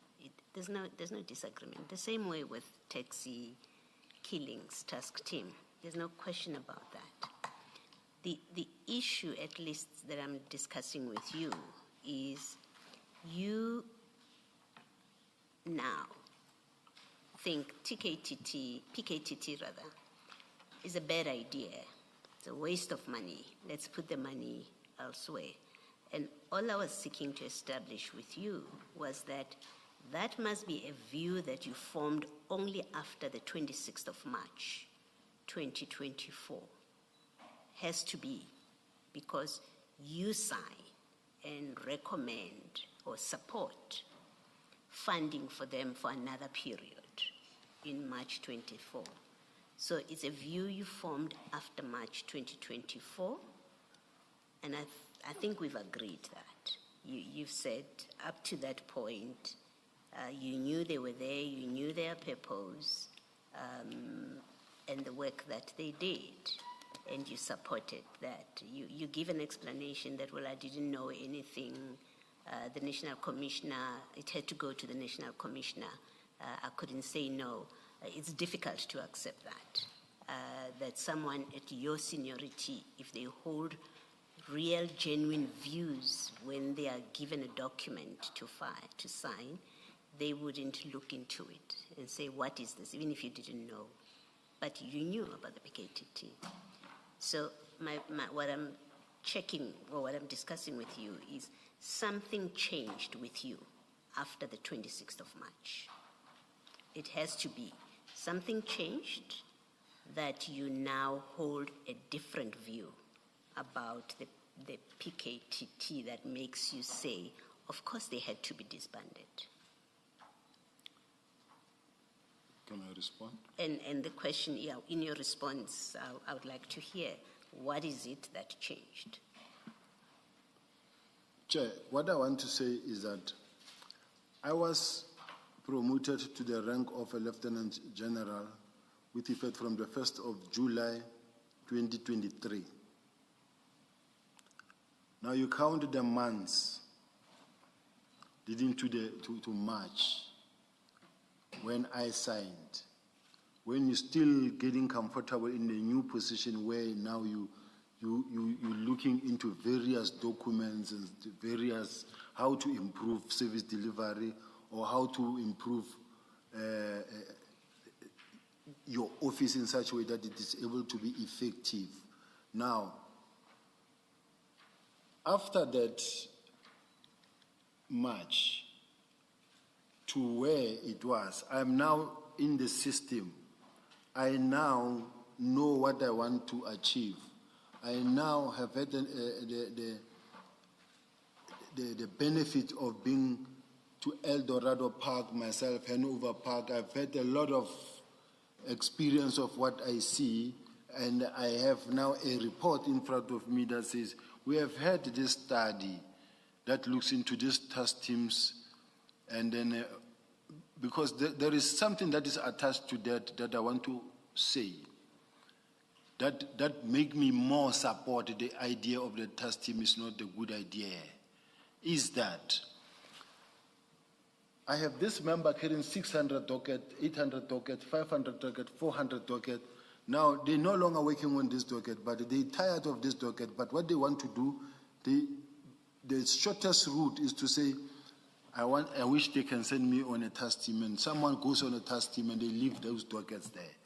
And those dockets must now go to the station, to the branch commander, who must redistribute them to other members who are carrying a lot of dockets. Sometimes they say, oh, you think he's clever. He's going to a task team, he leaves this, they put them there. When you come back, after 2 years, 3 years, your dockets are still there. And they never worked on those dockets. So to me, the issue of the task team is meant to go and extinguish the fire now, get it over and done with, come back to where you belong, not to be a permanent thing for years. So the issue of the task team of keeping dockets, because even where these people that are in the task team left, you can't replace them because it is their positions. You're running short of manpower, they are there doing something else, but you can't replace them here because, and you remain empty here. And that's not unique to the PKTT, right? You're not saying that that cannot be a justification, and certainly the minister doesn't rely on that. And in the documents you've referred us to, there is no such discussion as a consideration. But more importantly, yes, it's a concern, and there's probably merit to that concern that you're raising, but that's something that's not unique to the PKTT. When you create task teams, which the SAPS has a lot of, we were told, when you create task teams, that's the consequence, right? You get people leaving dockets, somebody else looks at, so it couldn't be a justification for the PKTT's disbandment. I wouldn't want to get into that space because in my case, I don't want to speak on behalf of the minister as to whether it was the reason or not. But to me, it was a decision that I really didn't have a problem with. Okay. Thank you. Thanks, Mr. Smith. I just want to, did I hear you correctly when you said you signed on 26 March 2024 without applying your mind to it? Is that what you were saying? I don't remember saying without applying my mind, Chair. So it sounded like that. Can you just clarify? You said you just signed it on 26 March 2024. I've never even also said I just signed it. I said I was just arriving.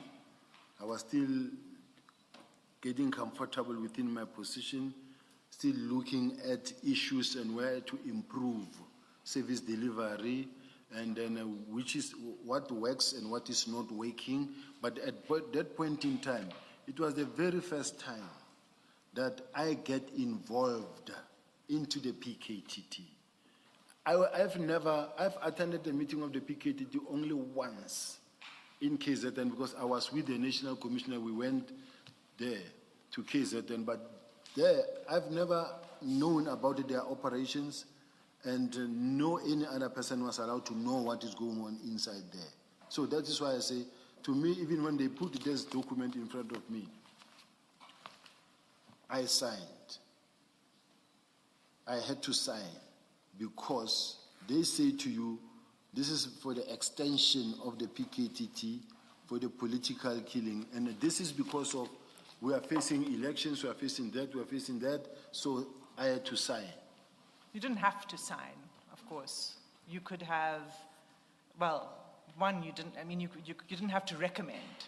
You could have not recommended if there were reasons to, or you could have recommended with qualifications. You gave a blanket recommendation, and that's the difference. You could have had qualifications attached to your signature, like other signatories have had. The fact that I this time I applied my mind and then signed what the National Commissioner gave me to do, it tells you that at this present moment I was now working, applying my mind. I did exactly what the National Commissioner asked me to do, and I gave it in. Which one are you referring to? Signing that? like for an example, whatever that happened, I just complied with the National Commissioner's instruction. So when you say I didn't need to sign, I was going to be regarded as now defying. No, sorry, you misunderstood me. I meant that you either recommend, it's not that you don't sign, you either recommend, that's what's the power that's given to you from the position that you hold, which is a very senior office, and there's a reason why it has to go through you before it goes to the National Commissioner, because the National Commissioner's signature comes after yours. So he is relying on others to have looked at it from their perspective to see what your views are for him to give final sign-off. So when you receive it, your task is to apply your mind to it and make a decision whether to recommend, not recommend, or recommend with qualifications. Do you agree with that? No.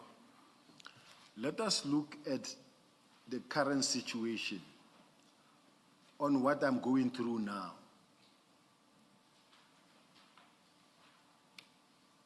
Let us look at the current situation where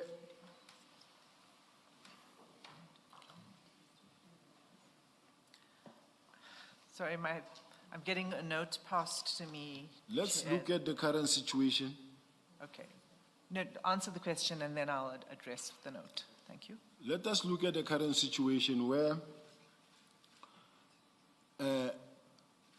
there's an instruction to disband and it says immediately. And then personally, having disbanded units, having participated in many disbandment, we disband task teams on a daily basis. We move people around. Because of natural attritions, people die, resign, get promoted, transferred. To me, to disband immediately is not really a critical challenge or issue. Now, and then you also get the National Commissioner saying, yeah, but I said let's wind down. And then you decided that no, this thing can be done now. Look at where it put me now, at home. So the sentiments that says, you are a senior manager, you could apply your mind, doesn't work. Because as a senior manager, I said, but in disbanding the task team, there was an instruction from the National Commissioner and General Khumalo himself that says those members of the task team that have been trained from different environments, let them be sent to stations so that they can implement that what they've been trained to do. But General, you're not answering the question. You're discussing something that comes much later. Oh. The question was, you are a signatory, you sign, rather. You're one of the people who are making a recommendation, have an option to make a recommendation, or I do not support, I support. I recommend, or I recommend with qualifications. Now, we know from evidence that General Dimbane did put in a note. She supported, but made a specific recommendation, a suggestion that these must be for budgeting purposes, to regularize budgeting. This task team should be regularized into a unit, something to that effect.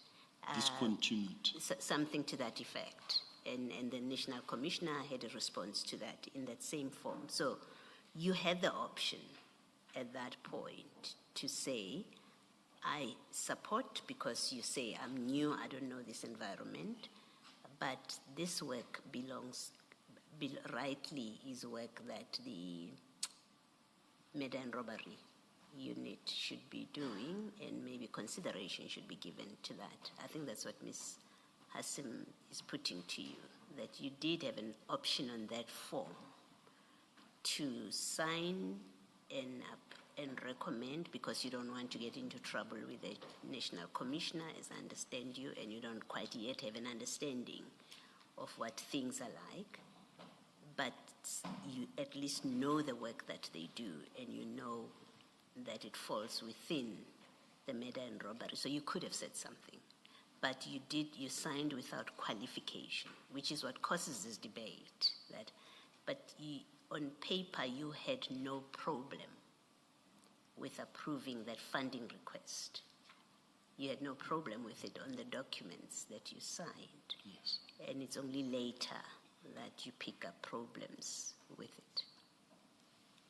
I agree. Thank you, Commissioner. Chair, I think it might be best if I ask your permission to let Ms. Killian address you on the note that was addressed, rather than me addressing it directly with you. Yes, Ms. Killian. I'm a bit surprised as to what I should address. Okay, the note that was... Yeah, let's just, few minutes, you'll indicate when you're ready for us. Thanks. Let's adjourn.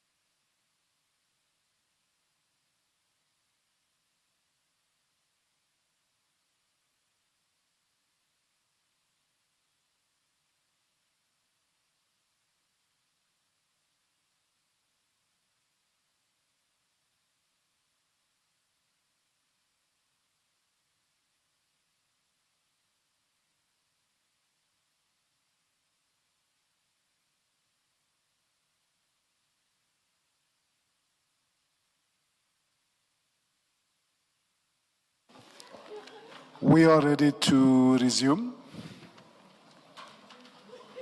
All those whose cell phones were ringing, please make sure that they are off or on silent. Thank you.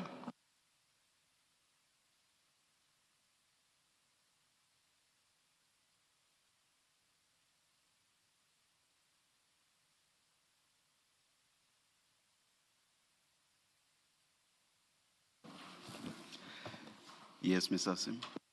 Thanks, Chair.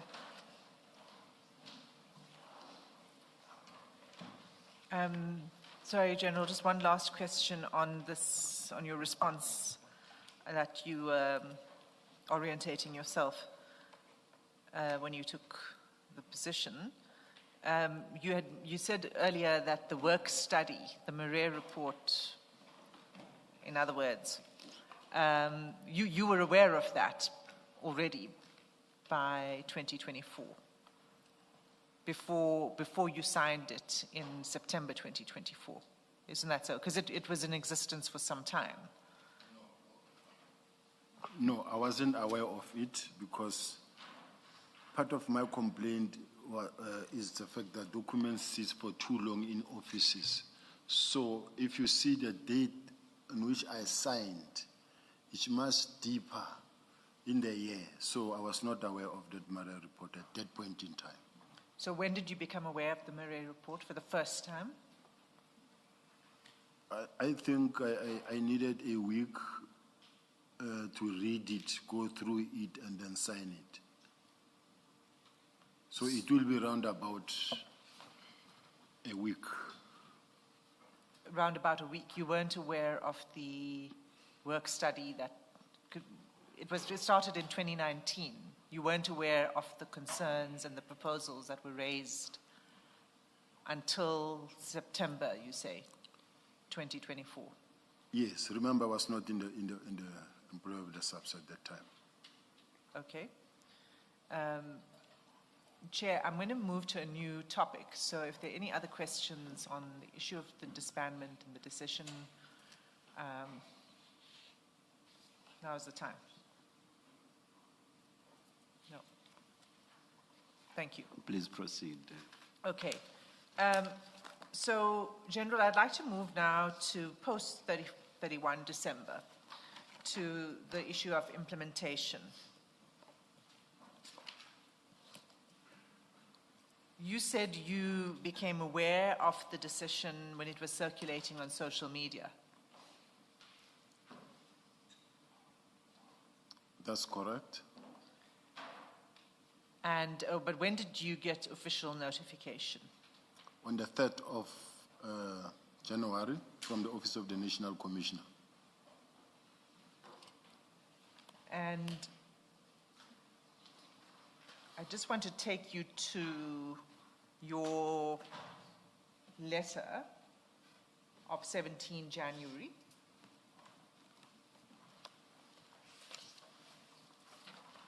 And that is SS 13, page 205.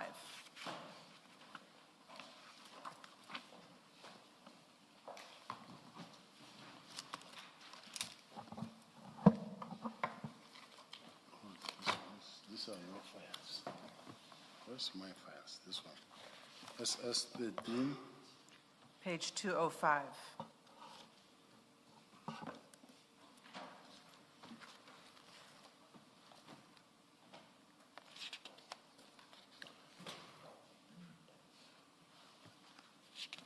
Let me know when you have it.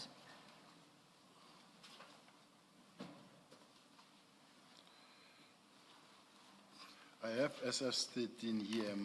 This is SS 13 of my statement. I don't see page 205. I'm at SS 13, so I'm looking at the other file. Oh, okay. Yes, I can see it. Is it. Then I'm far from the mic, so will it? I'll have to. Well, you can use your version, and what you can do is just refer to paragraph numbers. Can I just be assisted so that I focus on the mic? Otherwise, I'm going to face there. I've got it, Chair. Thank you. So if you wish to reference any part of this letter, General, you can refer to the paragraph numbers or the page numbers at the bottom. The small page, small numbers in the bottom middle of the page. Okay, so this letter you prepared, is that right, on the 7th? Well, this is the letter that you say you prepared with the assistance of General Rabi. Correct. And, but you also said that you read the letter and you agreed with all the contents of the letter. That's correct.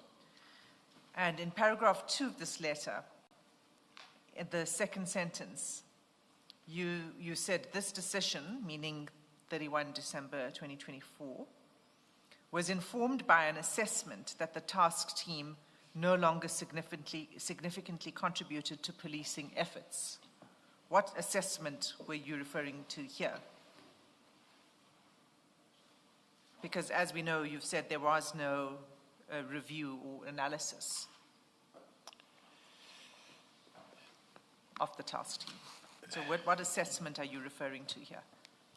This letter, I think, must be read in conjunction with the minister's comment on that meeting of the 31st, on the 1st of November, considering the fact that this letter that we are talking about comes from the Office of the National Commissioner, as directed by the National Commissioner, to assist me to craft this thing. So this letter. So even though I signed this letter, I think there is a general agreement and understanding that this letter was signed by the Office of the, comes from the Office of the National Commissioner. So commissioners to be really bound on to certain words and say, what were you meaning? What were you referring to on this document that was prepared by the Office of the National Commissioner? And then saying that I can sign it because it's directed to DIFCOM intelligence. I will respond and I will attempt to respond, but to be fair, this letter, from the very onset, it is known that I'm not the author of this letter. So, again, we have a signature by you on a document that's a lengthy document, but you disavow the authorship of this, the ownership of this letter.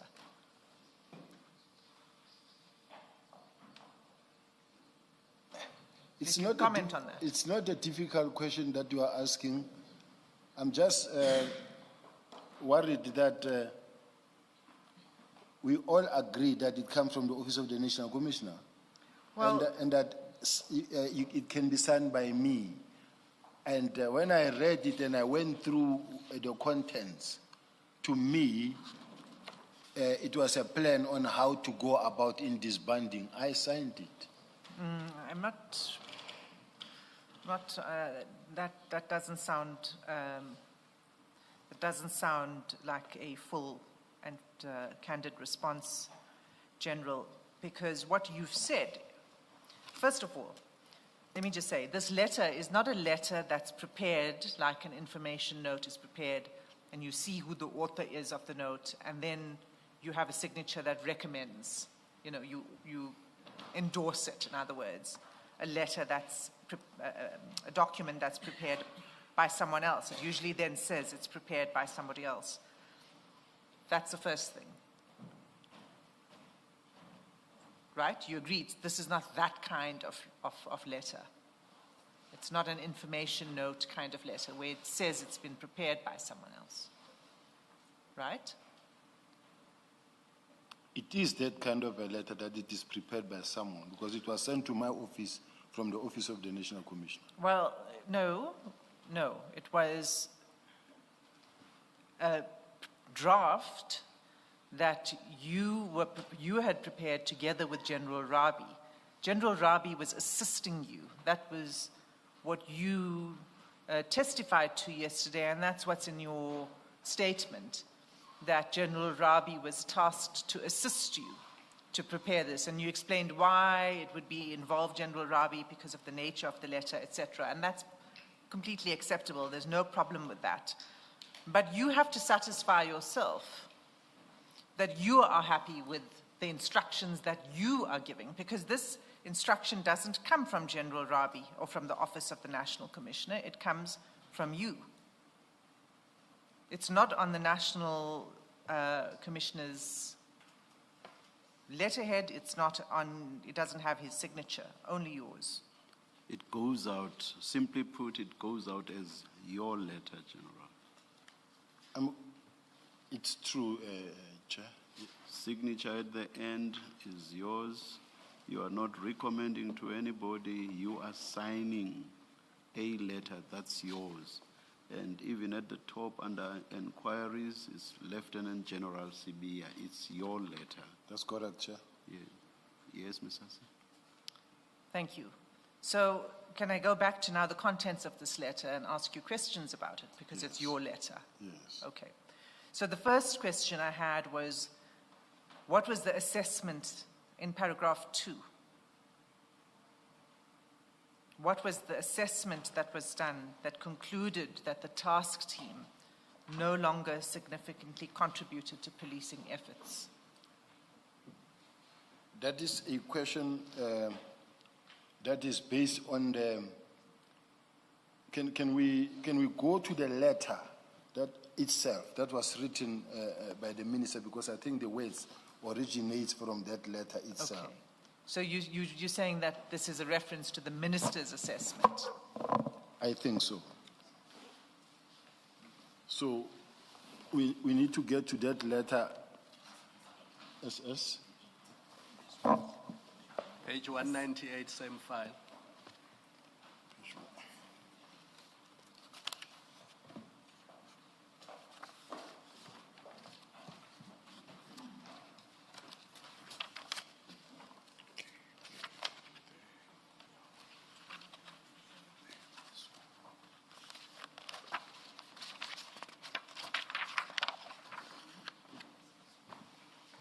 General, did you find it? I found it. That's those- on 197. Yes, I found it, Chair. Commissioners.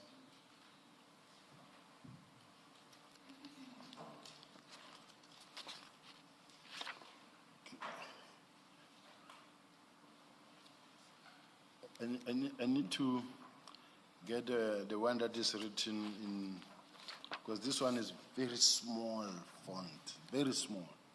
Either I can see it here or a document, the real document, because this one is, you can't read. Do we have another version of it? Yeah. Blow it up a little bit more, please. Is that General, legible? do you want to look there? Yes, I can, yes. And, you may then indicate whether to scroll up or down, yeah. Can I, let's go to the first sentence. Trust this course. Injustices in the first few months towards the end of the year. I have made observations on a number of important aspects on the subs and policing. For purpose of this letter, I'm focusing on the 3 aspects that require very urgent attention to address some of the challenges at hand. Now, as far as I'm concerned, Chair and Commissioners, to say I trust this correspondence find you well in this festive season.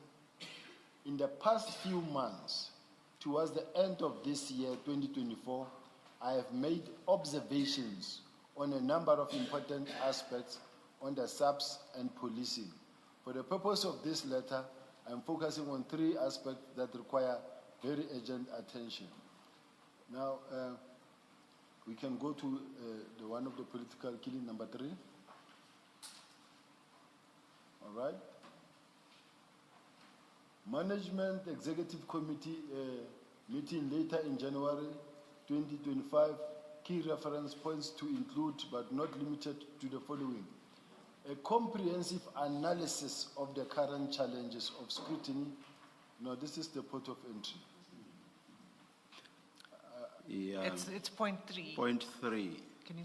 I want the one that speaks to political killing. Point 3. Yes. In 2019, a directive was made to the National Commissioner of Police following the Mkhwanazi Commission report. Even though not flowing directly from such that an interministerial task force be established, the key mandate was, I don't know whether it's stop, what? Can I suggest that you go to the next page? It's clearer on the next page.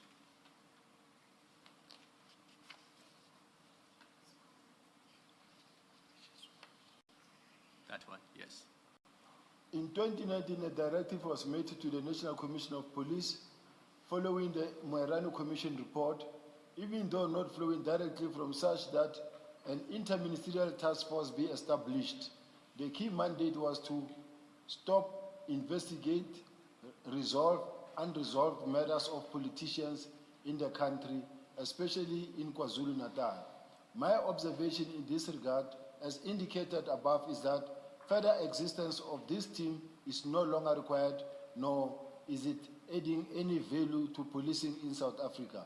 I therefore direct that the political killing task team be disestablished immediately. Further, that a preliminary report in this regard be submitted to the Minister by the 20th of January 2025. The final and closing report must be submitted to the Ministry Management Executive Committee meeting late January 2025, the date of which will be communicated as soon as possible. So this paragraph, to me, responds directly to the question asked by the evidence leader, I think.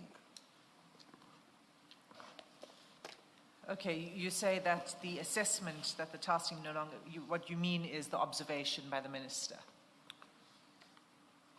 This is the minister saying, this is the observation that the minister made. Okay. No, that's fine. That's clear. What he had said in his letter was it was an observation. In this letter, you detail steps that need to be taken in order to... Just to go back to the letter... SS13, it starts in 205.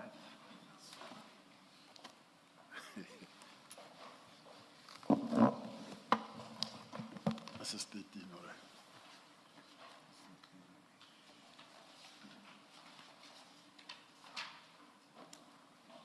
I need a big one.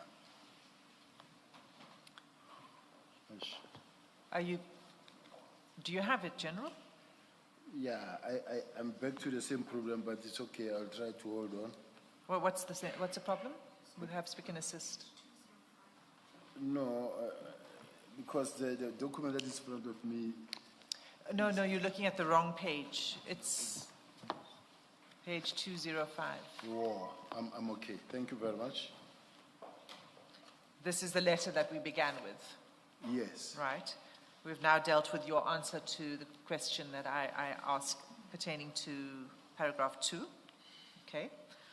And this letter is a detailed set of instructions for compliance with the minister's directive. Is that correct? That's correct.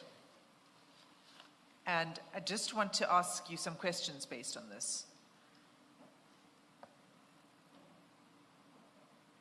In paragraph 3.4, on page 206, you say all case dockets must be hand-delivered to a location designated by the Divisional Commissioner for Detective and Forensic Services, who must establish a secure repository for case files and evidence to ensure continuity and prevent any loss or tampering. These dockets will then be reallocated to appropriate investigative units with the capacity to continue the investigations. So this was a requirement that the dockets be delivered to the Divisional Commissioner, Detective and Forensic Services. Is that what one should understand by it?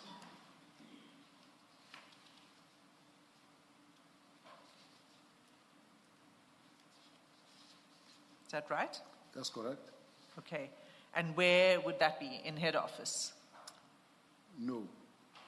Where is it a divisional commissioner for detective and forensic services? I think I said at the place determined by the divisional commissioner. So it could be any place in the country. It could be any place between in KZ and where the dockets are. So it would be removed and be taken to a location where there would be a secure repository. Yes. Okay. And you say you didn't mean that it should go to the DivCom, Detective and Forensic Services at head office. No, I said it must go to her. Yes, but not physically delivered I never to head dictated office. a place where. Okay. And then you asked for, if we can But it could have been head office as well. It could have been head office as well. Thank you, thank you. And then in paragraph 4, you ask for a comprehensive closing report to be submitted by 16 January, confirming compliance with the aforementioned directives. Now, I think this has come up before.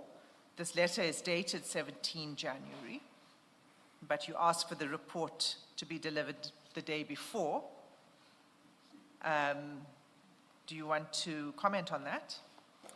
I think at the much earlier station, I did indicate that at some point, because it looked like I gave them a day or two, because it was signed on the 17th, and then here the date was the 16th. In other words, it came, I don't know what caused the confusion in between when I received this and when I signed this, but I accept the typo or the error that exists here because I said on the 16th, but I signed on the 17th. So, quite honestly speaking, I'm lifting my hands high up in the air on this one.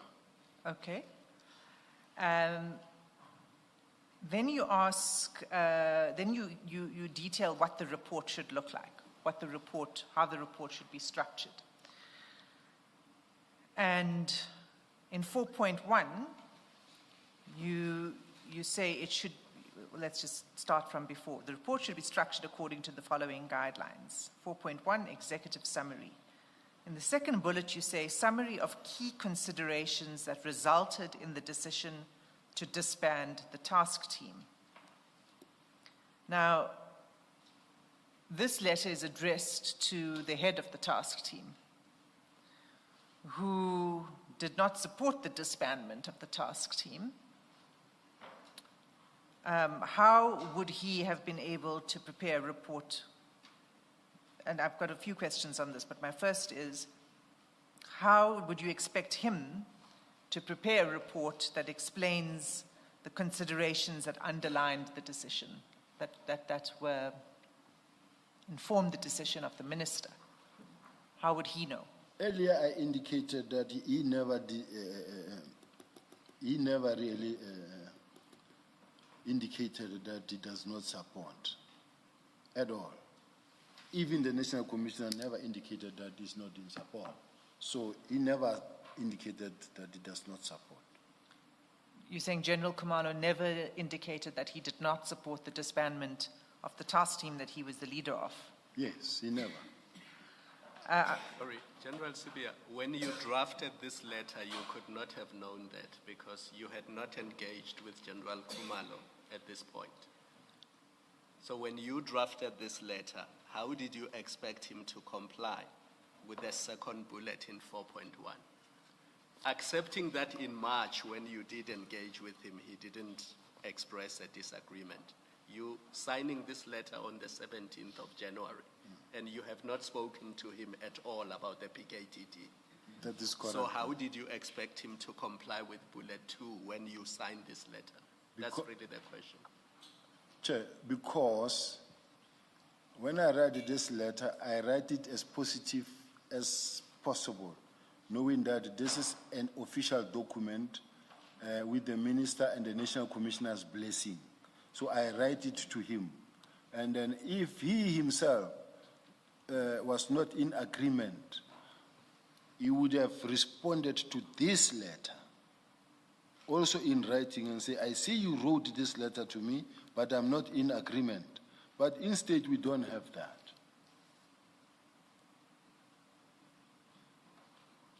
So he never indicated that he's not in agreement. Had you had a discussion with General Khumalo about the decision between 31 December and sending this? Did you have a discussion with him, informally or formally, or pick up the phone, anything to say, this is a decision that needs to be implemented? I did respond earlier that I never had a discussion with him, and considering the fact that it was also around about the festive period when everyone was still at home and some had not come back yet at work, and some of us were all over the country because it's still within the festive period. Okay, so you don't really know what his state of mind was regarding the decision? I didn't know. Okay. Now, how would he, even if he, let's assume that he had no problem, he didn't make the decision to disband the team. So how would he come up with the reasons? Why was it expected of him that he must provide the reasons for the decision? Normally in the South African Police Service, when you get an instruction to write a document or to come up with an information note or what on behalf of the National Commissioner or the Minister, you will pen down a document that is just going for the signature for the National Commissioner or the Minister. You will then take this document, go sit with the National Commissioner and discuss with him.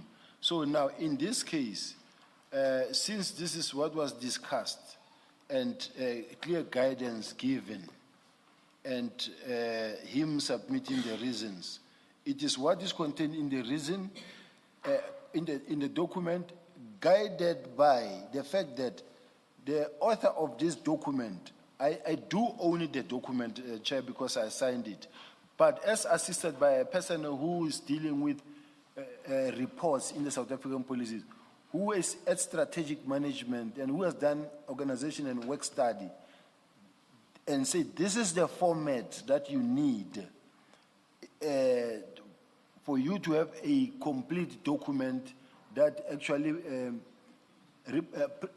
represent or present a close-up report. It needs to have the following topics.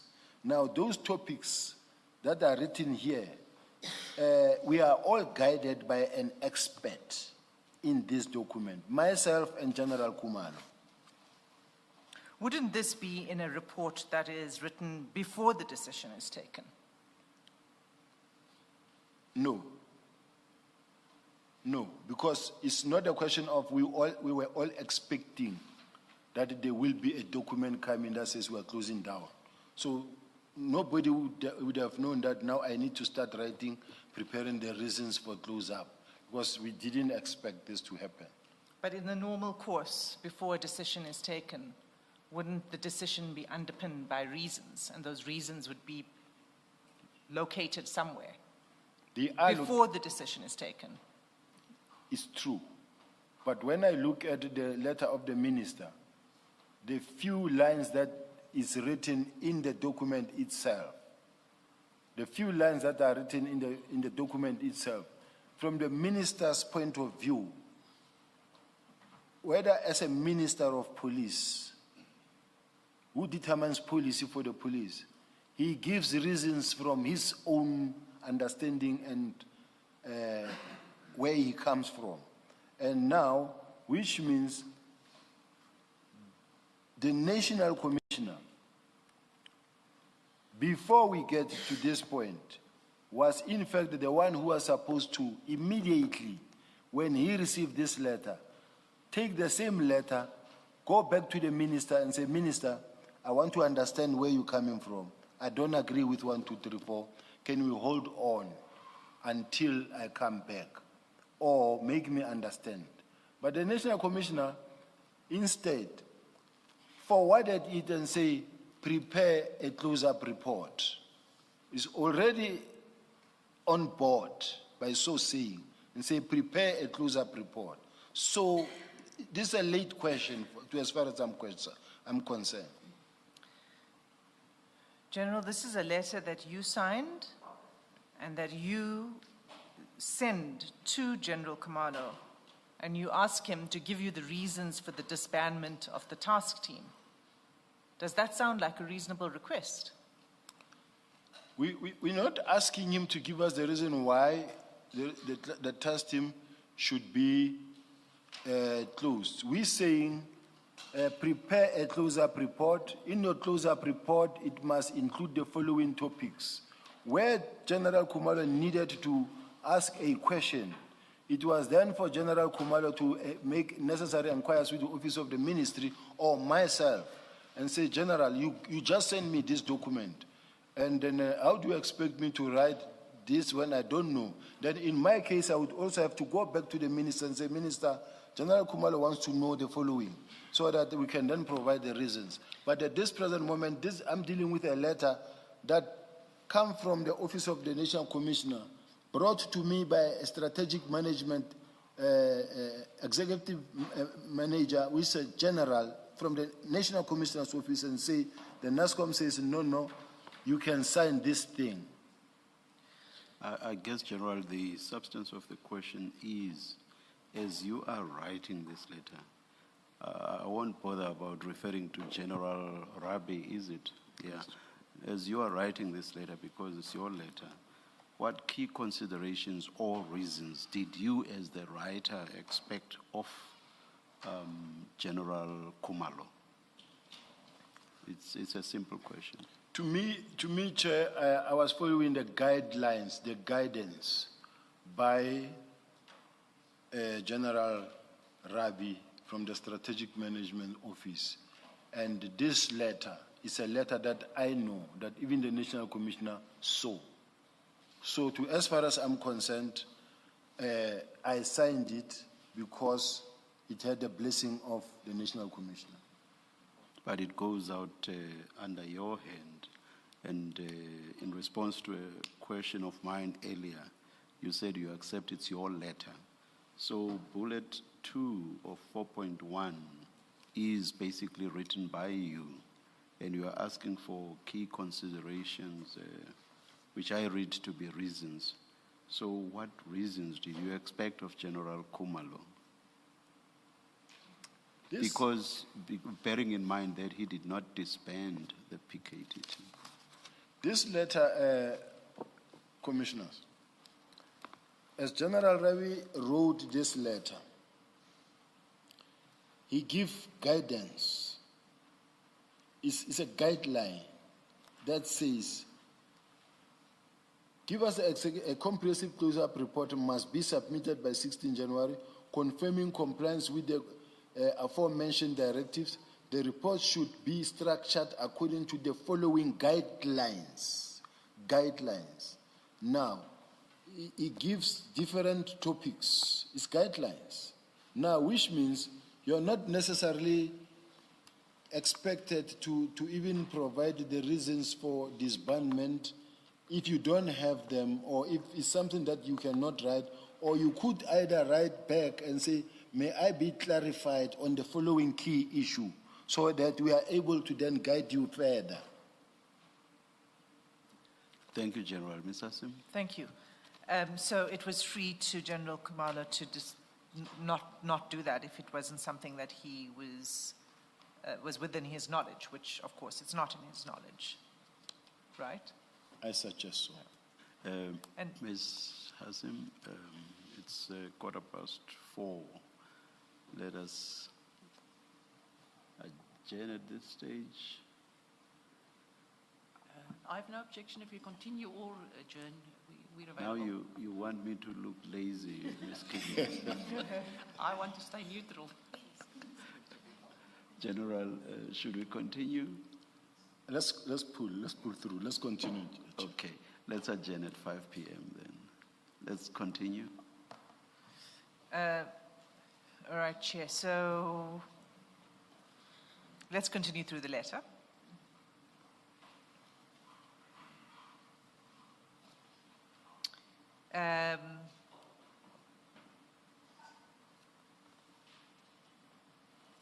You then request I'm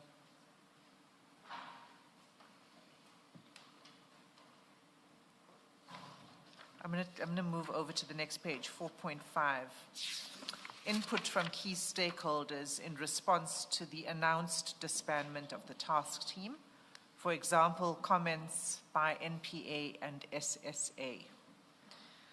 Now, would there not have been consultation with these key stakeholders prior to the disbandment of the decision to disband?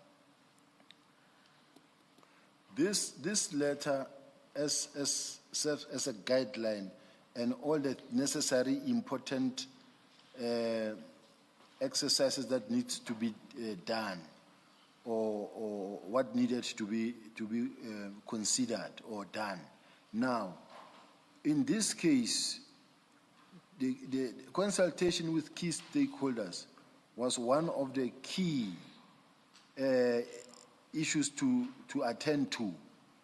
And as General Khumalo later indicated in his correspondence that they also made use of this same document. They took certain key topics out of that and then also allocated action plan, and then they allocated such an action plan to the National Commissioner in terms of consultation with stakeholders.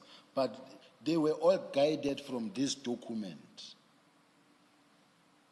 That doesn't answer my question. My question is, would there not have been consultation with the key stakeholders? And so the input from the stakeholders would be sought prior to the announcement of the disbandment, right? The answer is really the same answer, because this document, no one expected disbandment, no one expected this letter. There wouldn't have been any prior consultations with nobody, because the answer will remain the same. For as long as we still sticking to wasn't there supposed to be a consultation, the answer is the same. General, maybe Ms. Hassim as well.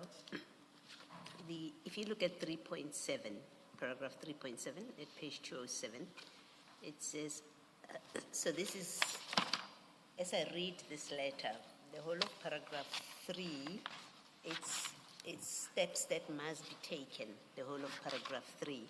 And then 3.7 says stakeholder communication. All internal and external stakeholders must be notified in writing about the disbandment, the transition plan for ongoing cases, and the future protocol. That's in 3.7. And then the paragraph that Ms. Hassim is now discussing, 4.5, stakeholder feedback. It is feedback on the task in 3.7. It doesn't answer the question, Ms. Hassim's question, that should there not have been stakeholder engagement before. But I think 4.5 makes sense when you look at 3.7.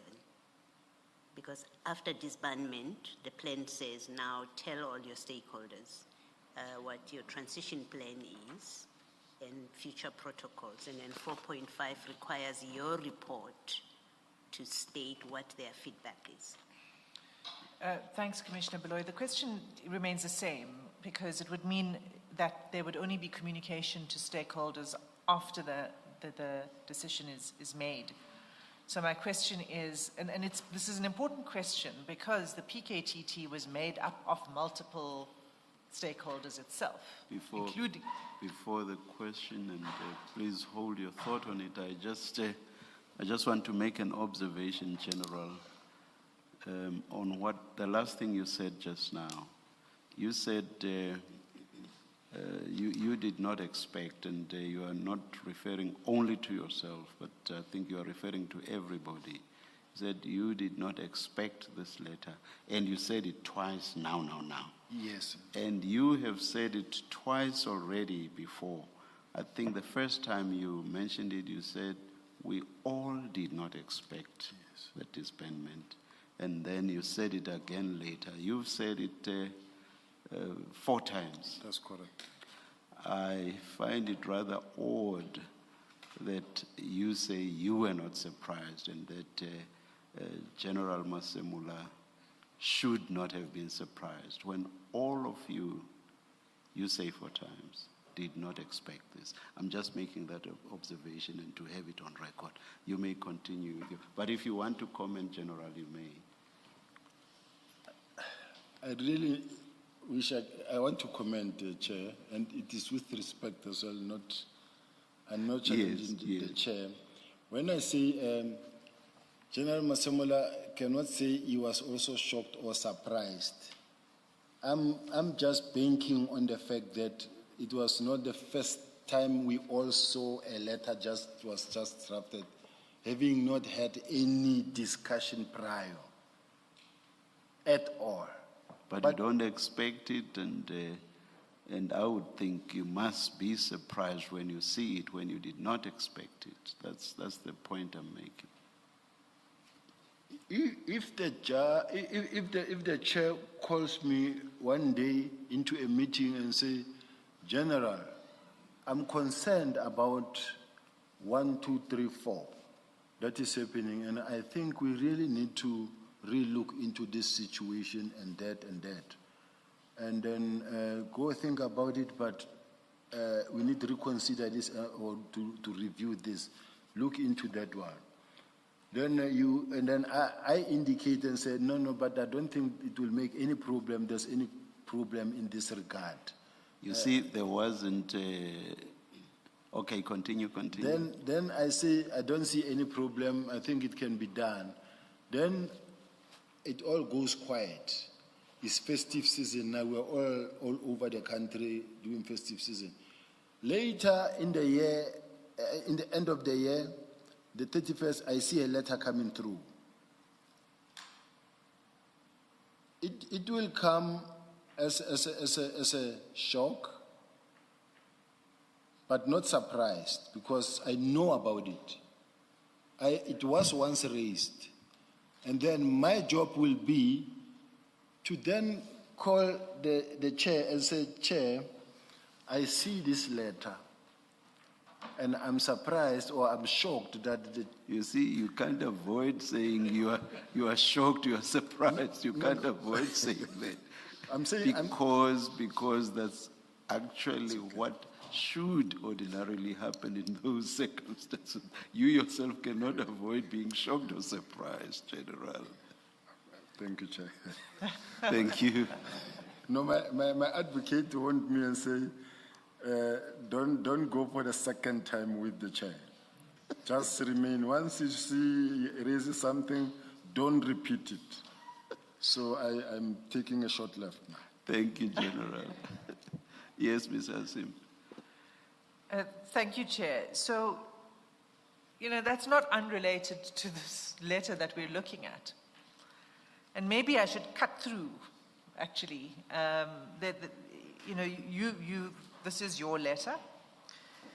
It requires communication with stakeholders. It requires the summary of the reasons for the decision to disband. It requires an analysis of the task team's effectiveness and impact on crime reduction, an account of controversies, a cost-benefit analysis, all of these things. All of the contents, these guidelines that you send to General Khumalo and say, prepare a closing report. All of this points to a report that's trying to justify the decision. Do you agree? All of these items that I've just read out, and you can look at it more closely if you wish to. May I ask to please repeat the question? So the guidelines, all of these guidelines that you're talking about, you're saying these are guidelines, and I refer you to some examples. One would be in 4.1, the summary of key considerations that resulted in the decision to disband the task team. 4.3, the bullets under operational review of the task team and its effectiveness. 4.4, any controversies and issues that arose during the task team's operation. 4.5, input from key stakeholders. 4.6, cost-benefit analysis of the task team's operations. 7, legal and compliance review, summary of any legal challenges, compliance or governance issues encountered. 4.7, data and security management. All of this, these that I've read out, are guidelines for a document that is intended to justify the decision. No. No. This is not about okay, explain your no before I go to the next question. It is not an attempt to justify, because remember, this document was not crafted by the minister or myself. The bottom line here is that as much as I am the signatory of this document, it went past the eyes of the National Commissioner. We cannot really take out the National Commissioner from this letter because it was discussed with him. Even before it got sent to me, it went past his hands. He saw it. It came to me. I own the document because at the ultimate end I had to sign it. But if this document came from General Ravi straight to me, I would take absolute full responsibility. But if it went via the Office of the National Commissioner, brought to my office by a general working with General Masemola to me, we are both in this thing together. So all I'm saying, Chair, is that I accept the responsibility for drafting this letter, but because of the fact that my commander, my boss, saw it and was satisfied with it. If he saw it and he didn't agree with it, General Sibola was wrong to bring it to my office. Can I test my observation with you, General? Looking at this document, here is my observation.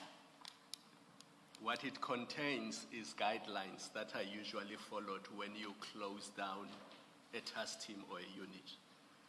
And in the normal course, all of these things would have happened before the decision is taken, correct? That is correct. So that when you then prepare this report and you give them 2 days to submit it, they already have in their possession feedback from the NPA, feedback from the other stakeholders. They already have a breakdown of resources. They already have summary of legal challenges. But if you produce a document like this after the decision is taken, it doesn't make sense because you're saying to them within 2 days, go to NPA and get NPA's feedback, go to State Security Agency and get their feedback and response. And that's impossible to do it in 2 days.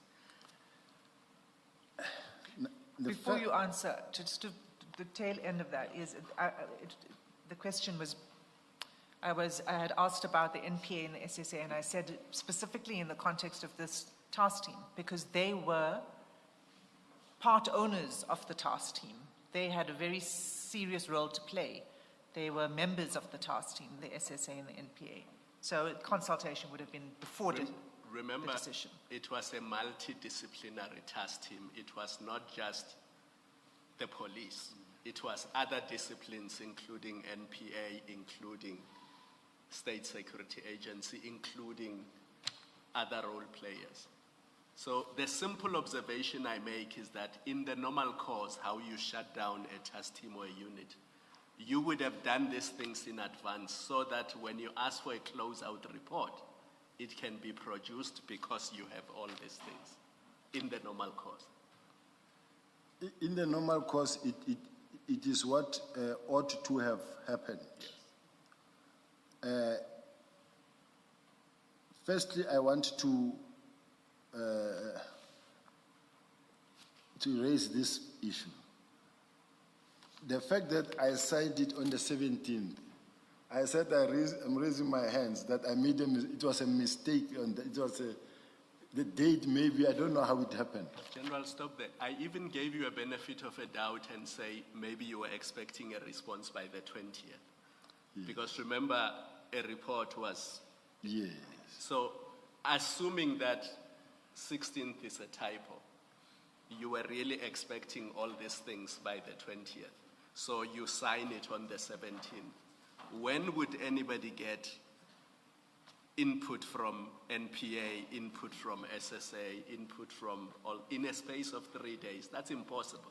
So hence I say what this document shows, to me at least, not to my co-commissioners, is that you've taken a guideline that is normally used to shut down units and task teams, and you've tried to apply it to a situation where the minister surprised all of you by shutting down a task team without your knowledge, and you're now really trying to do a closeout report after the minister has made a decision. I accept that, commissioners, and then I want to say that if we all are to accept that this was a guideline, and that was sent to, let's say, General Khumalo, who's the project coordinator. Under normal circumstances, what General Khumalo ought to have done was to look at it and say, it looked like there's a mammoth task here. There's a lot of work that still needs to be done that may take actually 30 days or 2 months. And this is my schedule in complying with the minister's instruction. Considering the fact that I think it was a preliminary report or the closer report. It was not the final, because the final report was going to be submitted at a much later close-up report. Even when I spoke to General Khumalo, he did raise these issues. He said to me, General, there are a lot of people that are involved here that must be consulted, and everyone else, and having consulted with everybody, and then the report will include all the information, including the documents that are at court and everything. So it wasn't expected that this thing will close like tomorrow or just by the 20th it will be closed. It wasn't expected like that. But it kick-started the discussions to say that this thing is now closing. So for General Khumalo, all he was supposed to do was to just go and sit down and craft a response that suits what he needs to achieve and how he's going to achieve it, and then present it before the minister or to me, and then I go to the National Commissioner again and say, NASCOM, I received this from General Khumalo, and this is how he sees this thing working. And then if we were to then thereafter say to him, no, we say close by tomorrow, then we would have overstepped the mark. But if it was given to him, and then he didn't see it fit that he should respond. Instead, they did comply and wrote a report. Although I was not favored with the copy, it just went to the minister. So the same thing they did. No, General, can I pause you there for a moment? Because it's a long answer. I was trying to allow you to finish, but it's taking too long because you're really not answering the question. And from my side, it's not, you're talking about what General Khumalo should have done.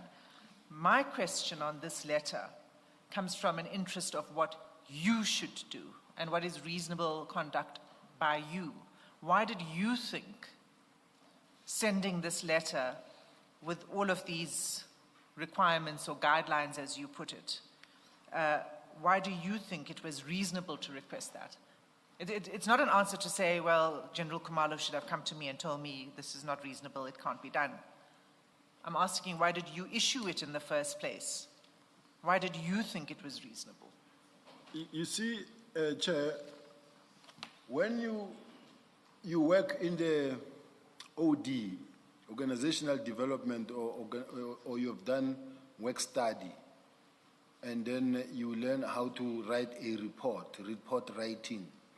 And they give you to say, when you write a report, firstly you start with the background, and then the introduction, the background, factors that lead to the investigation, then you come to a point that you need to raise, like when you do a thesis or whatever that you write, there's a format. Now, as General Rabi, you say, all right, I'm writing this document, I'm expected to guide the organization in coming up with a closing up report. I suggest that here are the guidelines. Work within these guidelines.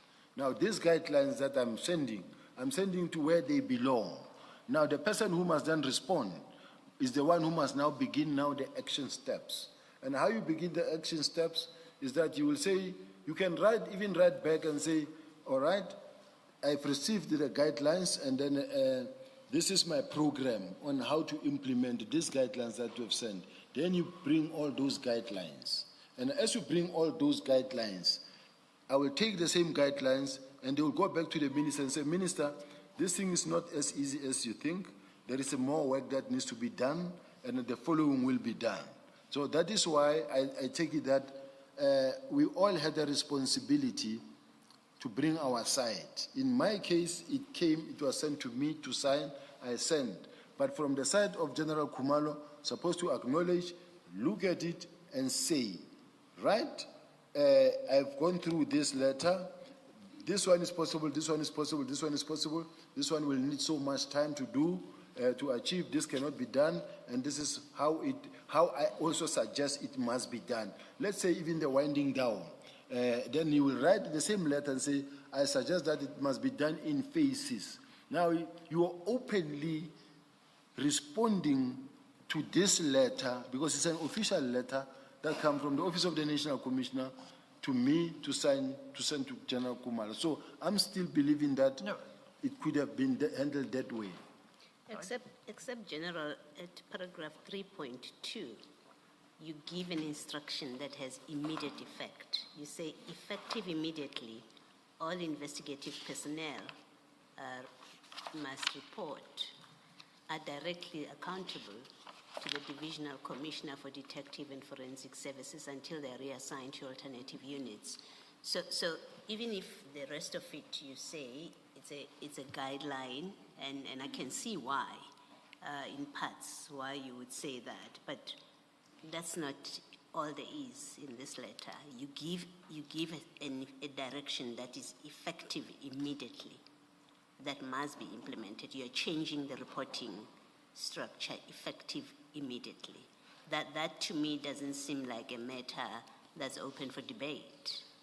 It's the same as the minister's letter, which says immediately disbands. It doesn't allow for a back and forth with the minister. The same as that your accountability, paragraph 3.2.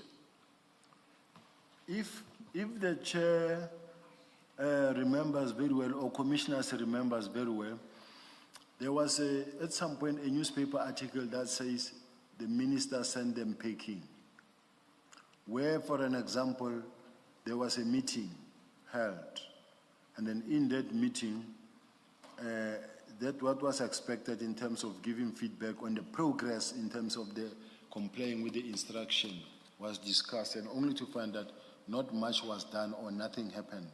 And the minister expressed his dissatisfaction around that issue. And then when he expressed his dissatisfaction around that issue, now, the small boy there is me.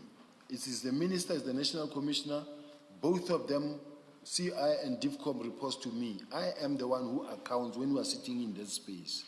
When we are sitting in that space, where is the minister, the national commissioner, the two DIVCOMs, and myself? I am the one now accountable who must respond. Now, in my case, when I realized that now it looked like I'm now the one failing, because the national commissioner is quiet in the meeting. It's not objecting to anything. It's not disagreeing with anything. Now, I'm sitting here being told that, but you guys don't listen. This is what was needed, and I'm not being taken serious. Now, it looked like I am the one not taking the minister serious or the national commissioner serious, because even the national commissioner was not really objecting to anything. So, where I begin to also strengthen my hand to say, let this happen, let this happen, let this happen, is to try now to be hands-on and say, let's move. let's not But delay. no, General. We know that this letter was sent to General Khumalo before that meeting with the minister that you're describing. We know that. It's the first thing that comes out of your desk. Yes, assisted by General Rabi. But your first act, and you say in your statement that from I think General or Lieutenant Letoko, you received this 31 December letter, and with an instruction to prepare a closeout report. You say all of that. And then this is what you prepared with the assistance of General Rabi. And what I'm pointing out to you is that which you prepared, your first act on this in 3.2 was to order with immediate effect a different accounting line. You say PKTT with immediate effect is now accountable to Divisional Commissioner for Forensic Services until they are reassigned to alternative units.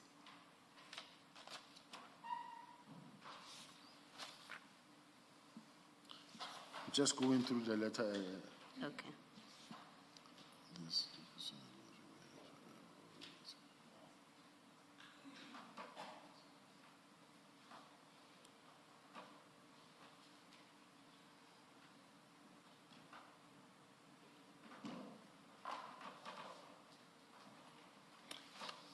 May I respond?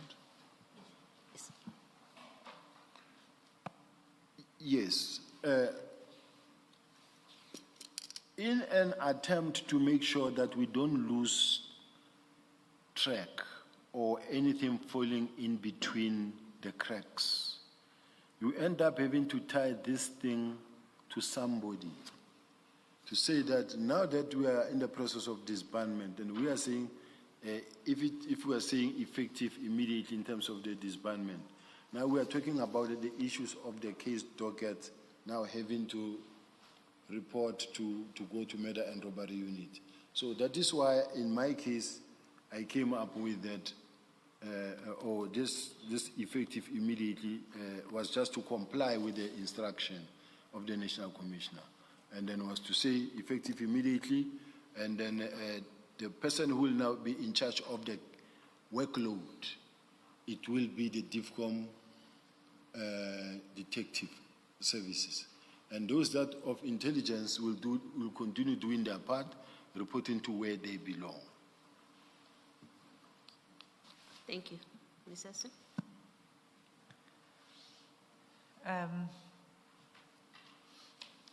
Thank you, Commissioner. I just want to,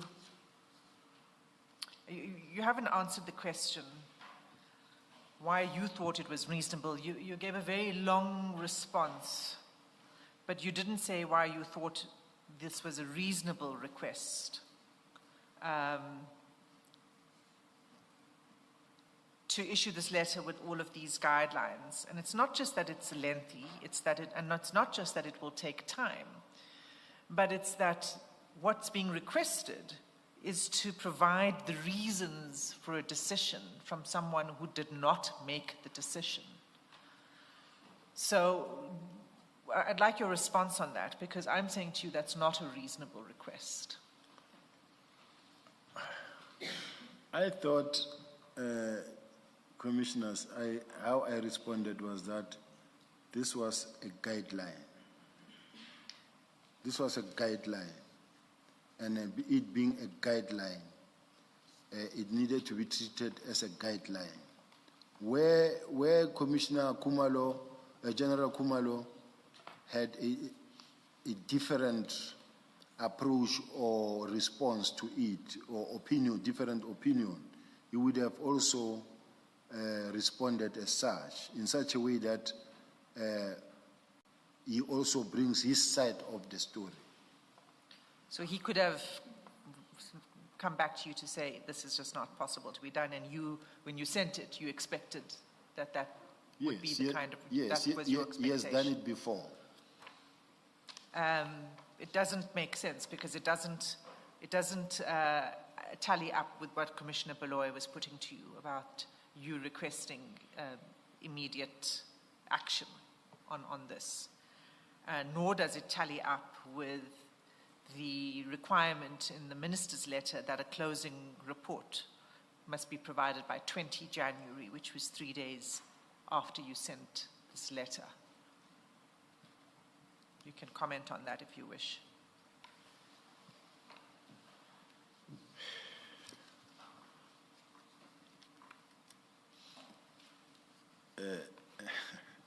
Chair, my mind was still locked into a previous discussion when she was talking. And then when she was talking and said it doesn't make sense on this, and then I'm thinking on certain things. Now she says your comment on that. Please repeat the question. I apologize. No problem, General, no problem.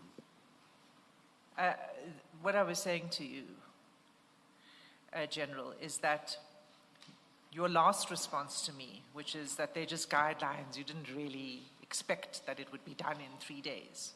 In other words, that was your response to my question, surely this is not reasonable. You said, well, you know, you didn't expect. He could have come back and said it's not going to get done. And I'm saying that doesn't make sense in the light of the contents of this letter, which require immediate action, or in the context of the letter from the minister, which required a closing report on the 20th of January, 3 days after you sent this letter. So that's what I'm saying to you. That's the comment I'm making. That's the observation I'm making about your response to me about reasonableness. And I'm saying to you, do you wish to comment on that? Yes, I wish to comment. In our world as police officials, it would make sense and it would be easy to comply with. In your world, maybe from where you are coming from, it's something that may need to take 6 months, but in our world, if I give an instruction, it can be done in 3 days. It can be done in a week. It can be done in 2 weeks. So, as far as I'm concerned, there has been instances where they say, this must happen by tomorrow 8 o'clock, and it happens. And the rest will follow. This is how it works in the police, maybe even in the defense. But it does not necessarily make it create a situation where we can say it doesn't make sense. Okay, so you're saying it's reasonable within the police service. This is how SAPS works. It's reasonable within the SAPS to send a request to a person for reasons for a decision that that person never took. Because that's what this is. It's saying, give us the reasons. It's a whole report that justifies everything up until 4.8 of this letter, the bulk of this letter, 4 pages, is a report that is written in order to explain a decision. And you're saying it's reasonable in the SAPS to ask the person who didn't make the decision to write that report. All I'm saying is that it is doable in the police. And to consult with stakeholders, and we're talking SSA and NPA, it takes one telephone call or one email that says,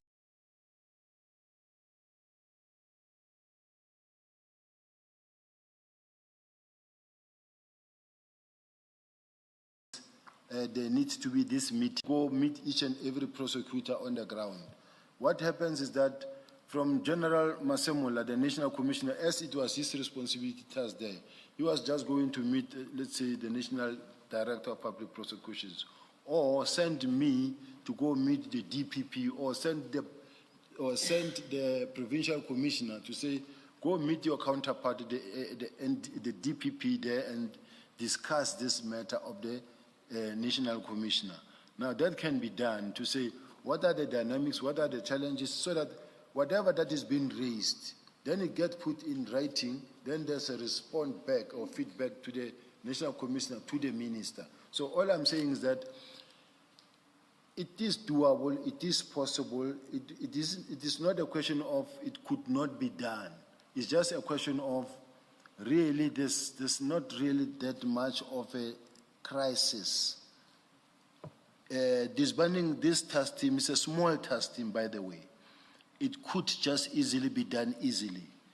And confirming with the stakeholders, to get a meeting of the stakeholders is easy.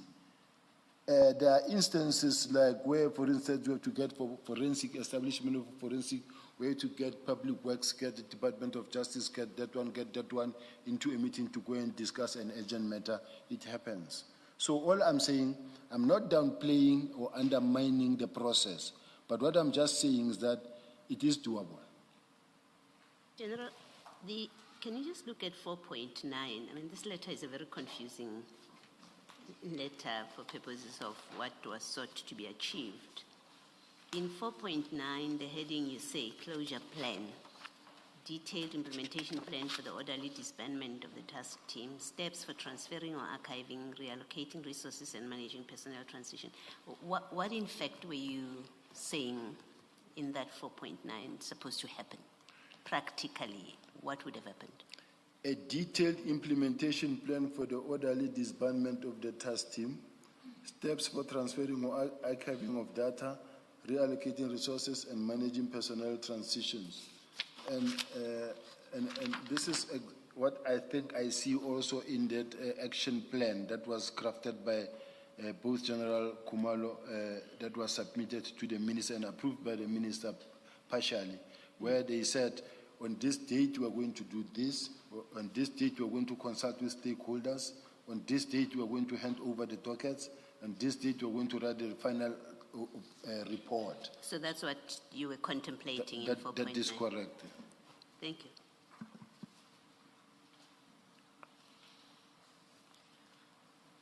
Thank you.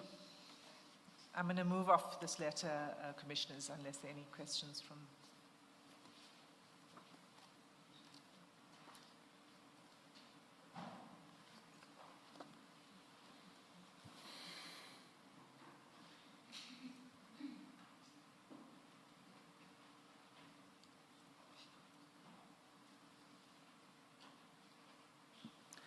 Perhaps let's start a new topic tomorrow.